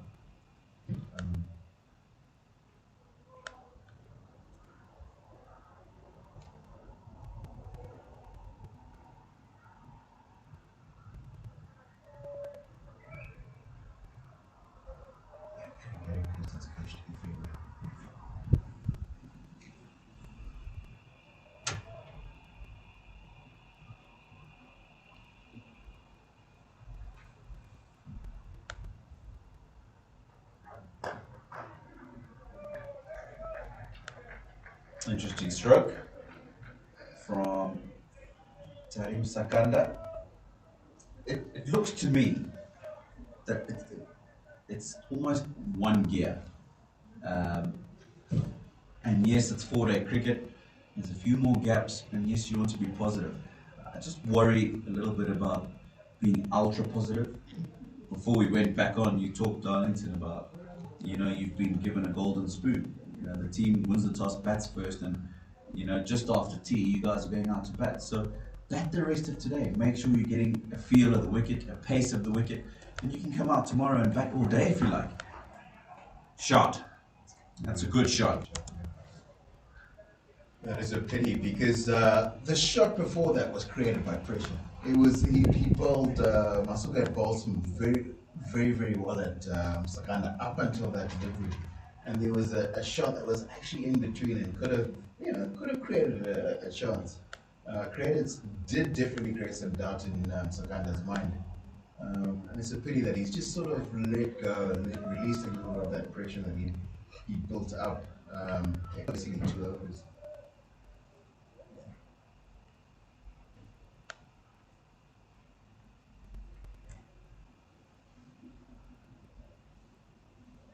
So much time to bat. I think the challenge is back yourself to bat for 2 days. You know what I'm saying? It should be back for 2 days, day and a half, 2 days. I think we should actually, as a batsman, say, listen, I should be here this time tomorrow.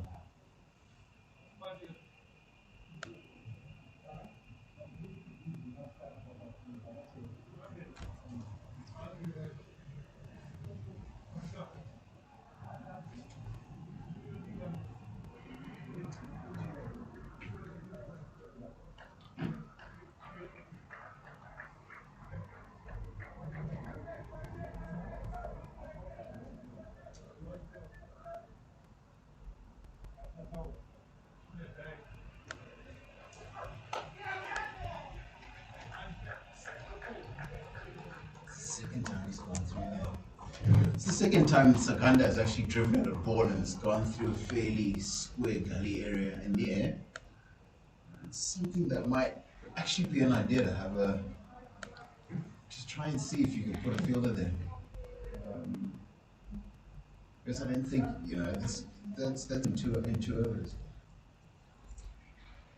To me, it looks like he's just trying to force those balls. Darlington, it's full, very full, it's a half volley.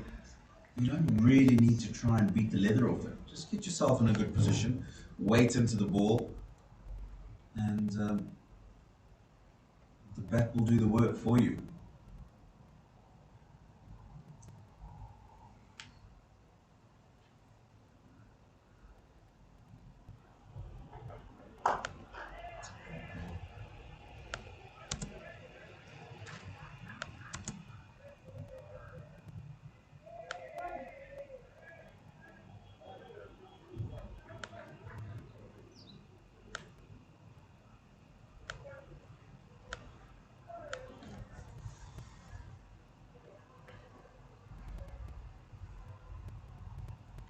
Six overs gone.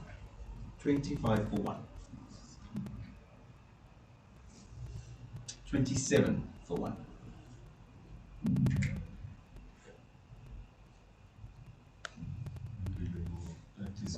What next?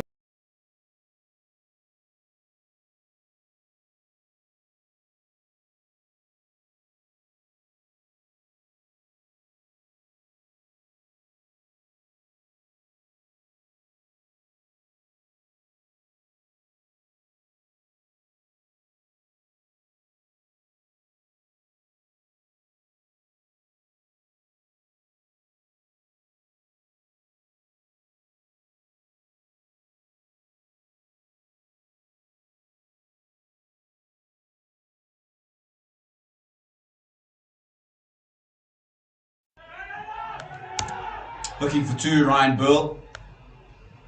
Tarim Sakanda not in the least interested. Ryan Burl's almost halfway back for that second single.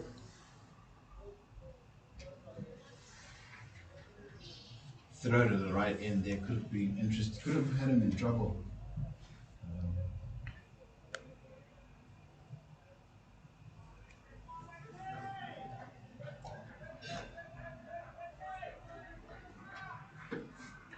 I think this is going to be an interesting contest because, in a sense, Ngarava is the bonus equivalent of what Terry Sampson is doing here. He's really coming in and giving it his everything here, and I think this is going to be a very interesting contest.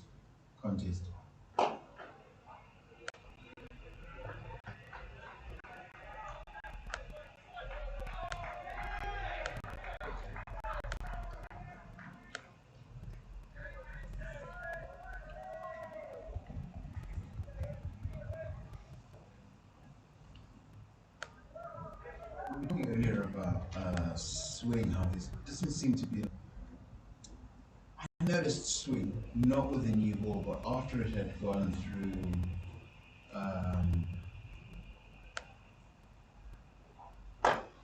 When the first change product started forward, it wasn't actually the new ball that swung. And it'd be interesting to find out what balls they're using on it. Yeah, it would be. Because I found when you use like balls like readers and stuff like that, they didn't swing brand new. As once you've got, I think the wax and the sheen off of it, it started to swing a lot more. Whereas I think cocoa bars tend to swing almost from ball one, and it might just be something as mundane as that.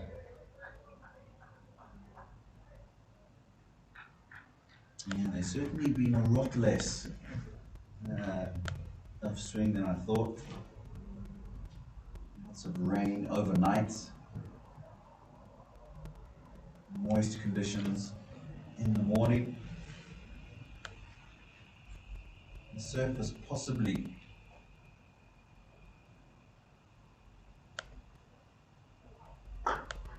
not all that conducive for 4-day cricket, of course.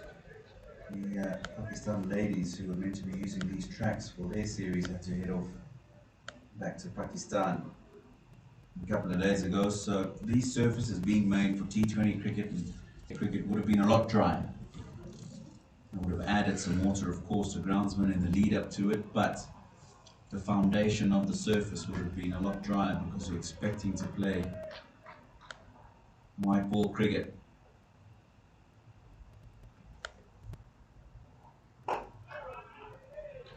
What is the surface going to be like in Abu Dhabi? It's an interesting question, Darlington. Wouldn't be surprised if it's a lot more like this. It probably. It might be a little bit. Well, we've already seen some lows. I was going to say we've seen a couple of balls that have gone through to the keeper on the second bounce, which is something that you wouldn't expect at a Ryan Sports Club on day one of a 4-day game. So it's probably the coaching staff and the technical staff that have asked the groundsman for something specific in terms of conditions because they're expecting to be playing in these kind of conditions. And then we haven't just yet seen it because I think we've still got the surface is still quite intact. But again, I probably will see quite a lot of turn on day towards the end of tomorrow and into day 3, and most definitely on day 4. Oh, that's nicely picked up by Ryan Burl. 2 straight. A player of his quality will feed off that. Very good feeling you're going to need something special to get Ryan going on when he's batting like this. He's not going to get himself on these conditions. I think he understands that how good a batting surface this actually is, and that literally you bat through the most difficult hour and a half. Wow, there's so many runs to be made here.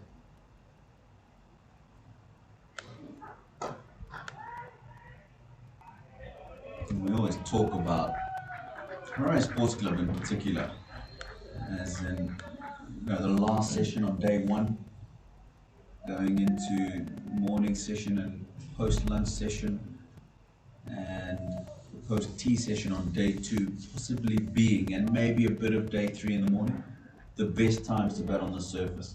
And you mentioned that a bit earlier. And I think Ryan Burl, Tariq Sakanda, has got a wonderful opportunity here. Bat through the rest of today.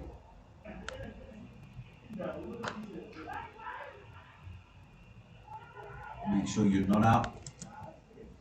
Come tomorrow morning, yes, the bowlers will be a little bit fresh, but it's only a little bit of freshness.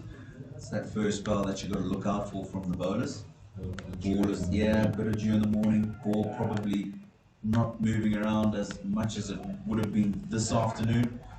Get through that first hour tomorrow, and you can cash in throughout the whole of day 2.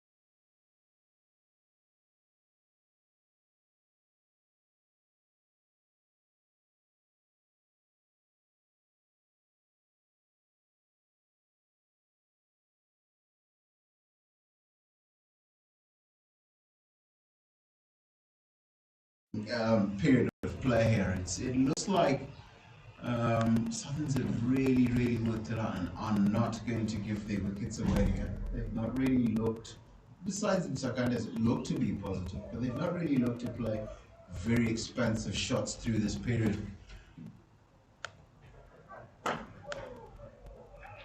Southerns' plan is definitely about staying full, staying just outside off stump and just outside. The end of the 8th over, 33 for 1.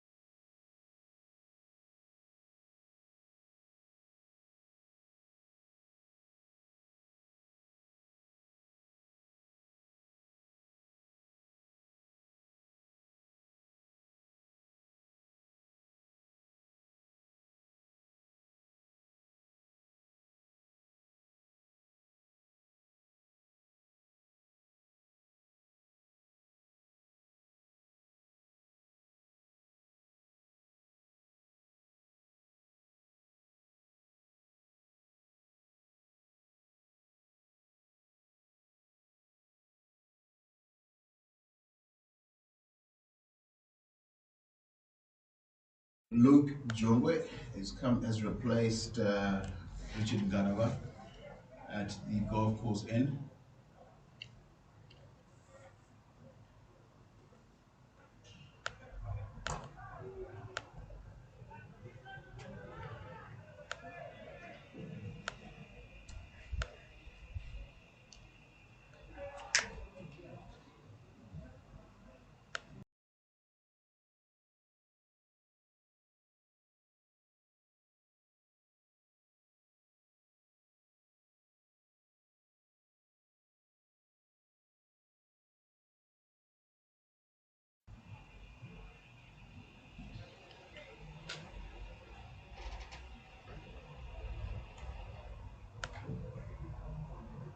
Oh!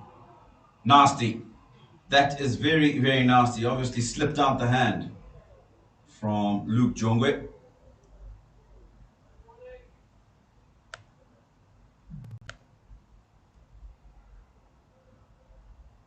He's been out of the national team now for a good 5+ years, Darlington. But he's put in some good numbers in domestic cricket over the last couple of seasons. And I'm really excited to see him back in national colours. Worked hard on his game.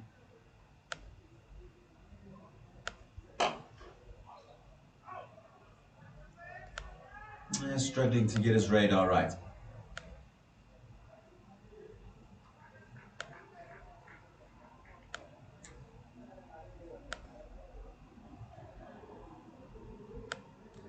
Perfect.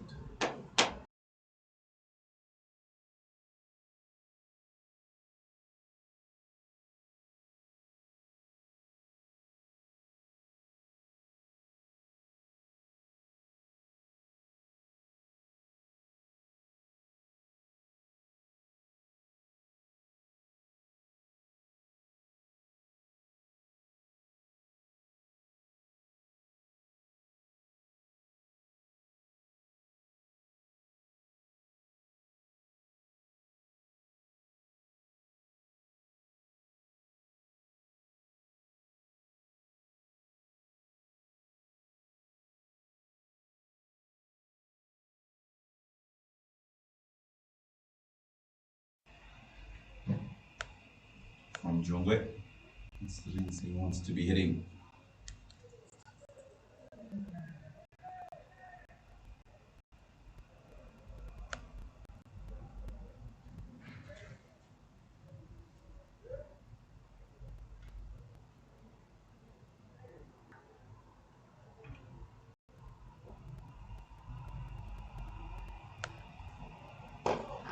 Again, full toss from Luke Jongwe. It's interesting what you're talking about in terms of conditions in Abu Dhabi. Watched a little bit of the Ireland Afghanistan series, but that's just one-day cricket, of course. It's been a while since Test match cricket has been played on. We're using that as a home base for a long time, as you know. Zimbabwe's played a fair amount of cricket in Sharjah over the last couple of years. In fact, their last 2 tours away were in Sharjah back at the end of 2015. And the other one was in 2018 sometime. So now they're expecting conditions to Sharjah. In Sharjah, possibly a little bit drier, smaller ground. I don't think conditions will be too different. My memory serves me well. I remember Yasir Shah getting bucket loads of wickets in the test matches in Abu Dhabi for Pakistan. So definitely conditions will be ideal for the spinners. Afghanistan have got plenty plus of those. But most, I think, first class test cricket is actually played on very, very good wickets. It's not going to be played on flashy, bouncy wickets generally. I mean, you do have your exceptions. A couple of the ones in South Africa are quite hard and bouncy, wondrous. Not as bouncy apparently it used to be, but still quite hard and down. But then I think Sydney's quite a normal, as an ordinary, it's quite a normal wicket. I think they're all, most Test cricket is played on really, really good batting wickets. It's not really going to be about tilting it too far towards the bowling at any stage in that game. So I think this is actually fairly representative of what these guys are going to encounter in any matches, in most of the matches that they're going to play against away from home anyway, through 2021.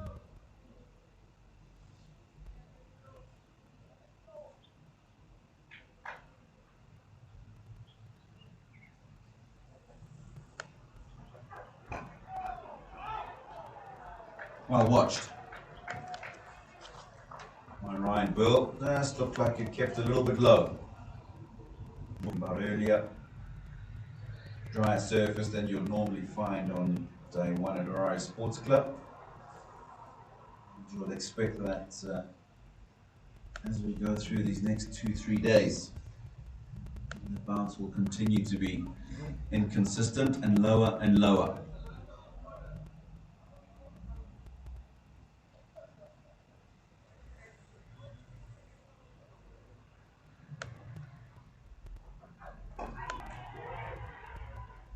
Good run.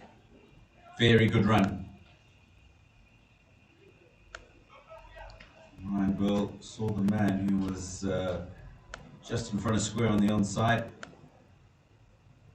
Hit it just to his right and very quickly took off for that single. Yeah. For me, he's looked very, very positive. Often, I think players will think that batting positively is playing a lot of shots, means playing a lot of shots at trying to play as many shots as you can to whatever is bowled at you. But it's also very, very positive batting to just like look for well run but safe singles. You know what I mean? And loads of them. Because it's probably the safest way to actually make them, isn't it? As opposed to looking to hit bowlers off their lengths. You just find those one or two here and there every so often, force them to change his length and bowl into areas where those shots will play themselves naturally. And so, for me, that looks to be Ryan Bill's game plan right now.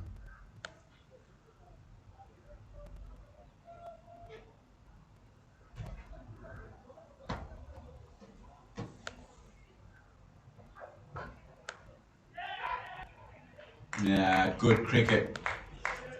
Very good cricket. Drop it in the gap, get the other side. Brings us to the end of the 10th, 37 for 1.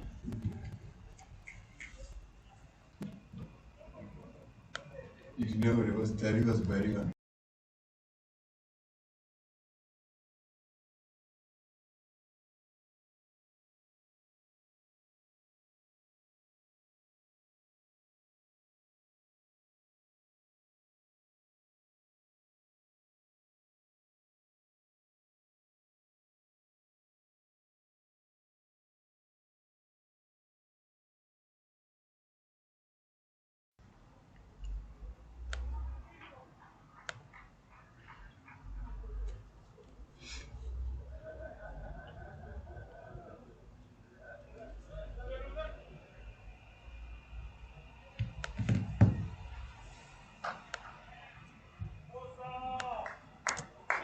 Is an incredible cricket shot. That was not a bad delivery by any stretch of the imagination. I think that was probably just outside the off stump, hitting the top of off stump, just outside off stump, and he's played an incredible cricket shot to get it to the boundary.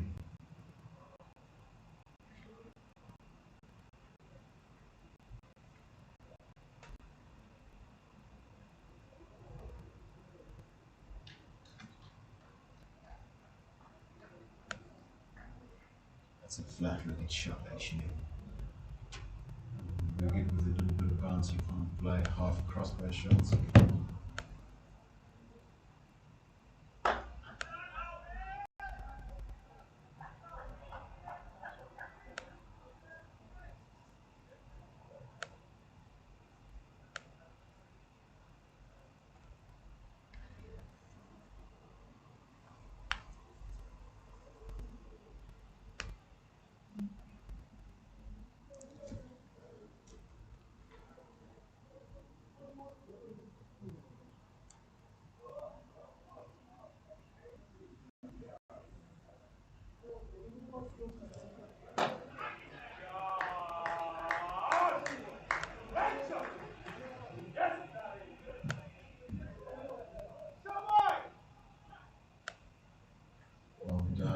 Sakanda looks like he's settled. I think he was playing a little bit of adrenaline when he first got to the crease. That is, you've just seen two exceptionally well timed at the beginning. He was sort of just throwing his hands at anything that was foolish or wildish. Now we're actually starting to see some really exquisite cricket shots.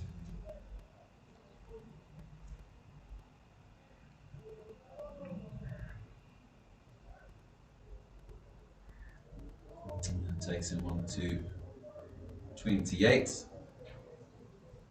Sakanda. Now this time, again, I think he was just a bit early on that. Did well in the end because he decided to go through with the shot. Otherwise, may easily have presented the man at cover or mid-off an easy catch. Just earlier we saw Richmond and Shumba try that shot as well. Couldn't quite get the timing to clear the field. You remember that? Yeah. It's interesting that some Skanda's having exactly the same problem. They're very similar in their approach to their batting, aren't they? They like to feel bat on ball, they like to dominate.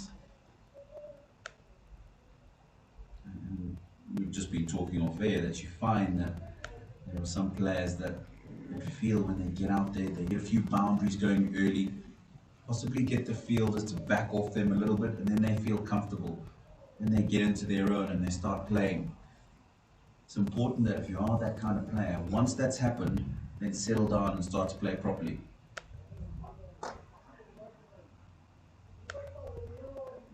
Probably just be two. In the field today, we've got a couple of boundaries away. A perfect opportunity just to set, move along. Got himself a good 40-odd runs. I just feel that he really did throw that away. 11 overs gone, 49 for 1.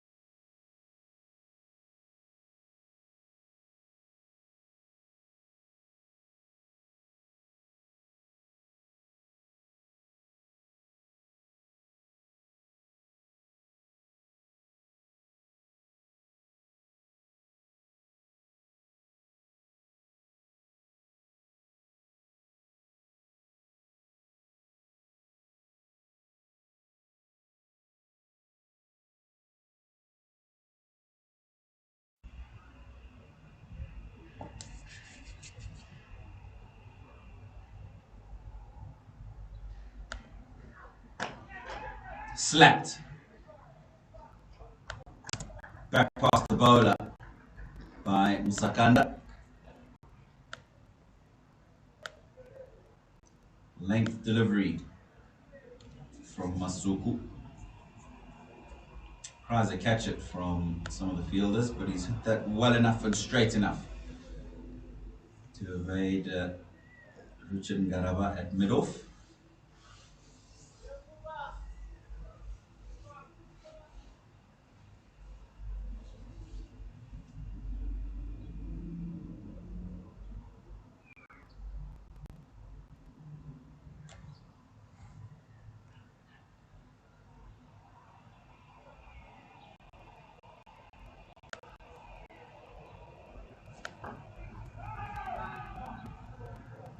Shorter in length. You would expect that from any fast bowler. To being slapped straight back past your head. Next delivery more than likely will be length.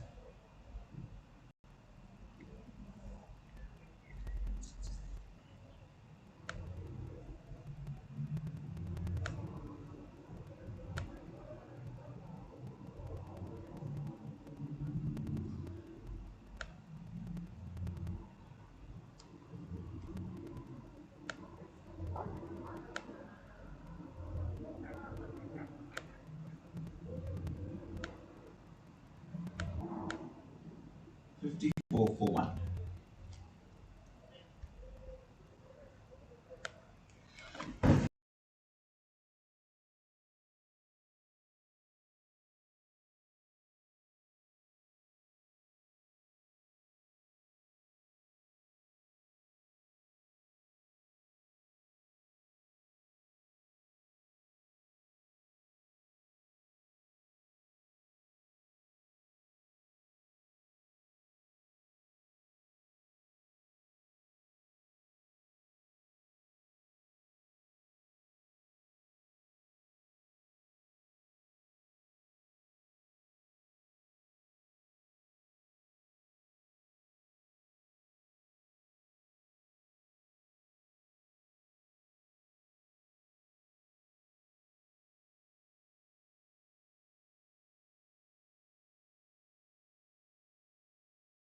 Very, very strong off his legs.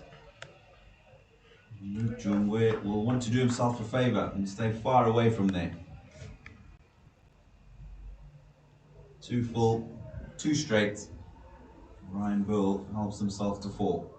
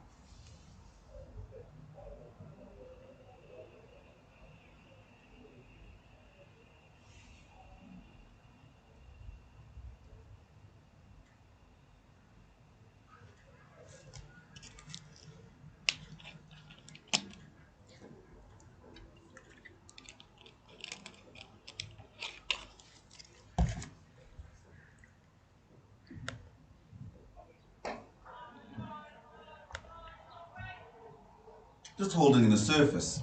That one has been the general feeling that the ball hasn't quite been coming off the surfaces. You know it can here at Rise Sports Club. That one there, just holding into the surface. And that's why Ryan Bull ended up almost turning it onto the onside because the ball hadn't quite got there yet.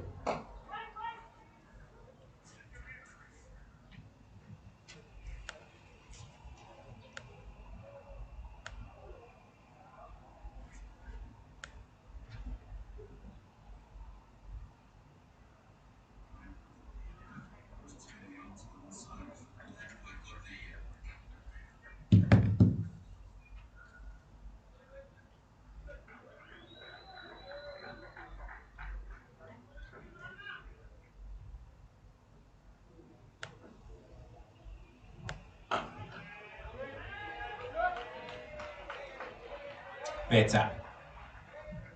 Consistency from Luke Jongwe. Those are the areas he'll be looking to hit. Stay away from the legs of Ryan Bill. Don't give him width either.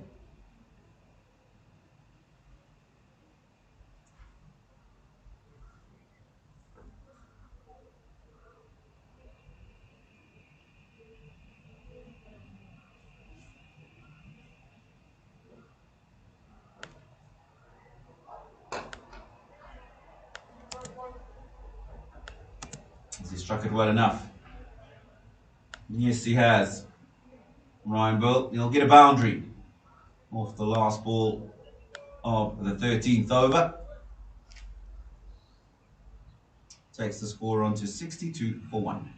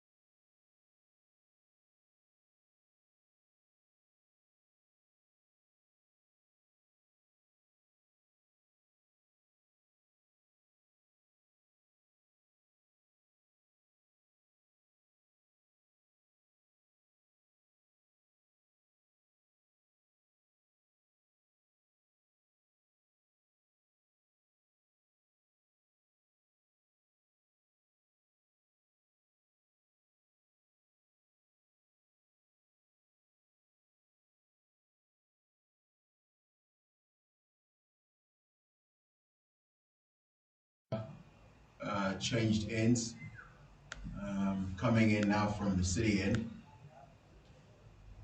We'll see if he will prove my theory that I think it's going to start to swing now that the sheen has probably been knocked off the ball. I think this is a crucial stage for the fielding side, because another wicket here could actually really put Southern under pressure, under quite a lot of pressure.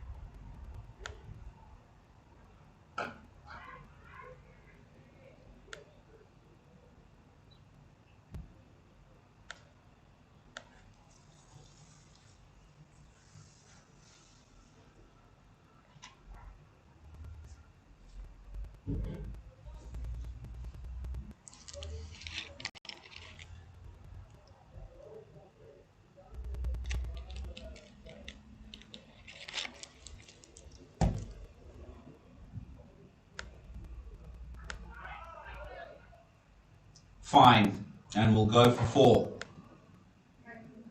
It's a good effort from Regis Jakaba. He would have been unsighted for the majority of that ball coming first of all from Garaba and then from when Ryan Burl just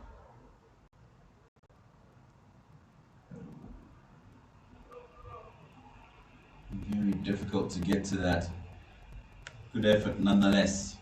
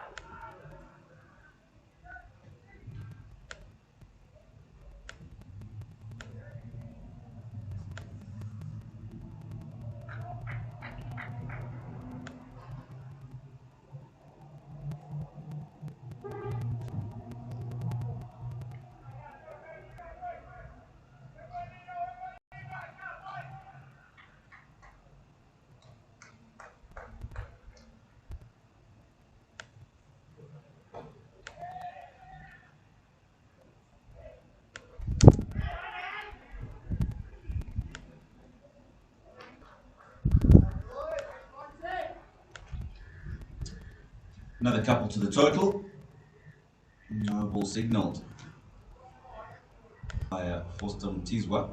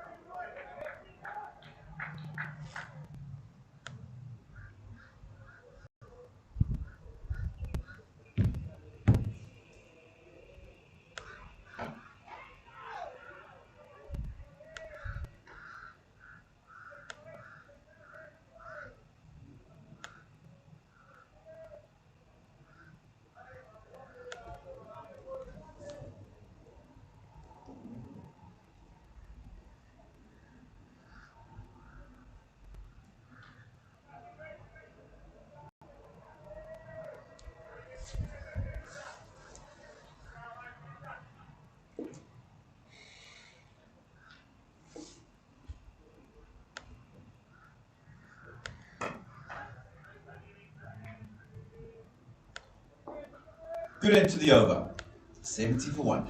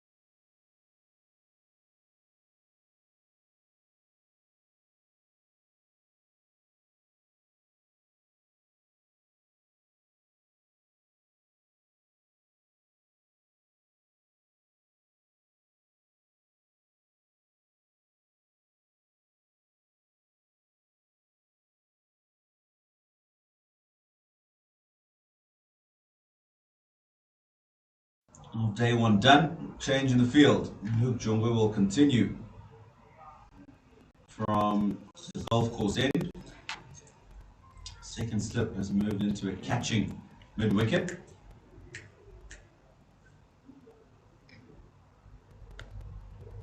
Other side Humphrey.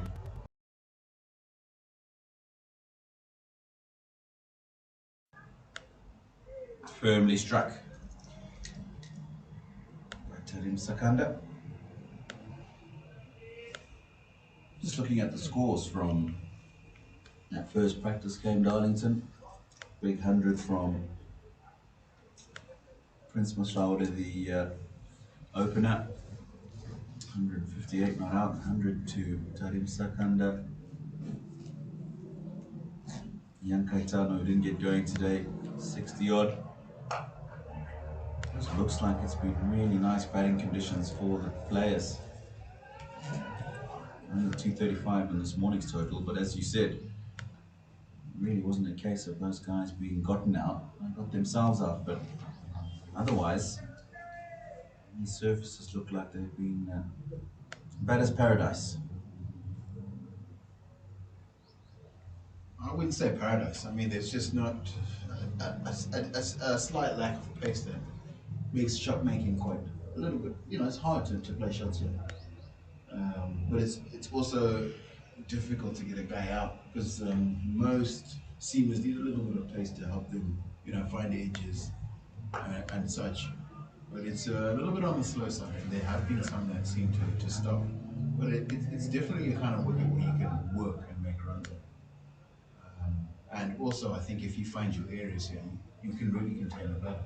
It's not a free scoring sort of wicket, in my opinion. But if you miss your areas, you miss your lengths or your lines, you can actually get you can be quite expensive. As we've seen with Luke Jongwe, who I think is going at about maybe 6.5 and over. He's just dropped a catch. Again, one of those that just stopped on Tarim Sakanda.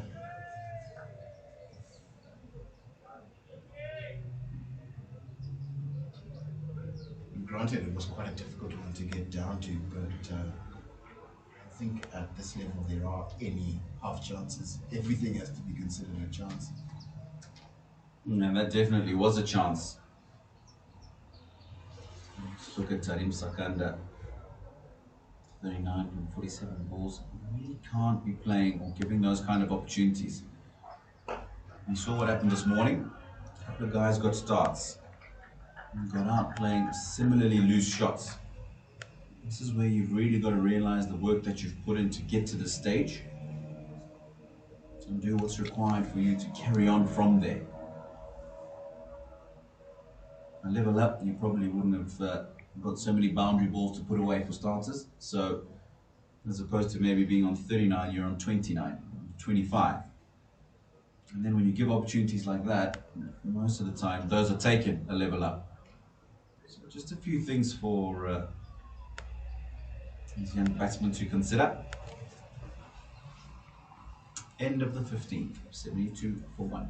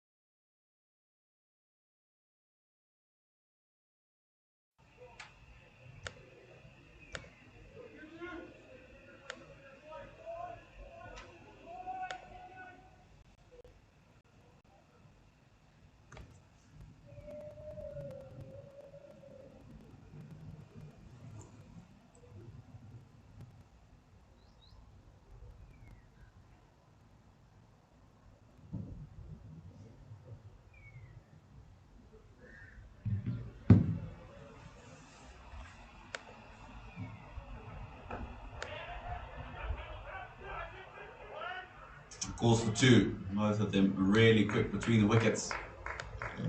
Get back comfortably. Ryan Bill, once he set off straight away,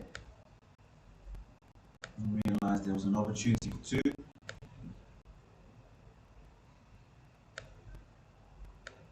He made sure he got back comfortably. Change in the field. Second slip again. Going into a catching mid wicket.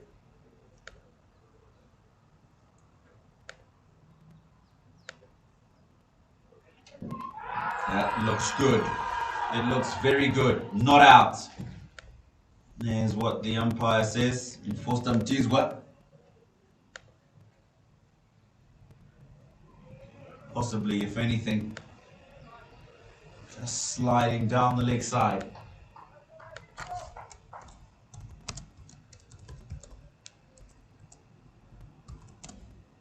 It's amazing how often a fielding change does that.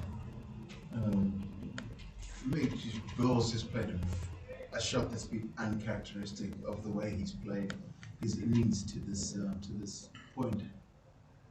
It's so strange how just one change in the field.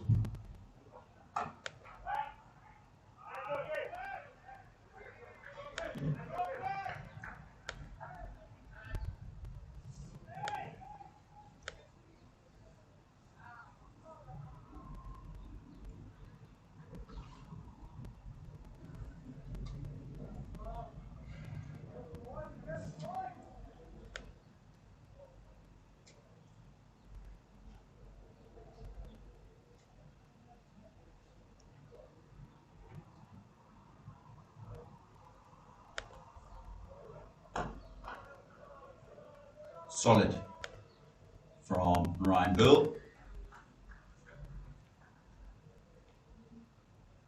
I'm liking what I'm seeing from Ryan Bill, Darlington. Yeah, me too. He really looks like he wants to bat for the long term here. He's decided he's going to be batting this time tomorrow.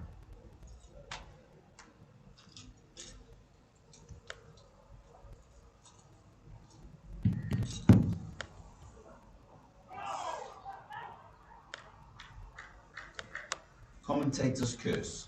Because I'm not liking that. Did stay down a little bit, I think. It just kept a little low.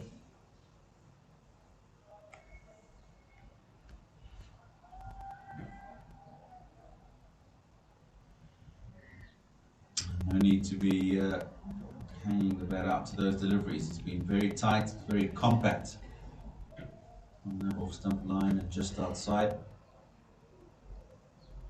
Needs to carry on.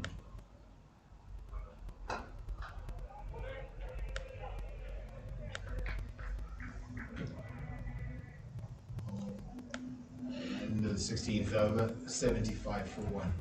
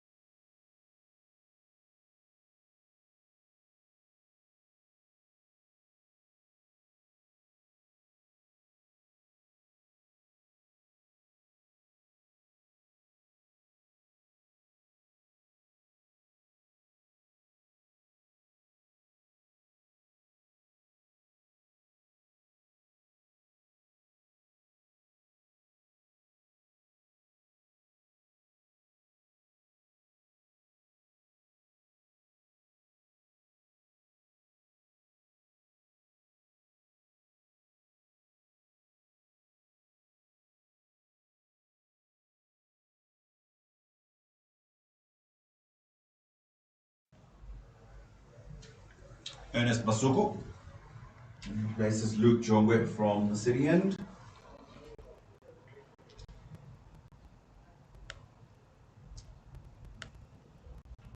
His first spell, rather expensive. 5 to the over and those 6 overs. And put down. Tarim Sakanda, he struck it firmly, pulling off the front foot. But put down. Well, we've just had 2 lapses in concentration right there. We had one, I think, from the second to last ball of the last over from Brian Burl. And Tarim Sakanda's just had one too. He's been let off. I think this is the second time he's been let off in this innings alone.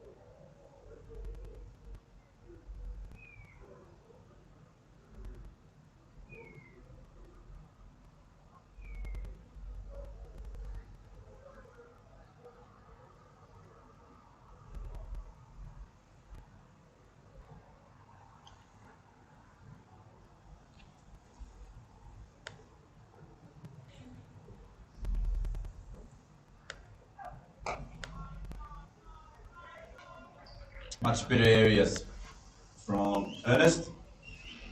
And a good finish to the over. 78 for 1.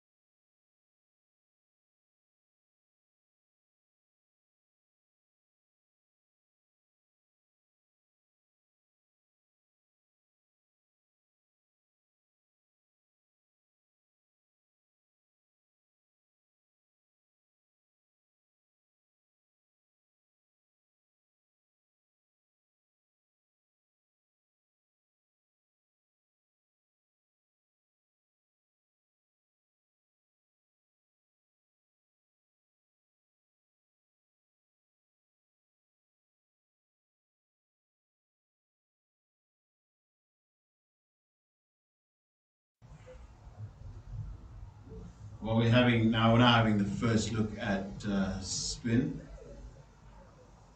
This is Ernest Masuku bowling.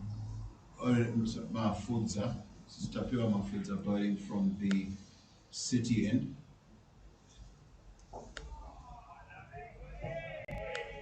We saw earlier that if you did flight the ball a little bit, it did catch and turn a little bit more than when you actually bowled it quite flat.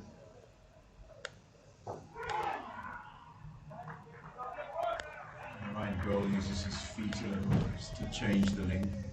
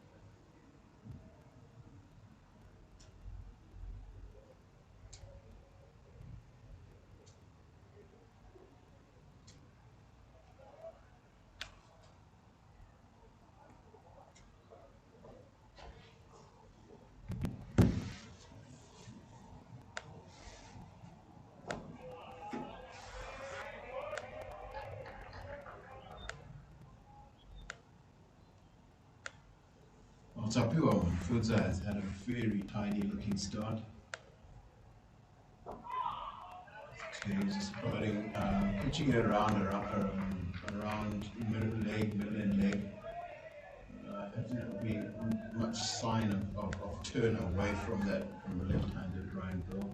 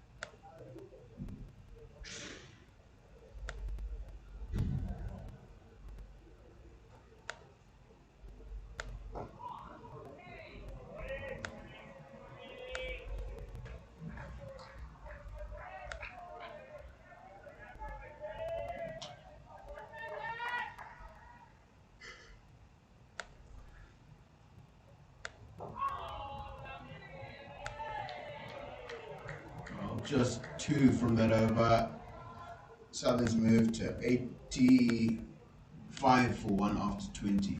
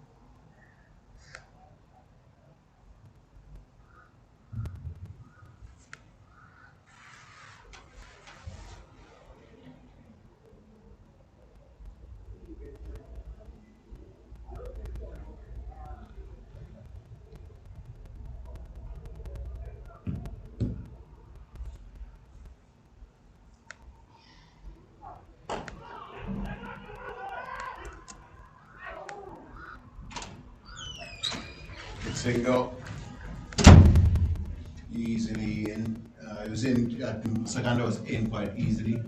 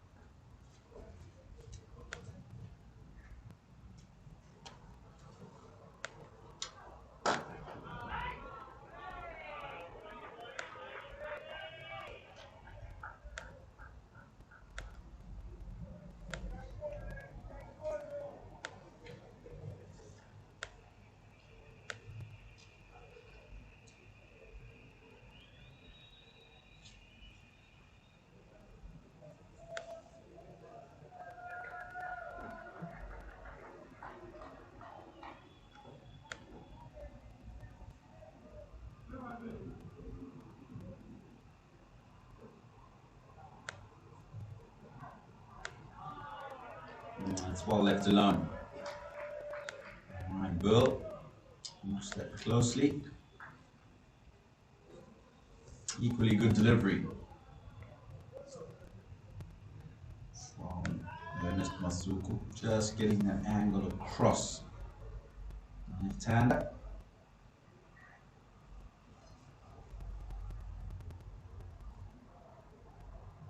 Need more of those kind of deliveries consistently to the batter, create some pressure, and force him into playing a false stroke.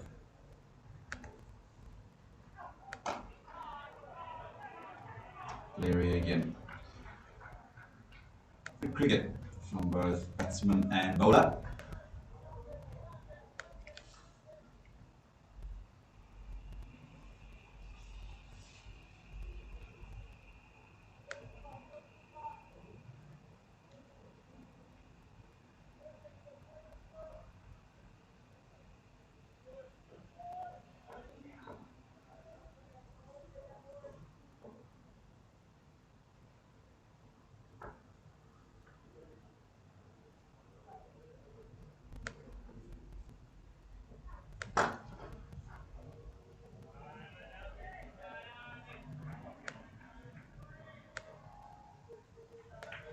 $86 for 1.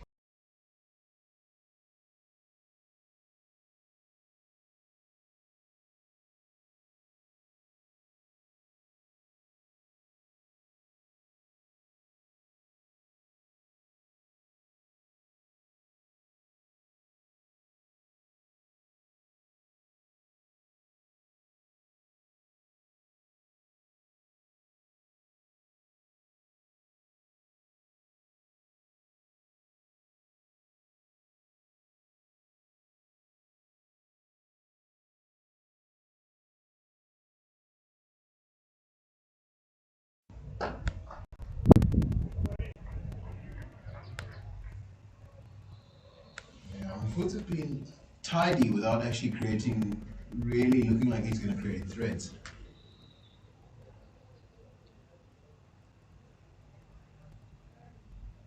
Well, he's the kind of change I think the game, this particular match needed right now.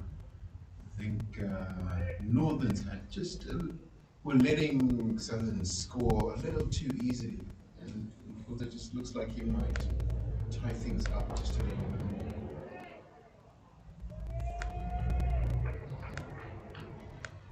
So he's not a big turner of the ball, Mavuta. Actually, he gets a lot of wickets with the ball that goes on outside edge, bold.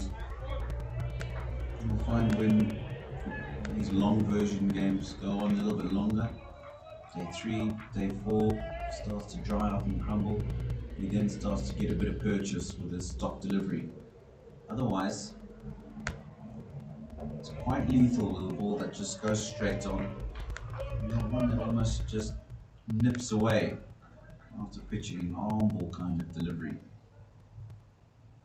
What he does possess is really good control. Keep people very quiet. At the best of times.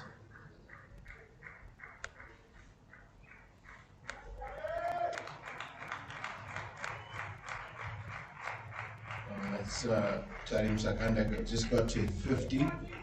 His second 50 plus score in the 2 matches he's played in this setup so far.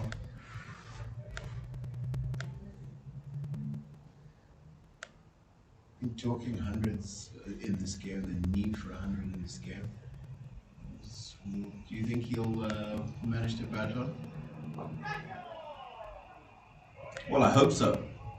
He still keeps finding that one inappropriate shot every sort of couple of 5, 6, 7 overs. There's that one shot, which is why my response wasn't as affirmative as it could have been. It just looks like he relaxes when he's batted a little period. He feels like he's in, and that's the most dangerous part. And that's why I said earlier today, you know, they've got the whole of this afternoon to bat, gauge the pitch, see how it's going, get to your half century, start again. His goal would have been, okay, maybe let me get to drinks before this, Now he's got the half century. Now we should be thinking, right, I want to play out till the end of the day. Get to the end of the day, I can go and rest tonight, come back tomorrow fresh, bright and early. And take a leaf out of the way Ryan Ball's played so far. And the bad ball's been there to put away, he's done so. In between, being very tight. And that's a beautiful stroke.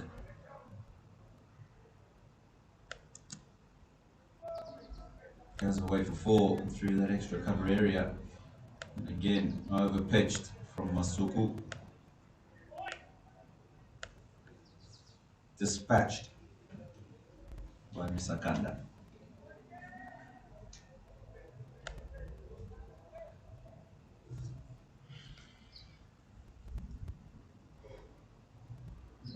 Is Timson Maruma no longer bowling his googlies? Is he playing specifically only as a batsman? Yeah, no, I think Timson's bowling days are done. And seeing that you talk about that, you remind me of an interesting story. When you played a season for Southern Rocks Darlington, and Timson was bowling his googlies and his mystery balls and taking wickets left, right, and centre. And I believe you guys in the change room were asked to give your game plan when it came to the Mountaineers game. Your game plan to the bowler who had taken the most wickets, 60 wickets I think, in that season. was destroy Timson. I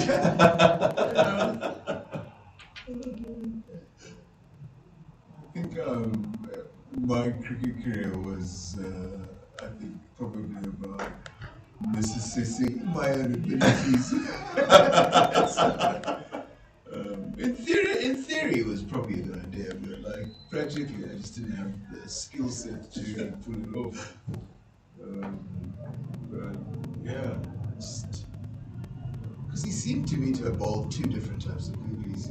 You know what I mean? One I could see and one I never saw. And it was.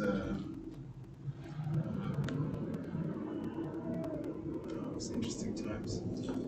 I used to stand at slip, Simpson at the time, and it was torrid times for me, just standing at slip and just trying to pick which way the ball was going.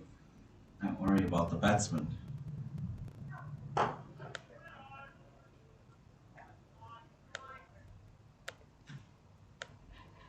Yeah, but to answer your question, Timson now focuses a lot more on his batting.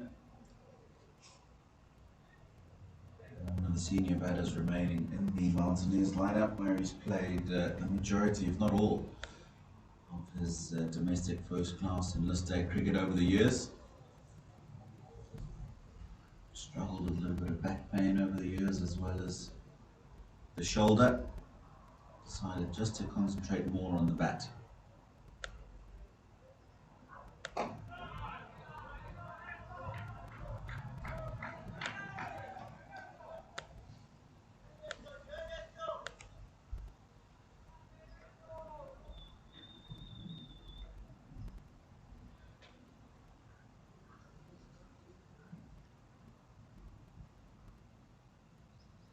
He was just that bowler when you knew there'd been a bit of a partnership going on. That you knew if Timson had the ball in hand, something is going to happen. Yeah, he was going to break that partnership. Very, very refreshing to have in your side.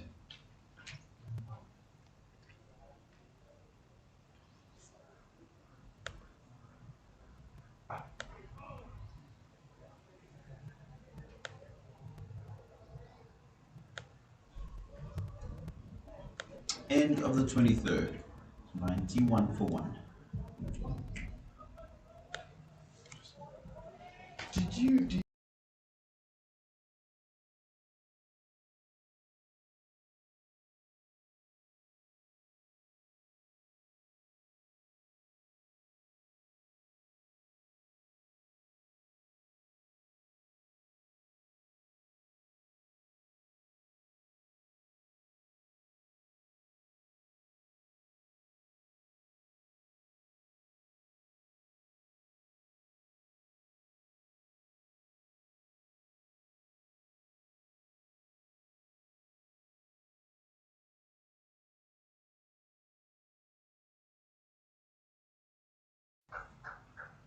Made sure he got right to the pitch.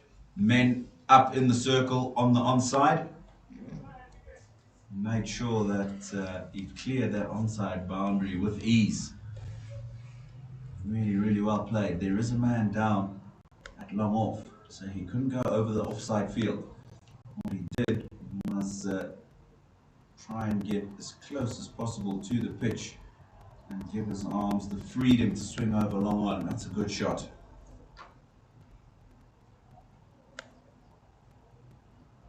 In a sense, he's earned the right to play that shot because he's been very, very, very watchful. He's had a good long look at Mavuta, and I think he knew that was an option, and he figured it out, and it was essentially risk-free.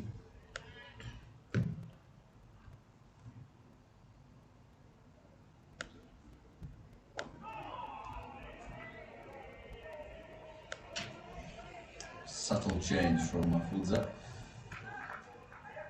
A little bit slower through the air. Slight grip on the surface.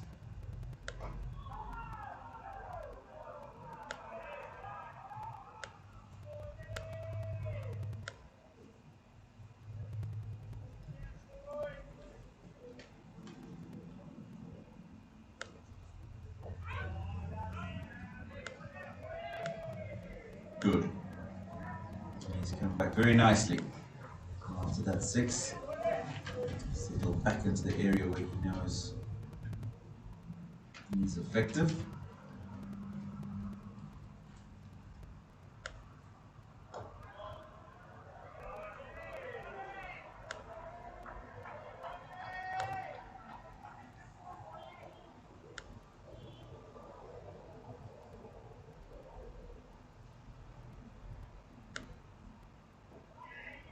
Good comeback and good finish to the over. 97 for 1.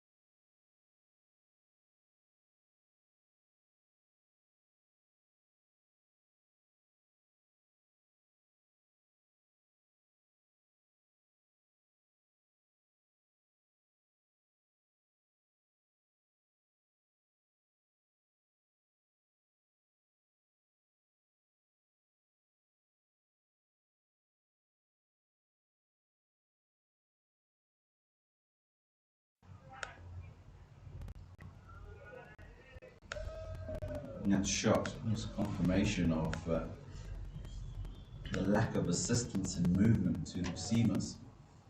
Tadim Sakanda just stood up on that. Yes, he's batted a long time. So just stood up on that minimal foot movement and just threw the bat through the line of the ball.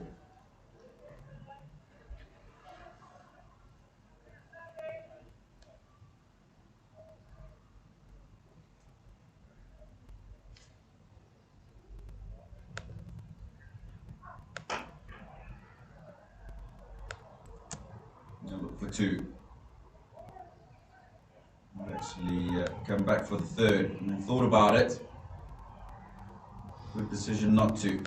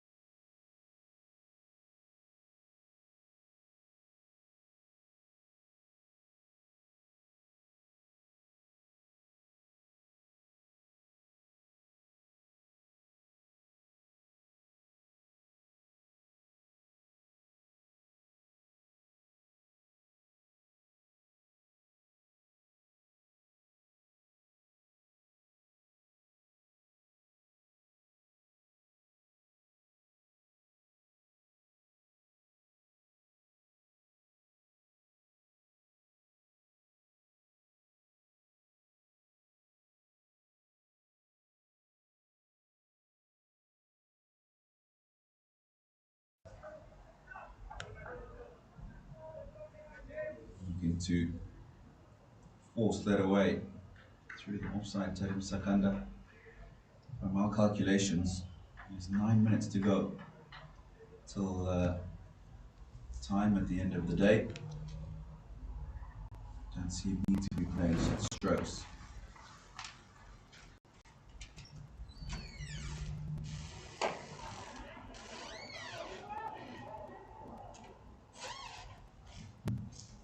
Ball needs to do just a little bit, and you can find yourself in trouble. 25 overs gone. 101 for 1.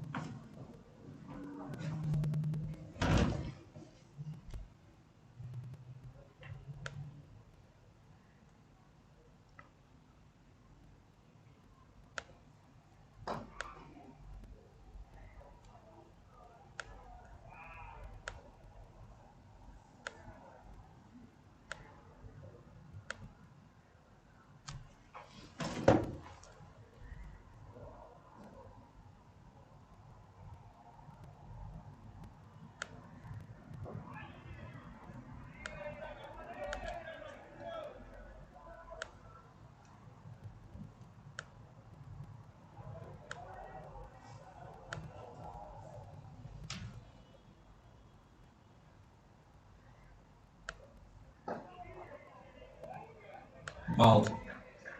Just sort of shimmy down the track.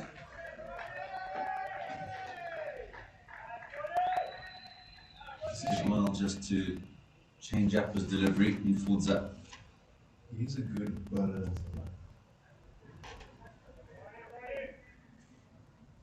It's a very, very simple process, very simple style, very effective.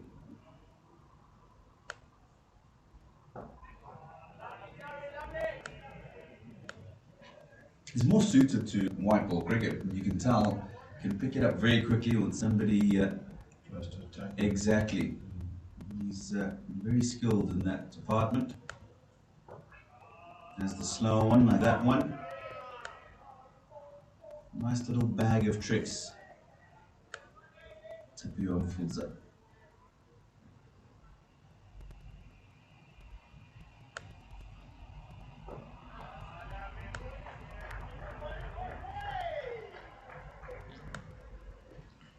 It's the end of the 26th over, 103 for 1.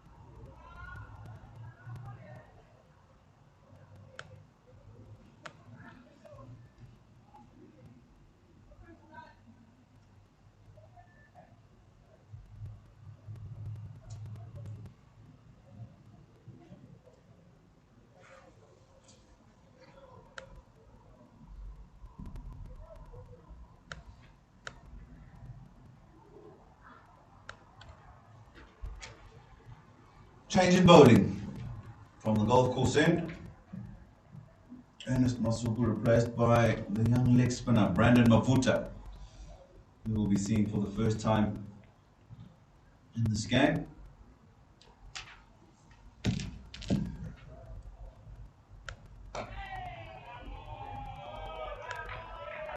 Nice start. Wrist spinner.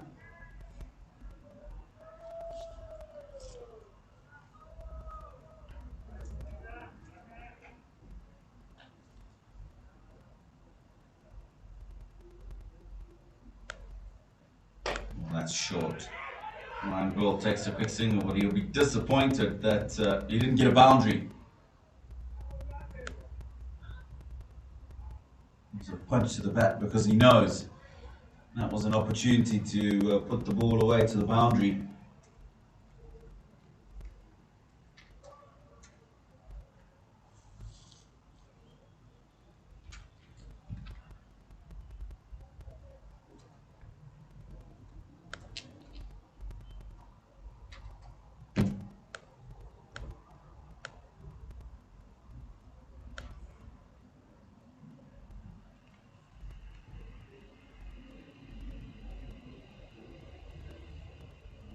Short catching on the leg side. Square leg.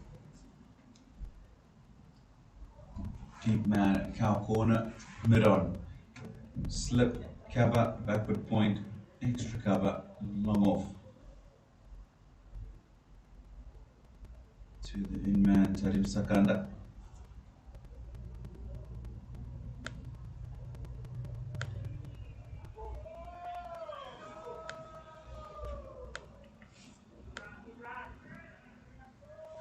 Both of these two, of course, play their trade for the Rhinos in the Midlands, so they'll know each other. Played and trained a lot together.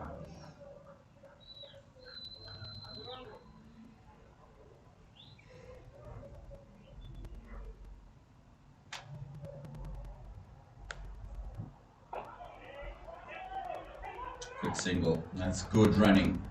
Very, very good running.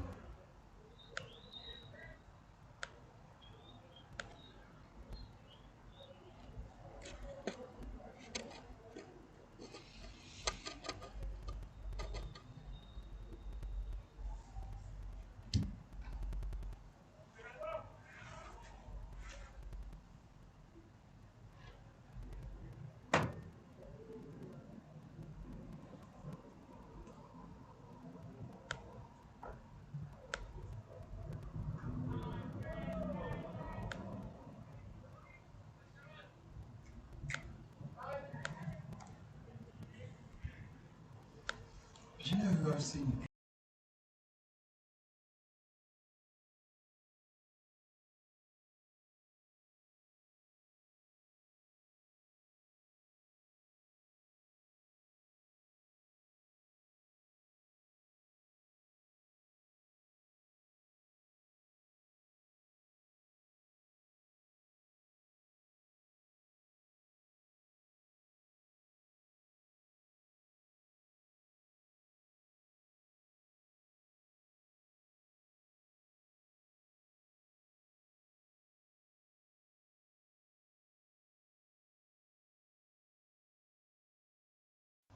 Last over of today's play.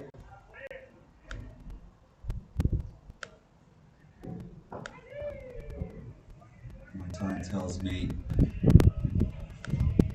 it is now 4:30, which is the end of the 30-minute allowance to finish overs at the end of the day. In the air from Sakanda, there's nobody back. He'll help himself to fall. Rare short delivery. Off spinner Mavuta. Takes Sakanda to 63.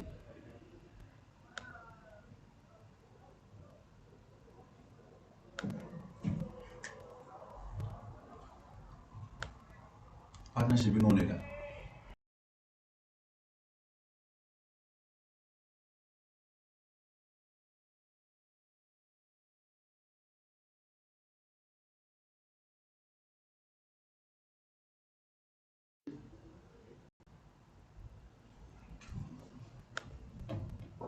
And I guess Darlington, they've gone and done exactly what we're talking about. Play out the day, make sure that you're here tomorrow, start again, and cash in on a good batting surface on day 2.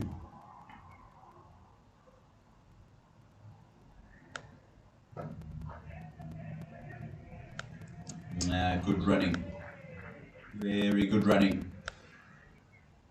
End of the day, the field is a little bit lethargic.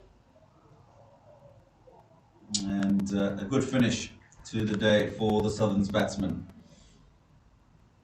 Firmly in control at the end of day 1, Southerns. 110 for 1. Couple of opportunities they gave to Northerns in the field which they could not hang on to.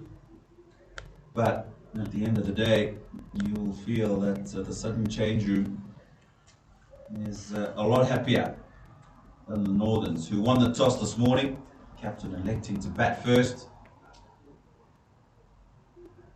And the day started pretty well for the Southerns with the ball. Constant wickets fell for the Northerns. Only 2 real innings to speak of. Milton Shumba, 58 from 78 deliveries. Wesley Madere chipping in with 60 from 71. With the ball, the man who did the job, William Mashinge, just 11.3 overs, 5 for 43. And it was the opportunity for the Southerns to come out and bat. Caetano got a good 60 in the first practice match. Didn't get going. Just 4 before he was adjudged LBW to Richard Ngarava. The 2 men who have done the job for Southerns this afternoon. Tarim Sakanda, 54 from 72. Ryan Burl, very well made, 35 from 68 deliveries. 106 partnership between the 2 of them. And Southerns at the end of day 1, 110 for 1. Darlington, your thoughts on day 1's play? It has definitely shifted towards Southerns. It's just that and the key thing there, the key statistic there is there's 9 wickets in hand, and the fact that they're basically just 150 behind, a little less than 150 runs behind, with 3 days to play. It must be Southerns as long as they play sensibly tomorrow. We don't expect that there'll be weather will be much different. It's going to affect this game. But so it's really up to them to give away the advantages that they've created for themselves. Yeah, it's been a good day for the Southerns outfit. They'll go away tonight and they'll sit and discuss about how they'll want to come out tomorrow and take the ascendancy in this match. Look to bat out the Northerns from the remainder of this 4-day game. Well, it's been an entertaining first day here at Narari Sports Club. Thank you for all of those that were with us for the duration of today's live stream. Join us again tomorrow. It will be 10 a.m., 9 a.m. local time start. Until then, have a good night.